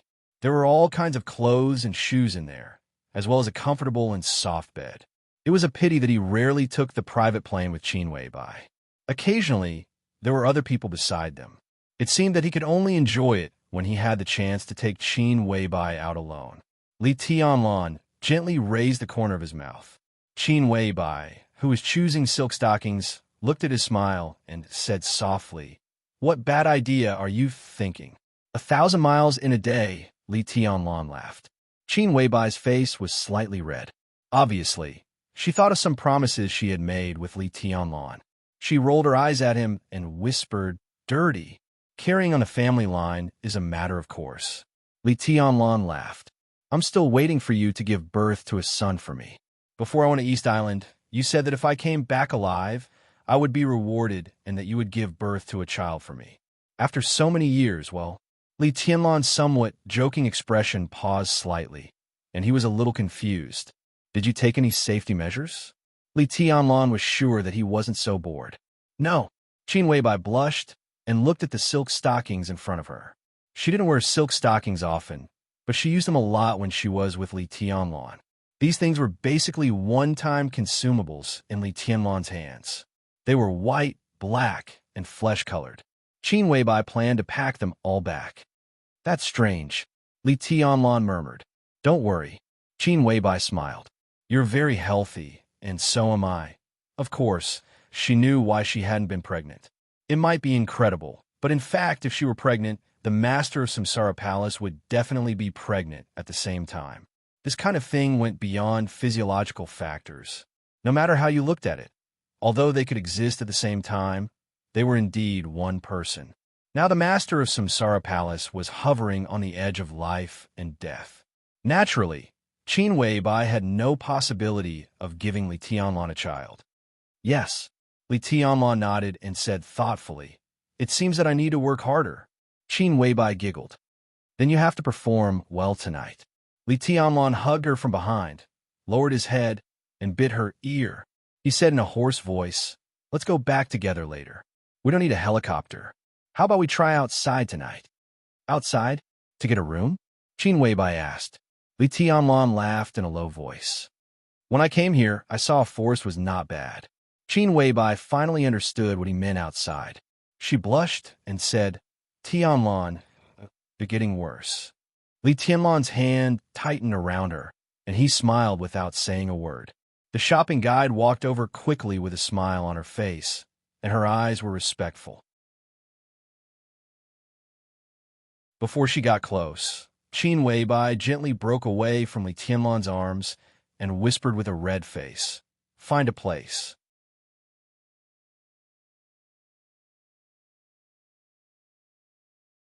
Chapter 1232. If Li Huaqing lived in Emperor Dong's palace without seeing Li Tianlan was a game, then Qin Weibai returning to Emperor Dong's palace to visit Li Huaqing was a necessary courtesy. Li Huaqing attached great importance to this visit. It wouldn't be an exaggeration to say that they were facing a formidable enemy. No one would underestimate Qin Weibai. If Li Tianlan's invincibility was only in terms of individual strength, then Li Tianlan and Qin Weibai were practically invincible in all aspects. At least in Li Huaqing's mind. Li Tianlan was not mature enough. The whole world knows this. Li Tianlan himself did not deny it. He had formed a new group, but it was difficult for him to completely control it. Therefore, he asked for Bai Qingxian from the giant group. Wu Zhengmin, who had reached the retirement age and should be enjoying his old age, was also placed in the council. Military counselor, who wanted to retire, now served as the chief administrative officer of Emperor Dong's palace. Situ Tsingyue, who was aloof from worldly affairs, became the deputy palace lord of Emperor Dong's palace. Xiao Mahai, who was slick and slick, became the grand supervisor of Emperor Dong's palace. These were all necessary actions. Li Tianlan, who was infinitely close to the peak in terms of personal force, still needed time to grow. He needed to see through the situation in front of him and understand when and what he should do, how to control the overall situation, how to keep the internal balance, and how to better shoulder his responsibilities and sprint forward. And before he truly matured, he needed these elders to help him up the horse and send him on his journey. By Qing Qian, Wu Zhongmin, military counselor, Situ, Sanyue, Xiao Mahai, etc. These were the seniors that Li Tianlan needed. He needed their experience and wisdom. But Qin Weibai was different. Li Tianlan might not be mature enough to control the situation, but Qin Weibai was more than capable of doing these things. There are too many things to prove this. Qin Weibai was clear-headed and rational enough. She was open-minded, calm, and active in her actions. She had a great vision. In the past hundreds of years in Zhongzhou State, there were countless extraordinary women, but no one could be as elegant and dazzling as she was. Such a person was enough for Li Huaqing to ignore her age and identity. Qin Weibai was qualified to talk to him. Although it was just a visit in name, Li Huaqing could clearly feel that she was not friendly. He asked Ma Si to clean the room, made tea himself, and waited quietly. As expected, Li Tianlan did not come. Han Xinyan, Li Tianlan's secretary, came with Qin Weibai. Han Xinyan, who was dressed in a white suit, still looked quiet and elegant. She followed Qin Weibai's every step. Ma Si, whose forehead was still wrapped in gauze, stopped Han Xinyan with a smile and said softly, "I'm sorry, Secretary Han. The president wants to talk to Her Highness alone." He pointed to a coffee table in another direction. "If Secretary Han feels bored, we can go over there and have some tea while we wait." Han Xinyan frowned slightly and glanced at Qin Weibai. Qin Weibai nodded. Han Xinyan nodded, turned around, and walked over. Ma Si instinctively wanted to follow, but Qin Weibai smiled and said, "Ma Mi, what's wrong with your head?" Ma Si was stunned. He subconsciously touched the wound on his head and increased the strength of his hand. It hurt so much that he trembled slightly. He smiled bitterly and said, "It's okay. I accidentally fell down. It's a little embarrassing." "On the helicopter? Is it related to Tianlan?" Qin Weibai asked with a smile. As soon as Li Huaqing arrived at Emperor Dong's palace, Li Tianlan gave him a show of strength. That night, sword energy surged over Emperor Dong's palace, and a helicopter was directly pulled into Emperor Dong's palace by Li Tianlan. The wreckage of the helicopter was scattered everywhere. Li Huaqing was not injured because of the safety belt, but Ma Si was a little tragic. He was bleeding from his head and had a concussion. He returned to Li Huaqing yesterday. "It's not His Majesty's fault. I was really careless." Ma Si hesitated and said softly, "His Majesty is angry. I can completely understand it, and so can the President. If my injury can eliminate His Majesty's resentment, it's a good thing. I'm willing to do it. Your Highness may not know, but I can be sure that the President values His Majesty very much." Qin Weibai took a deep look at him and said softly, "Mommy is really a smart man." Ma Si shook his head with a wry smile and did not speak. He was Li Huaqing's secretary, which meant too many things. Besides, he was Li Huaqing's old secretary. He had been with Li Huaqing since he first became a council member and was not the president. It had been 15 years now. It was extremely rare that he did not change his secretary for such a long time. It was enough to see that Li Huaqing used Ma Si very well. At least in Li Huaqing's heart, Ma Si was definitely one of the most trustworthy people. He was his confidant. Li Huaqing knew Ma Si very well. Ma Si naturally knew Li Huaqing well enough. Now the outside world, and even the entire academics, were guessing what Li Huaqing's trump card was when facing Emperor Dong's palace. There were all kinds of guesses, but no one was really sure. Qin Weibai could vaguely guess something based on the story of the master of Samsara Palace and the current situation, but she was not sure. And Ma Si also had a guess, which was based on her understanding of Li Huaqing. Although that guess was a little unbelievable, combined with Li Huaqing, who is now calmly watching the confrontation of Zhongzhou State with a smile, this guess seemed to be the only explanation. Qin Weibai was a smart woman, and even smart could not be used to describe her. She was a very intelligent woman. Therefore, whether it was to ease the relationship between Li Huaqing and Li Tianlan, for the academics, or for his own future, he had to say these words. These words seemed to be nothing, but the hint was enough. Combined with the hint of Ma Si's words, Qin Weibai collected another clue. The seemingly absurd guess in his heart could basically be confirmed. Her eyes became more and more peaceful, and she said softly and slowly, Tianlan's temper is not very good. Sometimes, when he is angry, he even scolds me. But he is a person who is angry, but he doesn't bear grudges. His temper comes and goes quickly. When this thing is over, when he thinks of you, Mommy, Tianlan will definitely feel embarrassed. Mommy, with this wound of yours today, Tianlan will definitely give you a satisfactory explanation later. Ma Si's eyes suddenly lit up for a moment, and he was ecstatic. Qin Weibai understood his hint and gave a good response. I know His Majesty's temper. Ma Si chuckled and touched the wound on her head again. As long as Your Majesty can calm down, no matter how serious the injury is, I will be fine. It's worth it to me. He looked at Qin Weibai and couldn't help but make a joke. Her Highness is an outstanding beauty. His Majesty is actually willing to scold Her Highness. It's really unexpected. Qin Weibai chuckled. Her eyes flickered. She did not speak, but the temperature of her face was gradually rising. Of course, Li Tianlan scolded her not when he was angry, but when they were at their most intimate. Li Tianlan had never regarded her as a goddess in bed. That bad guy liked to humiliate her, call her those embarrassing names, and liked her begging him to call her master. Qin Weibai did not resent all this. No matter what, she was still a woman. She was high and mighty outside. It would be too tiring for her to be respected by her husband as a goddess at home. So, even though Li Tianlan's demands were a little overbearing and even a little obscene, Qin Weibai was still willing to cooperate and please him despite her shyness. She could truly feel that she was his woman. The feeling of being used, possessed, and conquered made her feel extremely at ease. Qin Weibai shook her head. Ma Si also seemed to feel that her joke was a little inappropriate. She smiled awkwardly, pointed to Han Xinyan on the other side, and said respectfully, Your Highness, I'll go over first. Okay. Qin Weibai nodded and looked at Li Huaqing in front of her, who had his back to her. She took a deep breath and calmed herself down. She slowly walked over and sat down on the sofa opposite him. Li Huaqing looked up at her, smiled, and personally poured a cup of tea for her. The top Maojian tea tastes good. Tianlan is in a bad mood and doesn't want to talk to me. But although it's a little cold here these days, the hospitality is quite good. Even I don't often drink this kind of tea. The tea fragrance spread slightly with the infusion of the tea, and the taste was clear and moist.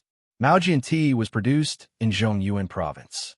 There had always been a saying in Zhongzhou State that the top Maojian tea and the top Longjing tea were not often drunk even by the directors. The former had mostly become the private collection of the Dongqing clan, while the latter was the treasure of the Wang family of Beihai. But now, with the return of Jiangxia to the Li family, the top Longjing tea of Beihai was probably less and less. Qin Weibai reached out her hand and played with the delicate teacup with her white fingers. She said softly, Tianlan has more than just emotions. Are you still dissatisfied? You even want to kill me? Li Huaqing smiled and said, Did he leave Emperor Dong's palace last night to pick you up? I heard what he said before he left. Young man, your murderous intent is still too strong.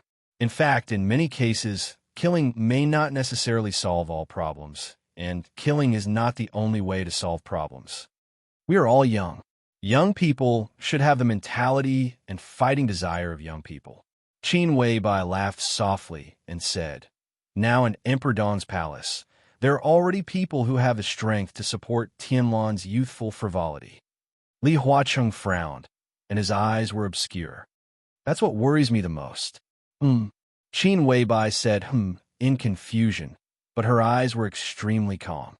Emperor Dong's palace is too powerful and involves too many people. Tianlan controls Emperor Dong's palace. He has the strength, but his mind is not mature enough. It's not a bad thing. Li Huaqing sighed and said, Tianlan is indeed strong. I also believe that he is really invincible in the world now. But no matter how invincible he is, there is a limit.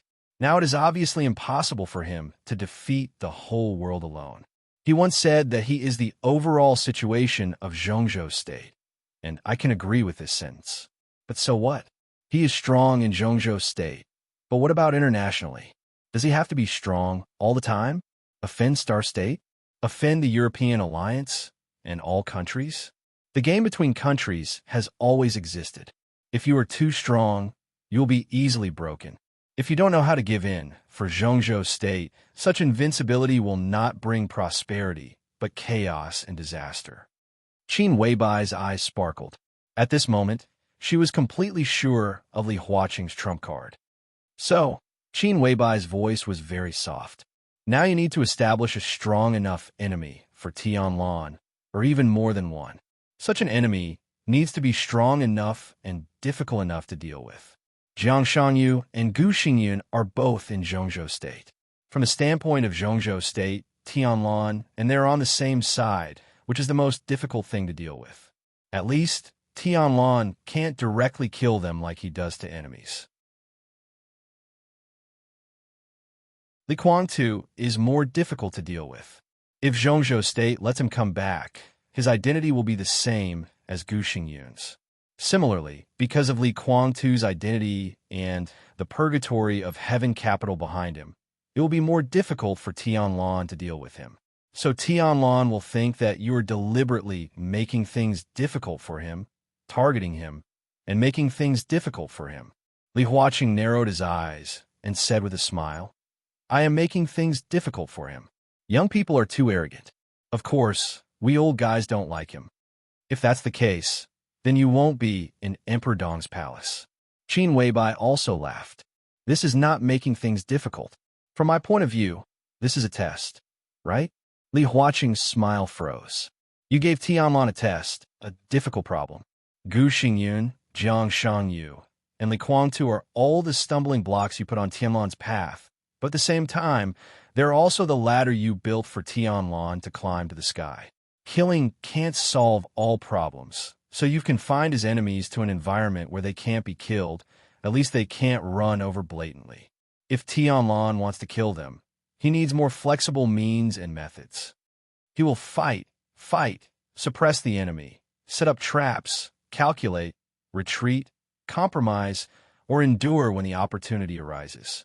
He will understand the situation in front of him better and understand what he should do. These are all things you think he should learn.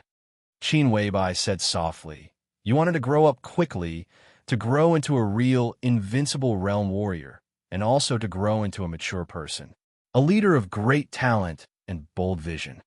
Her soft voice paused, and then she smiled like a flower. Because only in this way can you trust him with the whole Zhongzhou State, and even the future of the academics. Am I right?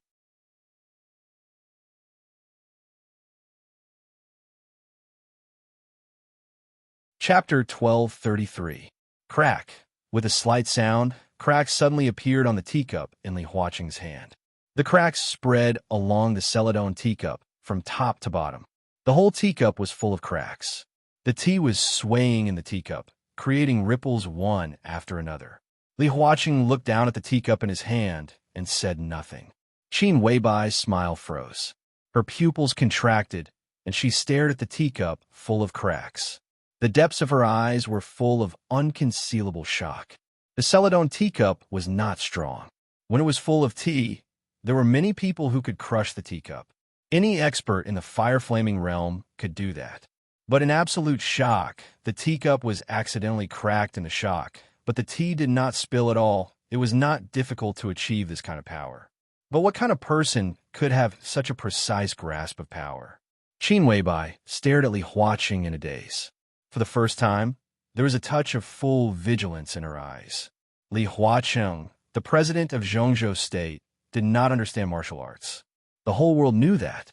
Li Huaqing lowered his head and kept holding the teacup, which looked a little weird. Because he lowered his head, Qin Weibai could not see his eyes. Because another secret was exposed, because the trump card in his heart was revealed. This was the first time Li Huaqing had experienced this feeling. Perhaps only Qin Weibai could do this. Sharp, direct, precise, abrupt. Just when he thought that Qin Weibai was testing him, and just when he thought that Qin Weibai might make some demands, this woman, whom Li Huaqing had never underestimated, directly revealed his trump card. Give Zhongzhou State to Li Tianlan. That was his plan. It sounded inconceivable, absurd, and fantastical. But as long as he did it, no one dared to say that there was no chance of success. Zhongzhou State did not have a president from the Dark World. But Snow Country once had a leader who was a secret agent. His existence was not for nothing. During his term, Snow Country might not have changed much. But because of his existence, Snow Country, which had been on the edge of the cliff at that time, was pushed back to a stable position. Because of this, there was the situation of Snow Country today. Similarly, Li Huaqing could also hand over the future of Zhongzhou State to Li Tianlan. This kind of handover was not a symbolic handover. Instead, he truly handed over Zhongzhou State to Li Tianlan without reservation. What does this mean? In other words, Li Huaqing would be re-elected in this election. 5 years later, it was still hard to say who would be in Li Huaqing's position.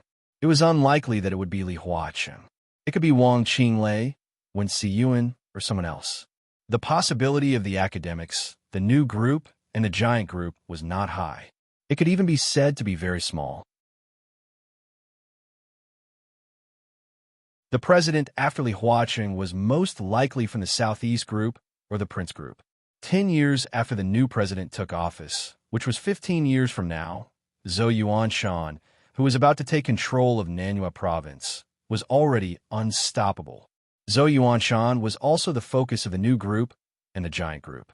15 years later in Zhongzhou State, Dongqing Wudi by Qin Xian, by Qin Xiao, and the others must have retired. At that time, Zhou Yuanshan would be incomparably powerful. As long as he maintained the current momentum, there would be almost no obstacle for him to ascend to the position of president. With the return and stability of Tianan, Ning Qiansheng, as the first mayor of Xianyuan City, would inevitably become Zhou Yuanshan's right-hand man. Zhou Yuanshan, Ning Qiansheng. At present, these were the two leaders of the new group that could be confirmed to be 15 years later. At that time, the new group would be more powerful than it was now. It would be full of talents, masters, and wealth. But would that be the peak of the new group? Perhaps many people thought so before. Even now, everyone thought so. But at the moment when Li Huaqing's trump card was revealed, Qin Weibai knew it was not. 15 years later, it was far from the peak of the new group. Their peak would be 25 years later. That was 10 years after Zhou Yuanshan. At that time, Li Tianlan would be nearly 50 years old. He would become the leader of the new group, the palace master of Emperor Dong's palace, the war god protector of Zhongzhou State, and the president of Zhongzhou State. Li Tianlan, the president. What kind of crazy trump card was this? What kind of firm trust was this? Was it absurd? Not at all. As long as this trump card was revealed, all the contradictions and conflicts between Li Huaqing and Li Tianlan would disappear in an instant. Li Tianlan would hand over Li Guangtu and accept Li Huaqing's arrangement. At the same time, the academics would become the most trustworthy and firm ally of the new group. They would support the new group to maintain stability in the next 10 years, to achieve glory in 15 years, and to reach the peak in 25 years. Betrayal? No one was a fool. Perhaps the time span of this plan was very long. But Emperor Dong's palace was confident. Li Tianlan was also confident. Even if time passed, the academics would follow Li Huaqing's will. It was not only because of Li Huaqing's strong influence, but also because of Emperor Dong's palace. Emperor Dong's palace could be said to be the strongest superpower in the Dark World. What would happen to Emperor Dong's palace 25 years later? Betrayal? Was the academic stupid? What was the point of betraying for the sake of betrayal? How did you know? Li Huaqing lowered his head, holding the tea, and asked in a calm voice. I guessed. Qin Weibai's expression gradually relaxed. She smiled impeccably again and said, The president's move is very clever. Now, perhaps no one could have imagined that behind the tit-for-tat confrontation between the academics and the new group was Li Huaqing's full kindness, appreciation, and sincerity. This was definitely a stroke of genius beyond everyone's expectations. The premise was Li Huaqing's trust in Li Tianlan, and it was only this trust. Li Huaqing was thinking for Zhongzhou State and the academics. From the president's point of view, Li Huaqing was very qualified, even quite excellent in the past 10 years. But from the position of the leader of the group, Li Huaqing inevitably failed. At least in the 10 years he stayed in this position, the academics did not rise, nor was it as strong as expected. They had not even perfected their promotion system until now. Now, although Li Huaqing still had 5 years, time was too tight in these 5 years. And it was foreseeable that as the 5 years gradually approached, 5 years later, when Li Huaqing stepped down from the stage, the academics would face the joint pressure of the major groups, constantly squeezing their living space, which was also in line with the principle of balance. But Li Huaqing obviously did not want the academics to become a local group. So he put his chips on Li Tianlan. His promise to Li Tianlan was very heavy. If Li Tianlan wanted to get Zhongzhou State, he needed the support of Li Huaqing and the academics to become the president. Li Tianlan had not even thought of this crazy idea, but Li Huaqing thought about it. Li Tianlan could not refuse. As long as he accepted, at least before and during his time in office, he must ensure that the academics was in the sequence of the top groups in Zhongzhou State. And the people he supported must be the people Li Huaqing supported. In this way, Li Huaqing's influence would last forever. Emperor Dong's palace would become stronger and stronger, and the academics would become more and more stable. Under such mutual influence, various chains were tantamount to completely locking the relationship between the new group and the academics in the future, and there could be no more variables. And this so-called future could be expected to be 35 years in the future. In 35 years, both Li Tianlan and Li Huaqing could get what they wanted. This was a real win-win situation. Do you think it's ridiculous? Li Huaqing continued to ask. If I think it's ridiculous, I won't guess the answer. Qin Weibai said indifferently. Li Huaqing smiled and whispered, At present, I'm not sure whether this decision is right or wrong. Qin Weibai understood the meaning of this sentence. Li Huaqing would give Zhongzhou State to Li Tianlan.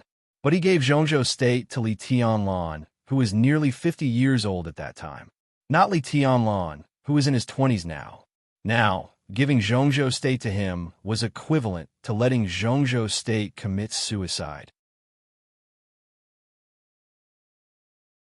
He needed Li Tianlan to become mature and profound in all aspects, and invulnerable. These 25 years were the time for Li Huaqing to cultivate Li Tianlan. He would make enemies for him, one after another, in all aspects, and constantly make up for his shortcomings. Time will prove everything. Qin Weibai said lightly. So you're saying yes? Li Huaqing raised his head. His eyes were gentle and bright. I can't give you an answer. Qin Weibai whispered. This is Tianlan's business. He should make the decision, and only he can make the decision. Good. You know what to do and what not to do. There was a touch of appreciation in Li Huaqing's eyes. I'm looking forward to Tianlan, but I'm relieved that you're in Zhongzhou State. You flatter me. Qin Weibai's expression was soft. She lowered her head and looked at Li Huaqing's hand holding the teacup. I thought the issue between Liao Dong and the Flourishing Age Fund would continue to be in a deadlock, but you leaked my secret. It seems that I have to take the initiative to talk to that guy. Li Huaqing laughed self-deprecatingly. You've already shown your strength. Qin Weibai looked at his hand and said meaningfully, the academics have also shown their strength. Li Huaqing thought, and his hand holding the teacup slowly moved away. Qin Weibai knew that the confrontation that shook Zhongzhou State was over from this moment on. Next would be a chaotic battle. The Celadon teacup stood quietly on the tea table. Cracks covered the teacup with a kind of balanced perfection. The tea was still in the cup, without a trace of leakage. Qin Weibai reached out and gently tapped the teacup. Silently, the teacup turned into a piece of debris. The tea in the teacup was like a phantom, quietly disappearing the moment the teacup was shattered. Qin Weibai was silent for a long time before she slowly said, What's your realm? No realm. Li Huachang smiled gently. In a sense, I'm the same as you. After a pause, he whispered, I'm the same as Li Kuang too. I know, you're different from him. Li Huachang said quietly, but I'm the same as you.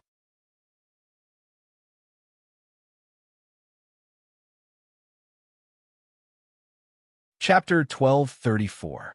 After Qin Weibai left, Wang Xiaoyao locked himself in the study for nearly a day.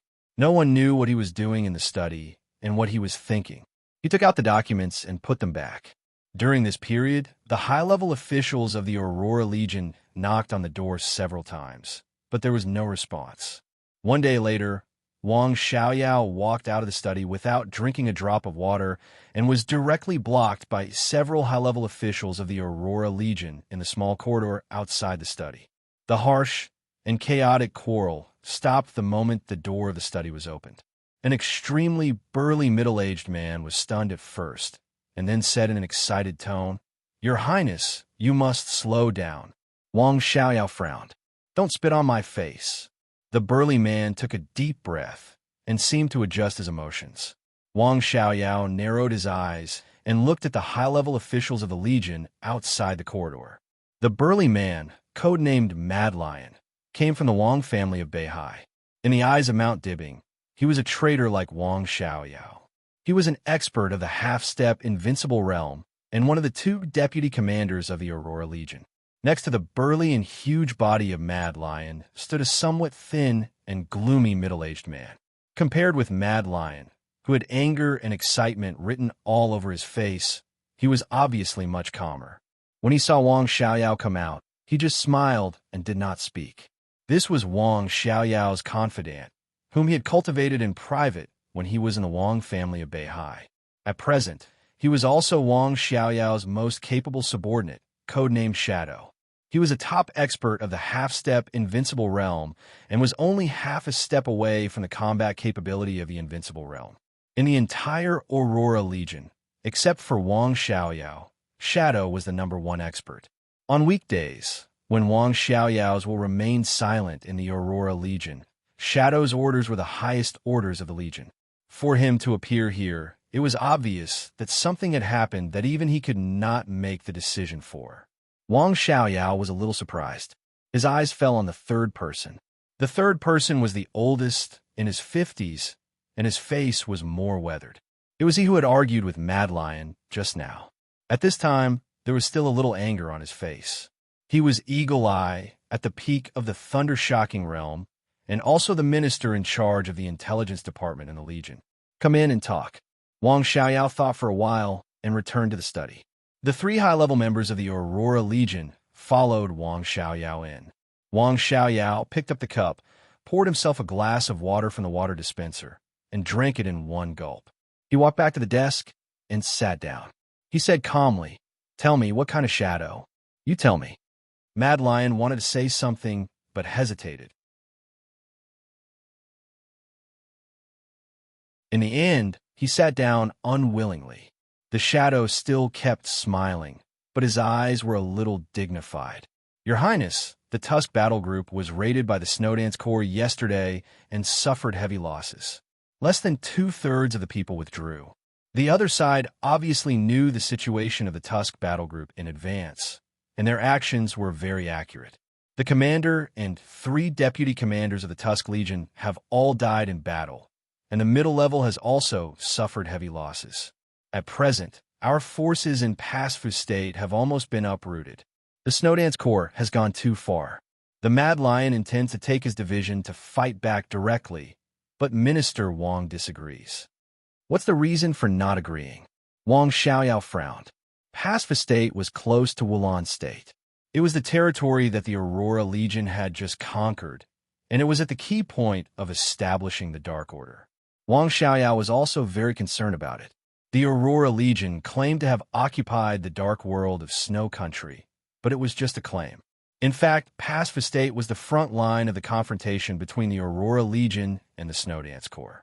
There was a border state between Pasfu State and Wulan State, but in the recent tug-of-war, the Snowdance Corps had gained the upper hand. Now they suddenly raided Pasfu State and succeeded, which not only meant that the Aurora Legion had lost control of Pacific State, but also meant that the power of the Aurora Legion in the border state would be swallowed by the Snowdance Corps. This loss could be said to be the heaviest since the conflict between the Aurora Legion and the Snowdance Corps. Wang Xiaoyao silently lit a cigarette and looked at Wang Zhe, who was in charge of intelligence in the Aurora Legion. Your Highness, I have received accurate information that the 5,000 elites of the Snowdance Corps to support the Dark Knights have returned, Wang Zhe said in a calm voice. In terms of blood relations, he was Wang Xiaoyao's cousin. It was just that the branch of the Wang family that belonged to him had long fallen into desolation. If Wang Xiaoyao had not given him a hand many years ago, he might have already been sleeping on the streets. Therefore, he cherished his position in the Aurora Legion very much and was loyal to Wang Xiaoyao. All of them are back. Wang Xiaoyao's pupils shrank slightly. According to the current intelligence statistics, about 3,000 people have returned, but the follow-up people will come back in batches. Wang Zhe said in a deep voice. The Dark Knights openly claim to be a close ally of the Emperor Dong's palace. With the announcement of the Divine List, it is meaningless for the 5,000 people to be stationed in the headquarters of the Dark Knights. As long as the Emperor Dong's palace does not deny that the Dark Knights are their allies, no one will dare to touch the Dark Knights and touch the bottom line of the Emperor Dong's palace during this period. The Emperor Dong's palace is flourishing. Li Tianlan has climbed to the top of the Divine List. Now, they need a powerful target to demonstrate their strength. No one wants to be the first to jump out. The Mad Lion intends to lead people to fight back against the Snowdance Corps. What's the difference between doing this at this time and courting death? If we lose, we will suffer heavy losses. If we win, we will run into the muzzle of Li Tianlan's gun. The Aurora Legion is now a very suitable target to establish our prestige. Wang Xiaoyao was thoughtful. The Snowdance Corps took the opportunity to expand. This may not be Li Tianlan's intention. After a full 5 minutes of silence, Wang Xiaoyao said softly. His expression was a little complicated. It may also be her intention. As soon as she left, the Snowdance Corps took action. Is she trying to disturb my thoughts and make me panic? In the study, the 3 high-level officials of the army did not speak. Wang Xiaoyao tapped his fingers on the table and fell silent again. Your Highness. After a long time, the Mad Lion scratched his head and said in a muffled voice, Do we fight? Of course we have to fight. Wang Xiaoyao said subconsciously. The shadow's expression froze. Wang Zhe opened his mouth, but before he could speak, Wang Xiaoyao continued. But we still have to give in. There's no need to provoke Li Tianlan now. The time is not right. Let's observe the situation in Zhongzhou State first. So Wang Zhe said cautiously, fight and retreat at the same time. Save our strength. Wang Xiaoyao nodded and said yes. Fight and retreat at the same time? How far do we have to retreat? They have been fighting all the way from there. It won't take long for them to control the Dawn Islands. The Mad Lion looked dissatisfied. Retreat until Snow Country can't stand it anymore. Wang Xiaoyao smiled and said, when the Snowdance Corps expands to a certain extent, Snow Country will not sit back and watch. They will take action. That will be our chance to recover the lost land.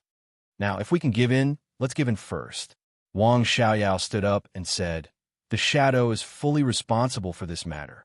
The shadow nodded subconsciously and said, okay, Your Highness, you. Wang Xiaoyao narrowed his eyes and said blandly, I'm going to Zhongzhou State. While I'm not there, the Corps will be handed over to you.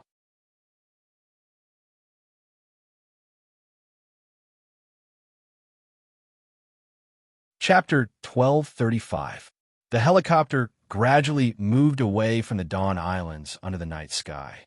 It flew higher and faster. Wang Xiaoyao sat quietly in the cabin, squinting at the gradually blurring lights of the Dawn Islands.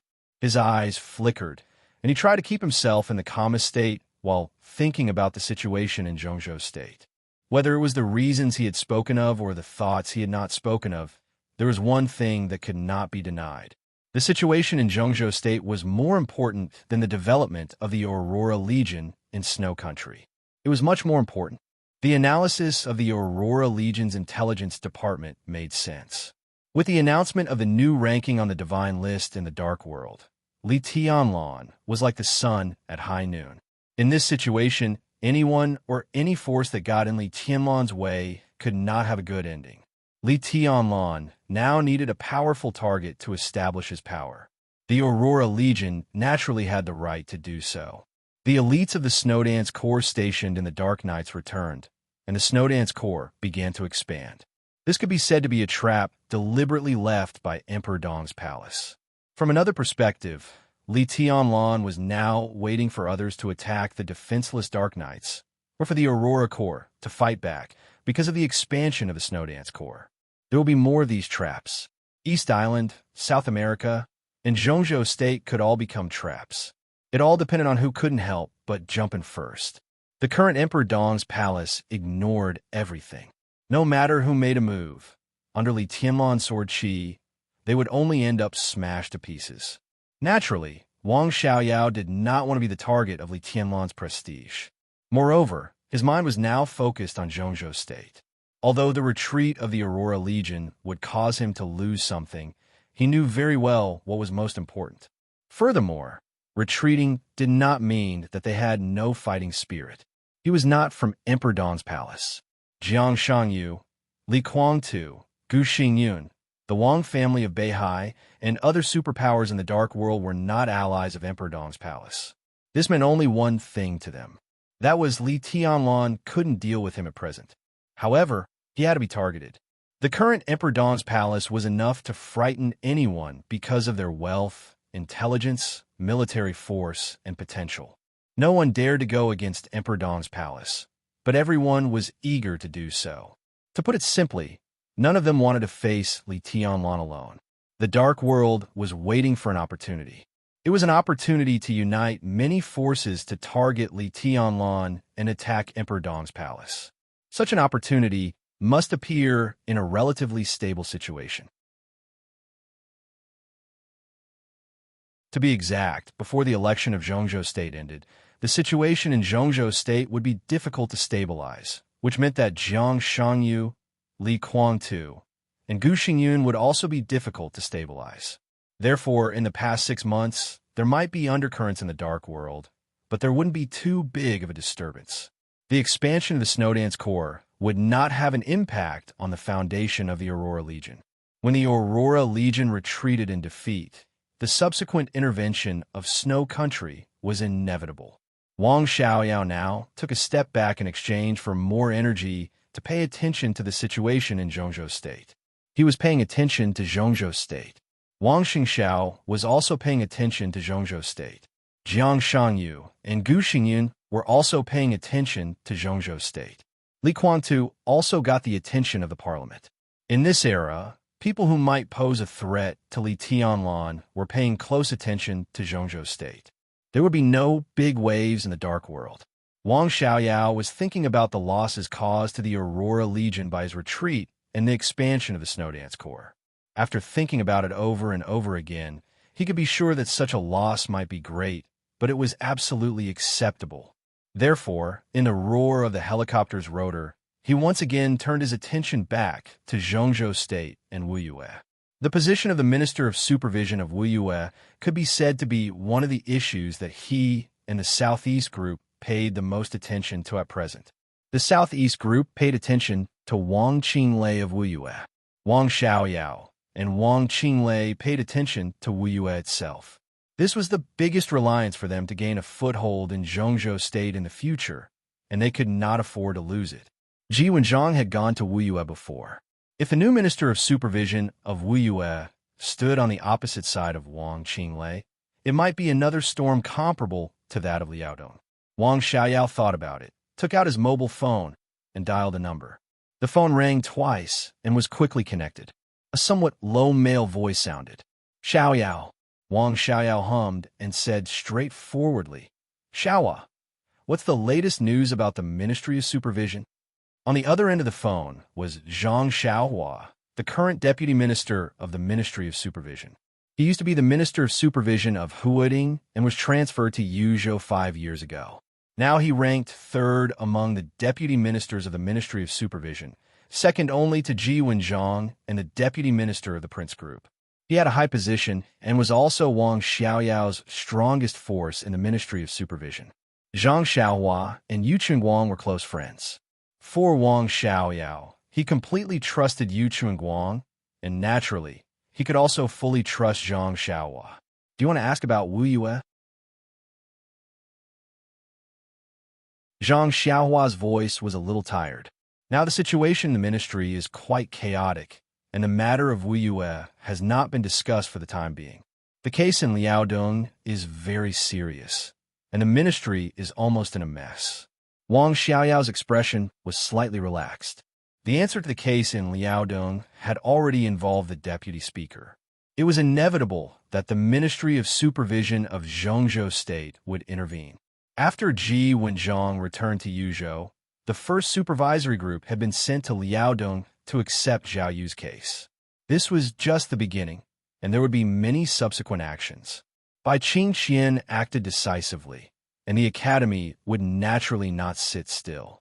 Their current power in the Ministry of Supervision was estimated to have begun to cooperate with the Prince Group to put pressure on Ji Wenzhong.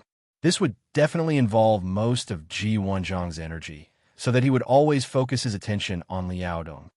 That is to say, the matter of Wu Yue can be delayed? Wang Xiaoyao laughed. But it won't be long. Zhang Xiaohua said softly. The minister is indeed under pressure, but to put it bluntly, there is not much that can be discussed. In the end, he will still make up his mind. Once he makes up his mind, the next thing to deal with must be the matter of Wu Yue. Mu Guofeng must be dealt with, but it's hard to say who will replace him now. During this period, it will be about 10 days at most. We have to hurry up. What do you think about the candidate to replace Mu Guofeng? My idea is to hear your thoughts. Wang Xiaoyao said with a smile unhurriedly. Ji Wenzhong's intention to transfer Mu Guofeng away was very obvious, so the new Minister of Supervision could not be raised within Wu Yue. It was definitely a parachute appointment. Wang Xiaoyao had a wide network, but he could not trust many people. If he was parachuted, Wang Qinglei's influence on Wu Yue was also limited. Zhang Xiaohua's opinion was very important to him, and he had been in the supervision system for many years. He had seniority and prestige, so he was qualified to propose a candidate. He should first form his own voice in the Ministry of Supervision, so that Wang Xiaoyao could operate in the outside world through some old people of the Southeast Group. I have a candidate, and even more than one, but the one with the greatest chance can only be Chu Jianchao. Zhang Xiaohua said in a deep voice. You should be familiar with him. Of course not. Wang Xiaoyao said with a broad smile. He is also the best candidate in my mind. The most important thing for us now is to protect Wu Yue. As for the rest, we could take a step back, right? It's best that you think so. Zhang Xiaohua breathed a sigh of relief. If Chu Jianchao goes to Wu Yue, the opposition should be very small. The minister will probably agree. Chu Jianchao, one of the 11 directors of Huoding, was the Minister of Supervision. He was also one of the people who took over Zhang Xiaohua's position in Huoding after he left. He was his absolute confidant. Letting Chu Jianchao go to Wu Yue could undoubtedly stabilize the current situation in Wu Yue. This was not what Ji Wenzhong wanted to see, but this gave the Southeast Group another opportunity from another perspective, an opportunity that the Southeast Group would seize even if they knew what Wang Xiaoyao was thinking. This was an open conspiracy. For Wang Qinglei and Wang Xiaoyao, Wu Yue was a place they would protect even if they died. In the current situation for the Southeast Group and the Wang family of Beihai, Wu Yue was not necessarily a place they would fight for even if they died. The premise was that Wang Xiaoyao could give them enough benefits. Wang Xiaoyao narrowed his eyes and said with a smile, I'm already on my way to Zhongzhou State. When I arrive in Yuzhou, I will visit Senior Xie as soon as possible.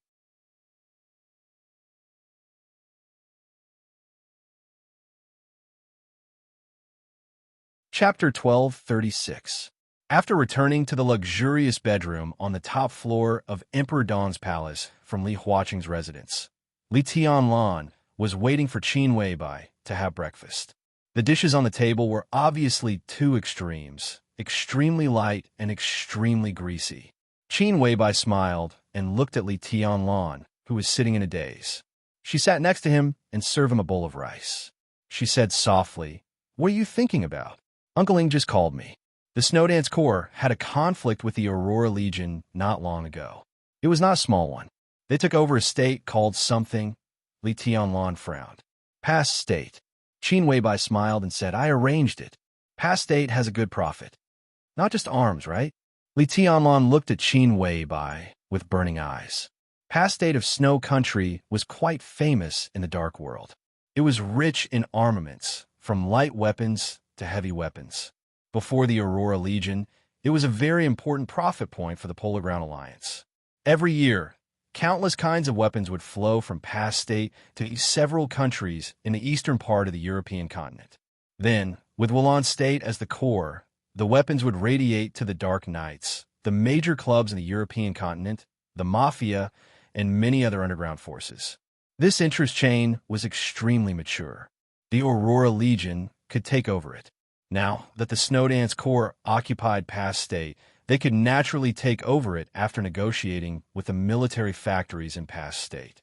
The arms trade alone could bring tens of billions of profits to Emperor Dong's palace every year.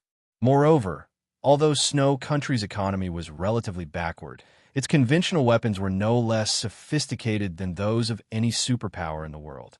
Occupying Past State meant that the Snowdance Corps would also relieve a considerable part of the pressure on armaments. On the plus side, it was tantamount to sharing the worries of Zhongzhou State. Of course, from another perspective, it was also further getting rid of the Snowdance Corps' dependence on Zhongzhou State. The cake of Past State is very tempting. Of course, we can't give it up. Qin Weibai picked up a vegetable for Li Tianlan with chopsticks. Seeing him eat it helplessly, she nodded with satisfaction. The 5,000 elites we lent to the Dark Knights don't need to stay there anymore. After the new ranking on the Divine List, no one will dare to touch the Dark Knights in a short time. You force Xiangu to stay in Emperor Dong's palace. You won't do nothing, will you? Well, she should be about to enter the peak of the invincible realm. When she went back, the Dark Knights would naturally be safer. So I transferred them to the headquarters of the Snowdance Corps to cooperate with the expansion of the Snowdance Corps. This is for profit and also to test the waters. Probe? Li Tianlan asked vaguely. He ate very quickly and did not have high requirement for food. The greasier, the better, and the more energy it provided, the better. He did not care about taste or appearance, as long as it was edible. He casually handed the empty bowl in his hand to Qin Weibai. His eyes flickered as he said, "Is Wang Xiaoyao worth your time?" "Worth it." Qin Weibai nodded. "But it's not worth it. His relationship with the Wang family of Beihai is what I'm most interested in at present." "Why do you think Wang Xiaoyao didn't betray Mount Dibbing?" Li Tianlan asked. "Intuition." Qin Weibai thought for a moment and said with some uncertainty, "I always feel that this matter is a little strange, but I can't put my finger on it. If Wang Xiaoyao's betrayal is fake, it means that the two brothers, Wang Tianzong and Wang Xiaoyao, are acting." "Tianlan, do you know what this means?" Li Tianlan ate quietly. "I haven't paid attention to Wang Xiaoyao. He had to pay attention to many things, including his martial arts, the development of Emperor Dong's palace, and Li Huaqing's attitude. Jiang Shangyu, Li Kuangtu, and even Gu Xingyan were more worthy of his attention than Wang Xiaoyao. And what he couldn't pay attention to, Li Tianlan believed that Qin Weibai would see for him. Whether Wang Xiaoyao betrayed or not is crucial to the future of the Wang family of Beihai. Qin Weibai said softly, "Whether Wang Xiaoyao is on Wang Qinglei's side or Wang Tianzong's is completely different." Li Tianlan paused and asked, "If Wang Xiaoyao didn't betray, is it impossible that Wang Qinglei didn't betray?" "That's impossible." Qin Weibai shook her head. "Wang Qinglei is destined to betray Mount Dibbing. His position can be confirmed. The reason why I suspect Wang Xiaoyao is because of Yu Chunguang. Yu Chunguang was the former mayor of Huoding and the current governor of Wuyue." Li Tianlan thought about it and couldn't think of anything. He lowered his head and continued to eat. I've studied Yu Chunguang's resume. In the past 20 years, he and Wang Xiaoyao really advanced and retreated together. Maybe because of this, his promotion was extremely fast. Even the most critical step was the Southeast Group's exceptional promotion of him. Before he became the deputy speaker of Huading, he was just the speaker of a city in Beihai. It's only been 2 years since he was transferred to Huading. Qin Weibai thought silently. Well, it should be shortly after I met Wang Xiaoyao and met Wang Tianzong for the first time. It is said that the two brothers had a quarrel, and then Yu Chunguang was promoted to the mayor of Wuyue. It was also that year that Wang Qinglei entered the parliament and became the speaker of Wuyue. Is there any relationship between them? Li Tianlan asked. It seems that there is no relationship, but promoting Yu Chunguang always makes me feel that he is blocking the position in advance. After he was transferred from Huading to Wuyue, this feeling became more obvious. Qin Weibai shook her head. Li Tianlan was deep in thought as he ate. Wang Qinglei has to improve this year, no matter what. This is a very important matter to him. No matter what happens, as long as he can become a director, he can accept it. Qin Weibai continued. So, you said that if I meet Li Huacheng, I can mention that Wang Qinglei should stay in Wuyue as a director. Li Tianlan said thoughtfully. That's right. Wang Qinglei can continue to stay in Wuyue, but he can become a director. This is an acceptable result for him. If Wang Xiaoyao really works together with Wang Qinglei, then he can accept this result as long as Wang Qinglei becomes a director. Qin Weibai's voice was gentle. Li Tianlan instantly understood. If Wang Xiaoyao didn't betray Mount Dibbing, then he would fully support Wang Qinglei to become a director.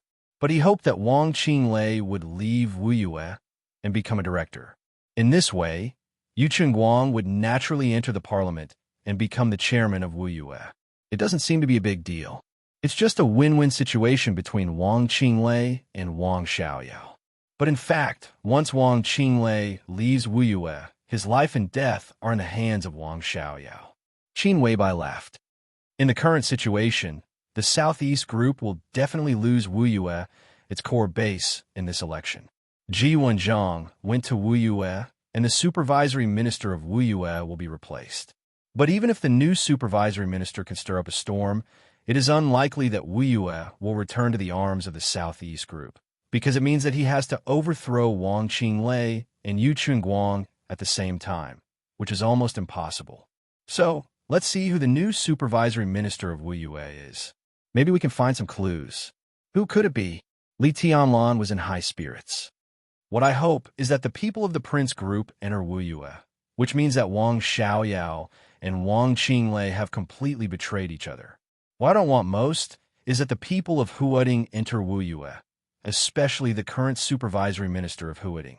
This also means that Wang Xiaoyao is very likely to be acting with Wang Tianzong. Of course, it's just a possibility. It can't prove anything. The situation is still confusing. But if it's really possible, then we can at least be sure of the biggest strategic goal of the Southeast Group after Wen Siyuan in this election. It's Huading. Li Tianlan's voice drifted.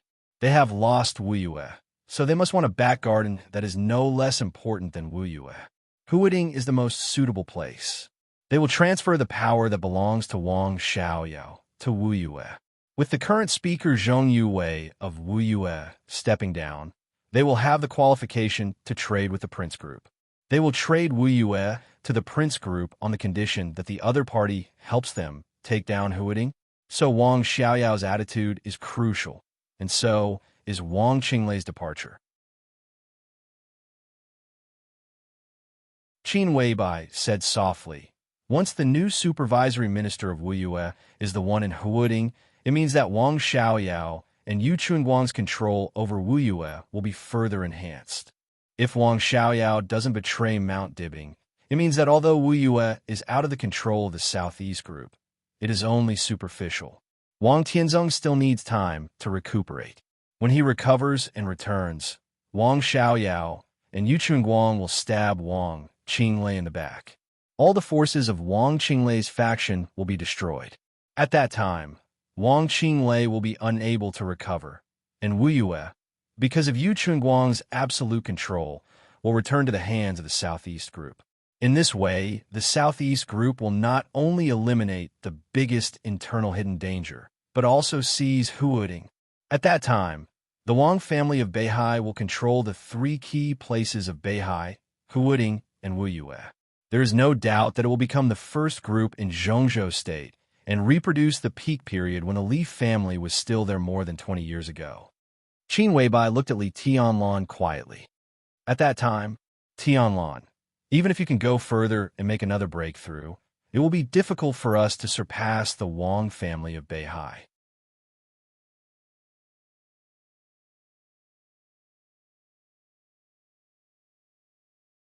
Chapter 1237. When the plane landed at Yuzhou International Airport, it was already 9 o'clock in the evening. Wang Xiaoyao walked out of the airport alone and saw Zhang Xiaohua standing at the pickup gate with a serious face. Zhang Xiaohua was thin, not tall, and plain-looking. At first glance, he looked inconspicuous, but he had a strong aura, cold, serious, and meticulous. A considerable number of people in Zhongzhou State respected and feared him. In the past few years in the Ministry of Supervision, several governor-level big shots had been defeated by him. As the Southeast Group and Wang Qinglei gradually drifted apart, Wang Xiaoyao and Wang Qinglei were closely related.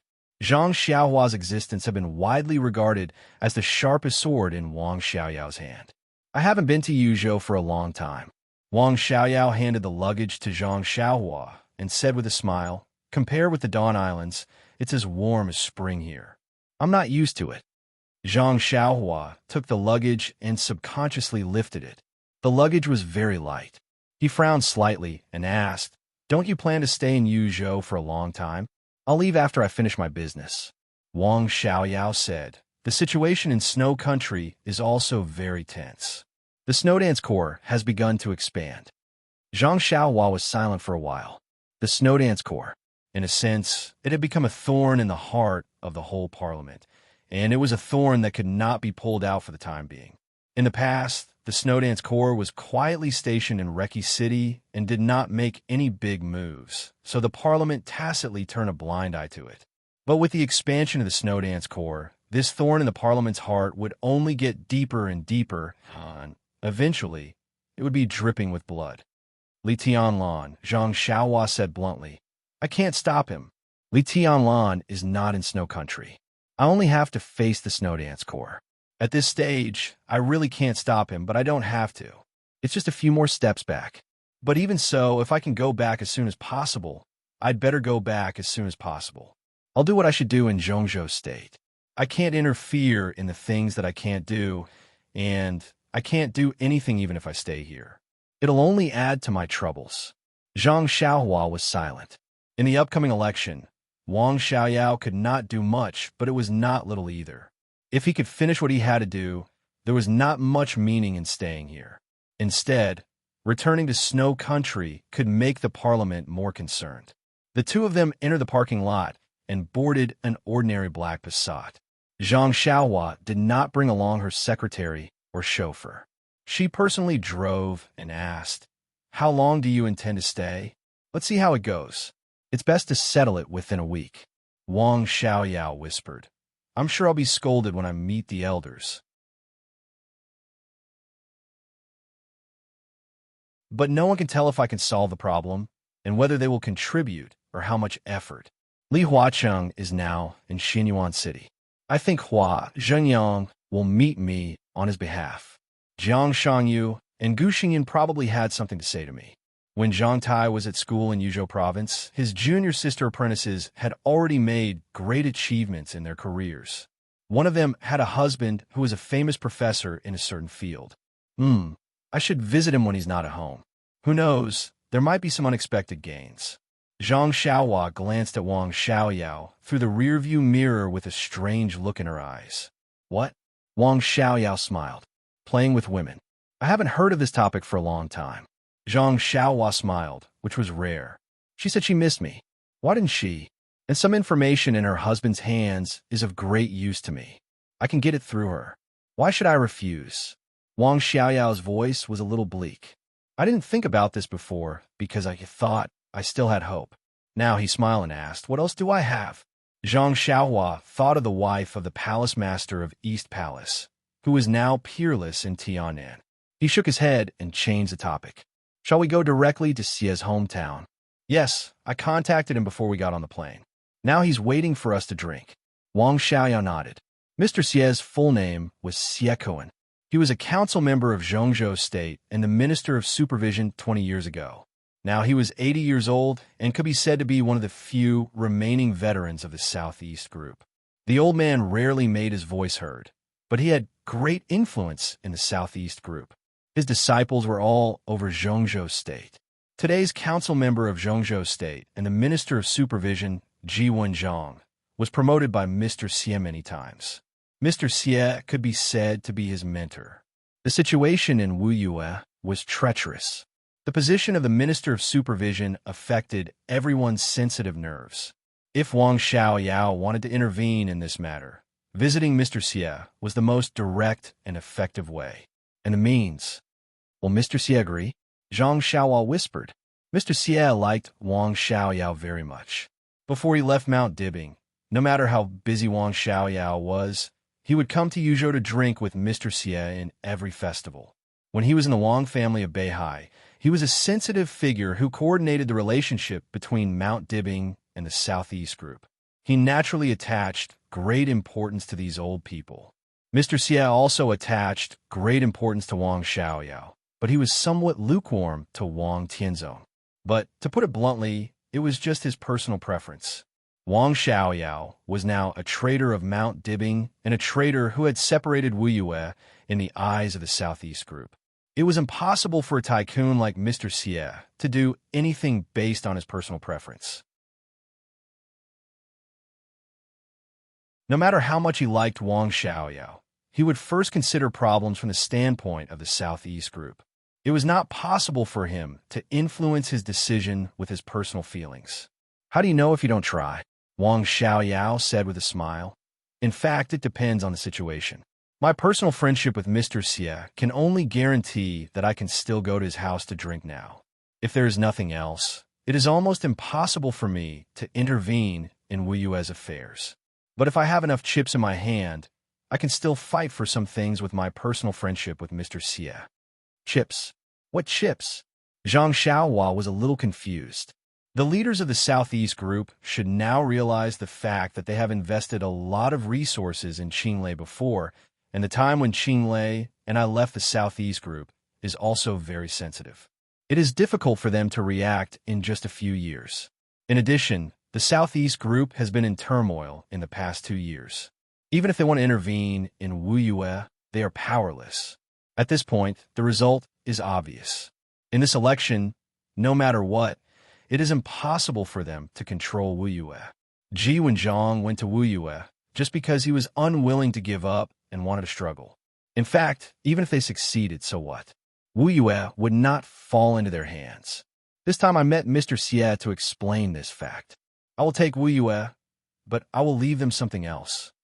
To put it bluntly, this is a deal.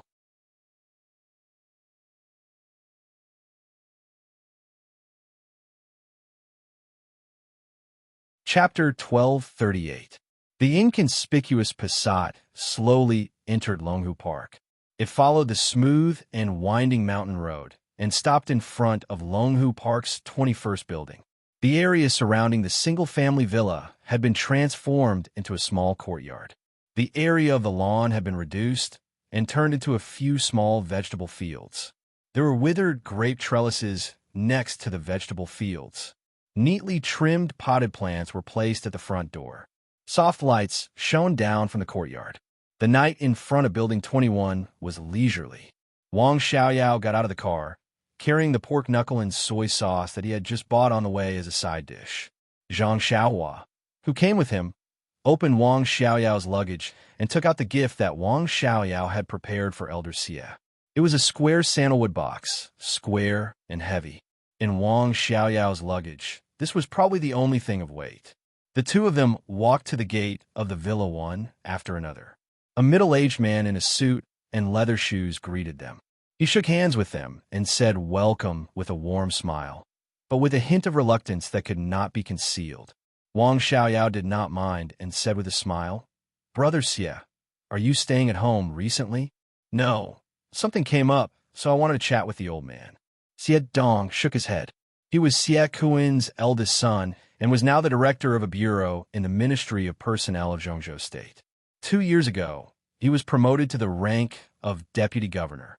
It was not very eye-catching in a deep-water government like the Ministry of Personnel, but it was a real power.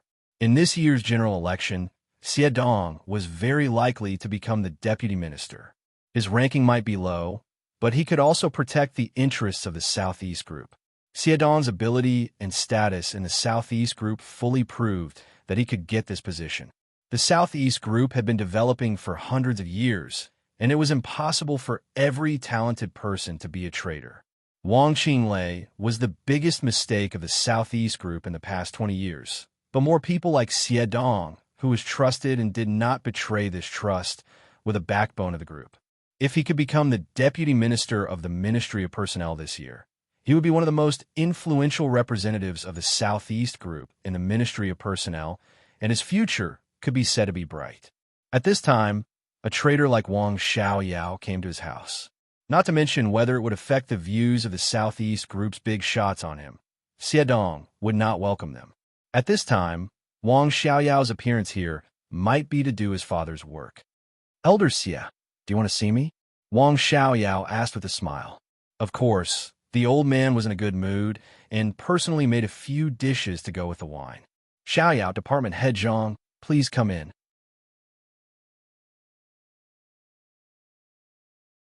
"I still have a meeting, so I won't be accompanying you." The corners of Xie Dong's mouth twitched. His smiling face looked like it was the real deal, but his tone was neither cold nor warm. There was a hint of vigilance as he maintained his distance. Wang Xiaoyao nodded, and the two of them brushed past each other.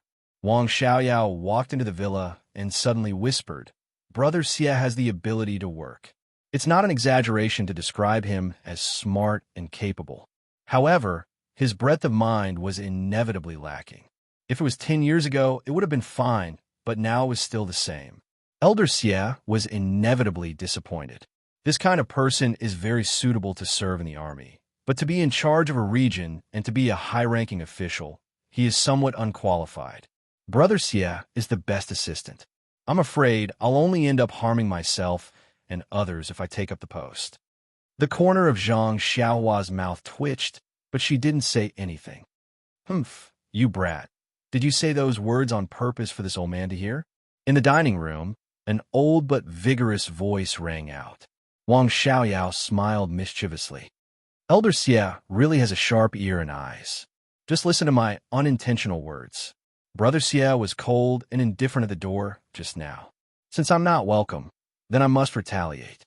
Get in." In the dining room, the old man laughed and scolded. Wang Xiaoyao and Zhang Xiaohua looked at each other and walked into the villa dining room. Wine glasses had been placed on the clean and tidy marble table, and the special moutai had just been opened. There was a stack of peanuts, stir-fried cabbage, stir-fried meat with green peppers, and a salad tomato. The old man, who was already a little stooped, held the wine glass and drank slowly. It seemed that he had been waiting for a long time. Seeing Wang Xiaoyao come in, Xie Kun, whose face already had age spots, twitched the corners of his mouth. "There is obviously a problem with your current position. How dare that kid get too close to you? He has long been dissatisfied with some of Wu Yue's problems in the past few years, and he is not optimistic about Wang Qinglei. It's good enough for him to give you a smile when you come here now. Do you still want him to drink and chat with you?" He put the wine glass in his hand on the table and sighed softly. "But what you said is also reasonable. My son is more than enough to be an assistant. It's indeed not enough to take charge of an area alone. He can control the details, but in terms of the overall situation," he shook his head, "a city in Yuzhou can also be replaced by someone who ascends to heaven. Your prestige is still there. Brother Xie's future is not hindered." Wang Xiaoyao said quietly. Xie Kun had 3 children in his life, 2 boys and 1 girl. His daughter was now the dean of a college in Huaqing University and a famous professor in the Ministry of Education. She had students all over the world. His second son had no interest in an official career and was doing business in the southeast. He had no great wisdom. However, Elder Xie's position in the southeast group and the care of the Wang family of Beihai were enough to make Elder Xie's youngest son a rich man. In such a situation, his eldest son, Xie Dong, was his successor. But as Wang Xiaoyao said, Xie Dong's working ability was extremely strong, but his vision was a little low. It was difficult for him to really take charge of an area alone. This defect had been exposed little by little when Xie Dong was at the grassroots level. Although he had made a lot of progress in these years, his character made him too easy to study the details. It was not easy to change. Therefore, Xie Kun brought him to the Ministry of Personnel. Obviously, he intended to let Xie Dong take another path. If everything went well this year, Xie Dong would be promoted to the Governor General in the position of Deputy of the Ministry of Personnel. 5 years later, he would be transferred to the Ministry of Supervision. It was indeed a defect for the eldest son to take charge of an area alone. But if he was a deputy, he could be anyone's right-hand man. As Xie Kun's successor, Xie Kun had to push his eldest son into the parliament. In all the provinces and departments of Zhongzhou State, there were only 2 places that could accommodate deputies at the level of councillors. The first was the first deputy of the Ministry of Supervision, and the second was the first deputy of the National Parliament. Xie Kun used to be a councillor and controlled the Ministry of Supervision. The Ministry of Supervision had always been the traditional area of the Southeast Group. Therefore, becoming the first deputy of the Ministry of Supervision and smoothly entering the parliament was Xie Dong's future direction. Xie Kun glanced at Wang Xiaoyao and did not say much. He simply said, "Sit down." Wang Xiaoyao handed the pork knuckle in his hand to Zhang Xiaohua. When she took the cooked food to the kitchen, he opened the gift he brought this time. In the square box was a piece of top-grade Hitian jade with a warm and soft color. "Senior Xie, I know you like to make seals. What do you think of this material? It took me a lot of effort to get it. It can make about 5 seals. I want 3, and the remaining 2 will be the handling fee. What do you think?" Wang Xiaoyao said with a smile. Xie Kun was stunned. Looking at the top-grade Hitian jade in front of him, his eyes were soft and happy. He carefully took the box and played with the jade inside. After a while, he said calmly, 3 seals. Who are you going to give them to?" "Of course I want one." "Well, Chu Jianchao from Huading. You should know him. Like you, he is also very fond of all kinds of seals. I plan to give 1 to him and the 3rd to Qinglei." Wang Xiaoyao replied. Xie Kun played with the jade with a faint smile. He used to be a council member of Zhongzhou State and the Minister of Supervision. Before becoming a council member, he was the Minister of the Ministry of Personnel when he served as a member of Parliament. Because of this, he could have such a strong influence in the Southeast Group. He was so powerful that even though he had retired for more than 10 years, he could rely on his remaining power to push his not-so-outstanding son into the parliament. With his identity, the significance of giving a seal was by no means ordinary. There is no doubt that Wang Xiaoyao was telling him clearly that he needed his support. The sound of Zhang Xiaohua cutting cooked food came from the kitchen. Xie Kun was silent for a while and said lightly, "Do you want to intervene in Wu Yue's affairs? Old Ji is a little anxious." Wang Xiaoyao said slowly, "Wu Yue can't be chaotic. For you and Wang Qinglei, it can't be chaotic." Xie Kun said quietly, "Now there are many voices inside. Although the opinions are different, they are generally the same. You want me to support you, but how can I explain to them? When communicated with me yesterday, he wants Lu Xiangyang to go to Wu Yue, and I didn't object." Wang Xiaoyao's pupils contracted slightly. He was no stranger to the name of Lu Xiangyang. He was a deputy governor-inspector of the Ministry of Supervision. His rank was very high, but he had no specific position in the Ministry of Supervision. It seemed to be an idle position. But in fact, in a special government like the Ministry of Supervision, this kind of inspector with rank but no obvious real power was the real main force of supervision. Lu Xiangyang was Ji Wenjiang's confidant and also a fierce tiger beside him. He was experienced and full of courage. By putting him in Wu Yue, Ji Wenjiang obviously planned to fight with Wang Qinglei to the death in the last period of the election. I know this person. Wang Xiaoyao smiled and said, but I think it's more appropriate to put him in Huuding. Lu Xiangyang could never go to Wu Yue. With his ability and the fact that he was ordered to make trouble, he could almost be unscrupulous. In the situation where the whole Wu Yue was in a panic, Wang Qinglei wanted to go further, but there was great resistance. Huuding is peaceful. What can he do there? Xie Kun ate a peanut with a smile. Wang Xiaoyao gently gritted his teeth. He was seeking Xie Kun's support, and Xie Kun was now forcing him to play his trump card. His and Wang Qinglei's bottom line was to keep Wu Yue. For this reason, they had to give up Yu Chunguang's team in Huuding, transfer the core force to Wu Yue to stabilize the situation, and give the interest in Huuding to the Southeast Group. But obviously, this little interest could not make Xie Kun support Wang Xiaoyao. Putting Lu Xiangyang in Wu Yue was to let him make trouble and make Wang Qinglei anxious. This itself was beneficial to the Southeast Group. If they could take the opportunity to take back part of Wu Yue's power, it would be even more beneficial. The Southeast Group would also gain something by transferring Chu Jiangqiao to Wu Yue and letting Lu Xiangyang go to Huuding, but it was only a position in the Ministry of Supervision. Lu Xiangyang wanted to make trouble. But what were the conditions and bargaining chips? What Xie Kun wanted from Wang Xiaoyao now was this bargaining chip. This was a transaction with a clear price. Wang Xiaoyao wanted Wu Yue.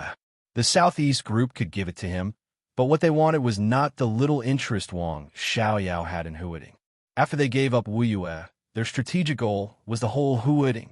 Exchanging Huuding for Wu Yue, such a deal was fair and acceptable to both sides. Wang Xiaoyao might not be able to directly hand over the whole Huuding to the Southeast Group, but the bargaining chips he gave must let the Southeast Group see that they had the hope to take over Huuding. Wang Xiaoyao had been operating in Huuding for many years, so he definitely had such bargaining chips. The key was whether he dared to give it to him. Huuding was now the backyard of no group, and the forces of all the major groups had infiltrated it. But the current speaker of Huuding was one of the leaders of the Prince Group, and the Prince Group had a great advantage and influence in Huuding. Wang Xiaoyao's bargaining chips were undoubtedly tantamount to attacking everything of the Prince Group in Huuding. Coincidentally, after he and Wang Qinglei betrayed Mount Dibbing, they joined the Prince Group. You're tuning into the Romance Rendezvous YouTube channel. We're so grateful for your support, and don't forget to subscribe to join us on this incredible journey through captivating stories. Your generosity through donations truly makes a world of difference, as it's the primary source of revenue that allows me to expand and enhance this channel for you. Thank you from the bottom of my heart for being a part of this adventure.